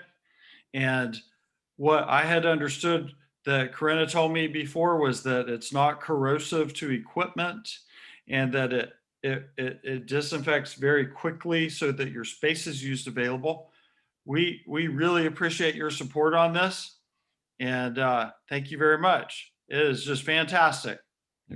Sure thing. Thank you for giving me the opportunity, and to EcoProductsDirect. We're going to send some perfect weather up there to South Carolina for you. Well, we're finally getting back to our actual weather now. So quick funny story for those people in Florida is that I'm myself, Vanna White, and 10 other people were actually born here. And the other 500,000 have moved in since then. And the real goal for Myrtle Beach many, many years ago is they wanted to be a Daytona. That was the model. We got to become a Daytona. You're missing a racetrack there. Yep. Well, we have a racetrack too. There's one close. Pardon? I said, there's a racetrack close. Yeah, there is. We got Darlington's just a few minutes away. But the interesting thing is that we surpassed Daytona way back with regards to population and the number of entertainment sources of entertainment, et cetera, et cetera. So I would invite you Floridians, come on up and see how we do it in South Carolina. Thank you very much. We will definitely take you up on that, Bill. And everybody on the symposium, I think that this is a shining example, EcoProductsDirect USA, shining example of how small business responds to the pandemic. And it's what Kathleen said, it's not your traditional medical industry, pharmaceutical industry that responds. It's other people. Here you have the oil and gas industry responding to the pandemic. It's great innovation. It's speed. It's not moving at the speed of a battleship, of a aircraft carrier turning. It's small business that brings the innovation. So our last speaker comes to us with amazing credentials. So I was speaking with the Command Sergeant Major of Combat Readiness Command at Fort Rucker, and he was telling me, when you talk about safety and response to the pandemic, you got to talk with Lawrence Martin. He's over there near you in St. Petersburg. He's got the only solution that's recognized by DoD as a response. And I said, well, what is it? What is it? How does it relate to us? And he said, well, we're very concerned about what's going on in the follow on to the pandemic, because when people are cooped up at their house for a whole year, they start getting depressed and they start having things like they substance abuse and alcohol abuse, and then they go on to things like suicide. That's something that concerns us. Our president and CEO, General Ham, said that the main epidemic facing veterans right now is the suicide epidemic. Well, I picked up the conversation with Lawrence Martin, and we find it absolutely relevant for our symposium today, which is about the response to the pandemic. So before I sit here and bore everybody, I'm going to turn over the microphone to Lawrence, who's calling in from St. Petersburg. And we appreciate you, Lawrence, and I'm handing the microphone over to you now. Well, thank you. Thanks for having me, everybody. And Eric, you're not boring anybody. I am the actual walking version of melatonin. So with that being said, that helps people sleep, if you guys don't understand my humor. Regarding what we do, we started a little bit differently than other companies. We were found, originally noticed by USAR, United States Army Safety Europe. We were in tens of thousands of retail stores in 2000 and 2003. Secretary Rumsfeld put out a tasker to do everything that active duty can do to stop the ARIs. It's unnecessary, which is the alcohol-related incidents, drinking, driving, and misuse of alcohol. So Bob Braun, who was in charge of safety for USAR, actually purchased one of our items at retail, called me and said, hey, will you partner with me? And let's try to come up with a program that's easily understood and quickly can roll out within our military culture. So that was our task, and that's what we did. And understanding the military culture and the care of, example, SOCOM, teammates take care of teammates. Navy, shipmates take care of shipmates. Army, battle buddies. Understanding that culture, even in MedCom, my goodness, everybody listens to their medic. If they're not, they're nuts, or their corpsman.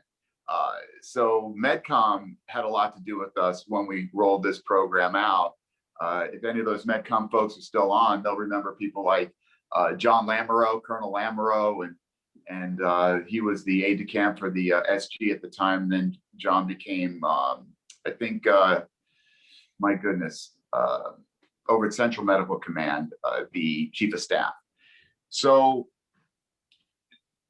quickly, if we can throw up those slides that we prepared, it's not really necessary. We're just a no nonsense. Do you want them? It doesn't make. Okay. It's more melatonin.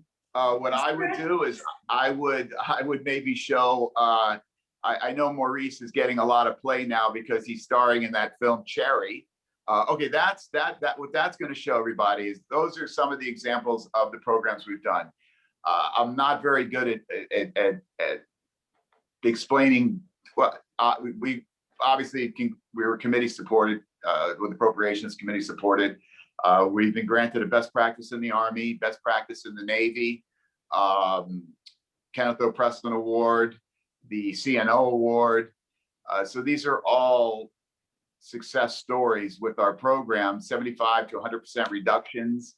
To this day, we're still seeing those sort of positive results relating to the reductions of alcohol-related incidents. Having to do with the pandemic, Eric presented a really terrific question to, gee whiz, I'm not sure which CG in MedCom it was, but he served up a question regarding the 101 critical days of summer. And the reply back was more vaccine matter rather than the 101 critical days of summer. Now it's even more dangerous because of the increase in alcohol use, alcohol sales, and alcohol incidents. So MedCom could actually really help create some protocols through their command, especially, as I said before, everybody listens to their medic or their corpsman. Even as far as the Class 6 locations on base, they also truly have a responsibility to act as a messenger to the active servicemen and women, because my goodness, if you do suffer an alcohol-related incident, a DUI, you're gonna, it's an Article 111. If you're an officer, you're out, and at best, at worst, you've really hurt somebody or property damage or yourself. That slide there is ground safety. Again, our ground safety approach. You can skip to the next one, which will be, I believe, suicide prevention. Our suicide prevention is Operation Overwatch, where we remove 2 of the causations, three being behavioral, alcohol and isolation. And what our Operation Overwatch program does is it removes the alcohol and the isolation, because whether the individual self-identifies or is identified by the first sergeant that they need to be in a program, noticing a change in behavior. At that point, they nominate one of their teammates or shipmates or battle buddies to be their lifeguard and keep an eye on them and spot check them for alcohol and my goodness, get them out of the isolation, get them doing things. If you have that video, take 15 seconds to play that video. It's a Vimeo link. Maurice Boozer's getting a lot of play now because he's in that film Cherry with Tom Holland. He did that. Do you see? That's for CRC. You see the wallet card. One is ground safety, one is suicide prevention. I don't see the link. And that's I was looking for the video link. I don't have it. Yeah, you don't, Eric, you have it. I shot it over to you. It's Vimeo. Hang on a second.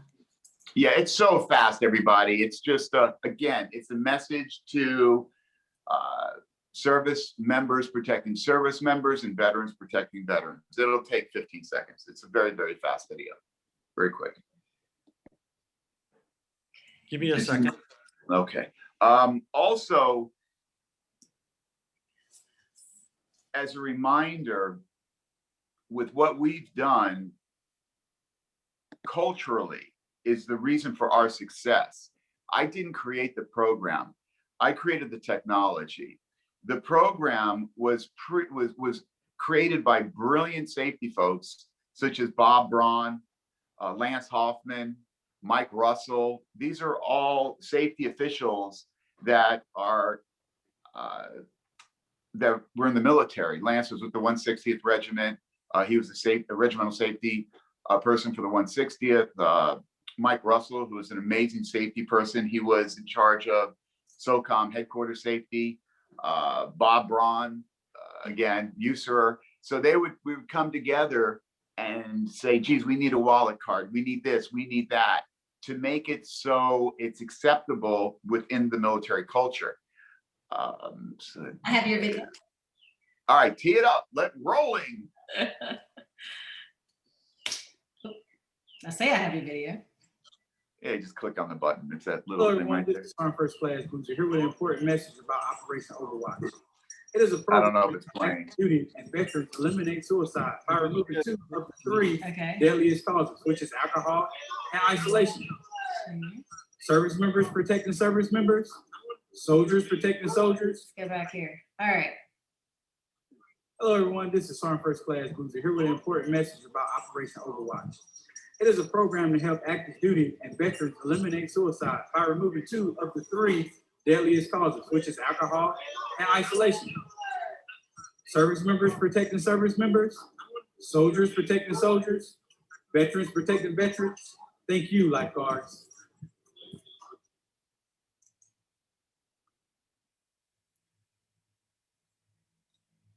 Oh, where'd it go? Your voice is muted.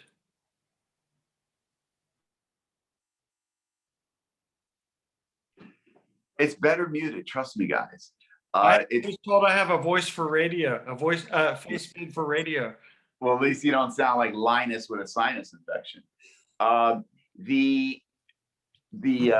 Again, what we do is we're just a tool in the safety toolbox. Any program, we can be dovetailed into any of them. We're not standalone, and I can't really take the credit. All those wonderful best practices and awards and accolades, they're not to me or our organization, our company. It's to the safety professionals that put the time and the thought into how can we save lives where it's, my goodness, it's something that's so easily avoided. Misuse of alcohol. And with the 101 critical days of summer coming up now, I really wish that some of the leadership with MedCom was still with us, because my goodness, they can really make a difference. It's preventative medicine. If you can stop something before it happens. And with their reach into the community, especially with the reserve, they're a component that's actually in our community. And to take a best practice and bridge it into the community and to save a life, to save a child's life, there's no greater calling. So if anybody has any questions, I'm happy to answer them, but you know, that's pretty much it, what we do. That's awesome. Martin, that was outstanding. And I'll just tie that in there. When we spoke with Major General Marsiglia, they actually have that on their radar.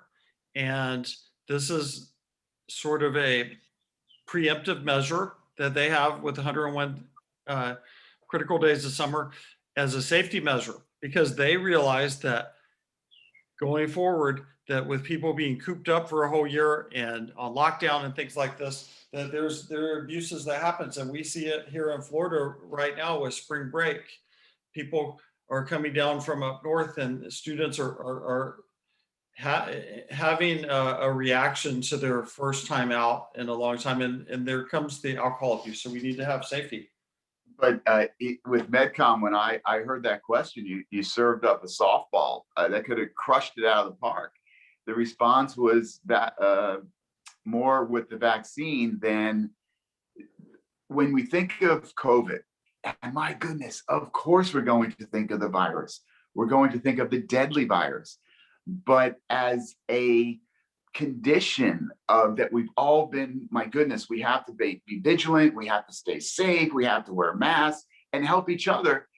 The mental stress on some folks have led to the misuse of alcohol. So as a byproduct of COVID, there's a spike in alcohol sales and alcohol misuse, and some sad things have happened. So it needs to be addressed as also not just safety, but MedCom is very involved with readiness. As the one general astutely said, we keep our personnel ready to go at any time. Well, that comes with other things, ARIs. ARIs are now as a direct result of what's happening with the misuse of alcohol with COVID. There's a lot of leadership that are concerned with this. One that I'm familiar with, who's a very brilliant leader, said, we've got to get ahead of this because we'll never catch up to it. Once the restrictions start to ease, my goodness, our younger members are going to go out there, they're going to congregate. Obviously, there's going to be some ARIs, but worse than that, there's going to be fatalities. So we're unique as a safety company. We fall under personnel readiness, safety, and MedCom. Why I have an affinity for MedCom? My uncle was MedCom. He was a field surgeon in Vietnam. My great uncle, Julius Rudnick, was a psychiatrist in World War II. If we can qualify certain incidents that are under preventative medicine, we're that much further ahead of the curve with the byproduct of outside of the virus, what COVID is causing. Even the civilian side, we've seen, my goodness, a lot of interest now. What can we do on the civilian side? How can we bridge this best practice? Just in the boating community alone, it's crazy. The boating under the influences, the fatalities on the water. One of the national retailers in boating is proposing a co-brand with us.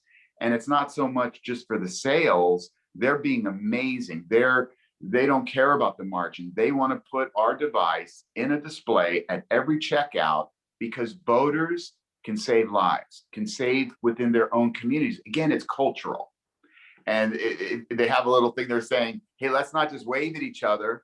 Let's protect each other. Toss one over and make sure your skipper is safe to operate the boat back home after being over at Egmont Key for a while. So again, it's cultural. It's not exclusive to a certain group. Everybody could fall prey to the misuse of alcohol, and we're just a tool. Ting, that's it. So I don't want to bore anybody anymore. Everybody, thank you so much for helping us with our final segment of our Southeastern Army Medical Symposium. What we covered now was the small business industry response, their response to the pandemic. So we learned how different Eric, I got to show you something. Give me one sec. Watch this. Okay, I'll let you go back up. No, look. Oh, nice. See, our devices, Made in the US, in the glow light. 24 hours. Look, this is lighting up my face. So you can always find your device when you need it. See, this is a SOCOM one. There's the quiet professionals, and on the opposing side, safety begins with me. So that's a very wonderful statement. Sorry to interrupt you, but I had to show you the cool factor also. Lawrence, That is cool. he didn't mention it, but if Lawrence, if you turn on your light for a second, I want to see. We need to see something in the background. Don't my ridiculous large. If you look not at the big frame, but at the small frame above his right shoulder, there's a best practice letter from the commander of SOCOM, if I remember properly. Yeah, well, that best practice, yes, you do remember. It also has General Peter Schumacher named in it and the Secretary of the Army. I didn't want to be CAD, but it's a hell of an honor to have multiple best practices and these awards. But again, I just created the technology. If it wasn't for the brilliant minds of the safety professionals in the various commands in the Department of Defense, this never would have happened. It's not me. And I always have to say that it's not me. It's guys, Luke, Command Sergeant Major Gardner. Holy moly. If you can grab him as a speaker, wow, he's powerful. He is walking safety and an amazing safety official. I learned from him. Recently, I have to share this. I was chatting with Command Sergeant Major Gardner, and just pearls of wisdom came right out of him. I've been doing this for 25 years. And in 2 seconds, he said something to me that resonated so powerfully that I told that boating retailer, the marine retailer, is so powerful. What he said, I didn't quote him. I just said, remember, the only people that can make the waterway safe are boaters. And that came from a safety professional, because when they think, live, and eat safety, they're saving lives. So anyway, sorry, Eric. I think that I can't remember if it was General Marsiglia that presented that a triangle of what it takes to make the medical response work. But I think that you've got a triangle there of safety where you remove some of the factors that cause the danger. But I've got a question from the audience here. It is, what type of price range are these? Is your system going at? What's the price range? For the Department of Defense, we sell them at cost because it's taxpayer dollars. In retail, you'll see them, my goodness, anywhere from $10.99 to $12.99 for an item that's made in the US, FDA cleared breathalyzer, breath alcohol indicator. We're 95% people, 5% business. So actually, if the old 4-to-1 was still in play, this should be $19.99 at retail. But we're the ones that volume cures all, and with wonderful leadership such as Joe DePinto at 7-Eleven, you'll see us in 7-Eleven. The boat company is West Marine. You'll see us in West Marine. And the only reason that we decided to go back to retail was from leadership saying, take your best practices, bridge them into the community, and help the community. Because for all of us, we all know retail is not an easy vertical at all. And we were spoiled because we were in over 30,000 retail outlets in the US when we converted over into supporting Freedom's Guardians. But let me know, I can send them out to you guys. Anybody that's part of the AUSA, they should have one on their keychain. So you're a lifeguard. And remember, it's not to test yourself. It's for you to have standing by, that if you see somebody that's about to make a deadly decision, show them, hey, this is what we do in the military. Give me your keys. I'm going to show you why I'm going to call you a ride. Also, for those of us that are parents that have children, or it doesn't matter what their children's ages are, whether my 16-year-old that goes to Farragut Naval School, right? That was a joke. Whether it's okay, AFA, right? But he ROTC, no matter which branch. Yes, and it's exactly. But and no, my son's not 16. He's just about to turn 14. The point is, no child should accept a ride from somebody, whether it's their own peer group or somebody else. Now they can make sure that that person giving them a ride is not impaired. There's so much accident, loss of life. You don't know if the child, if somebody's giving everybody a ride home is impaired. Now they can stop, use positive peer pressure, love, in other words. Hey, we want to, just blow in this. You're giving us all a ride home. Look, we love you. If you blow blue and this turns, we're going to get everybody a ride home, but we're all going to make it home. Again, at the end of one of our videos, which I have to share with Crank, you'll see there's no greater calling than to save a child's life. And my closest friend, you'll see this one actor that's in a lot of our product videos. And he actually played in that film Crank. So he was the bad guy that gave, I don't like the movie personally, but he's the one that he's Tony. He's the bad guy that gave him this shot. So when you watch Crank, that's Joey. He's one of my closest friends that does a lot of our product videos. Again, provide the list, and I'm happy to, they'll probably be like this, unless Eric would like me to make some AUSA, they'll say Operation Safe Drive, It's Cool to Care, and I'm happy to provide those to all the participants today. If Eric would like the Suncoast chapter of AUSA, I know somebody, I can get them printed, whatever you like. He knows a guy. I know a guy, I know a guy. So no, I'm happy to print them, AUSA or anything that you'd like, or the ones that you'll see in retail, read Operation Safe Drive, It's Cool to Care. West Marine obviously is going to say West Marine, but the ones in 7-Eleven read this. And again, I'd like to donate for any of us that care about the military and want to help. Again, no greater calling than to save somebody's life. So. Awesome. Thank you, Laura. Okay. I really appreciate the support of all of our small business speakers here, our panelists, because we showed that small business responds to the need of the military. If you look back at World War II, that was an absolute requirement for industry and small business to respond.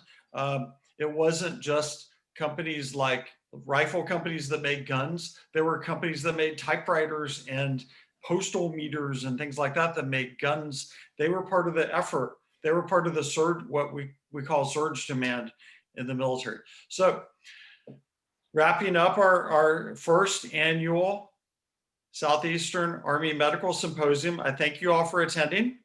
And we will we'll be able to share the slides, share the surveys, share the videos. And Cindy, I'll let you. Well, what we do is we'll send a post-op email where there will be links to everything. So if you look at the text, they'll be linked. So if you don't click on them, you don't get them.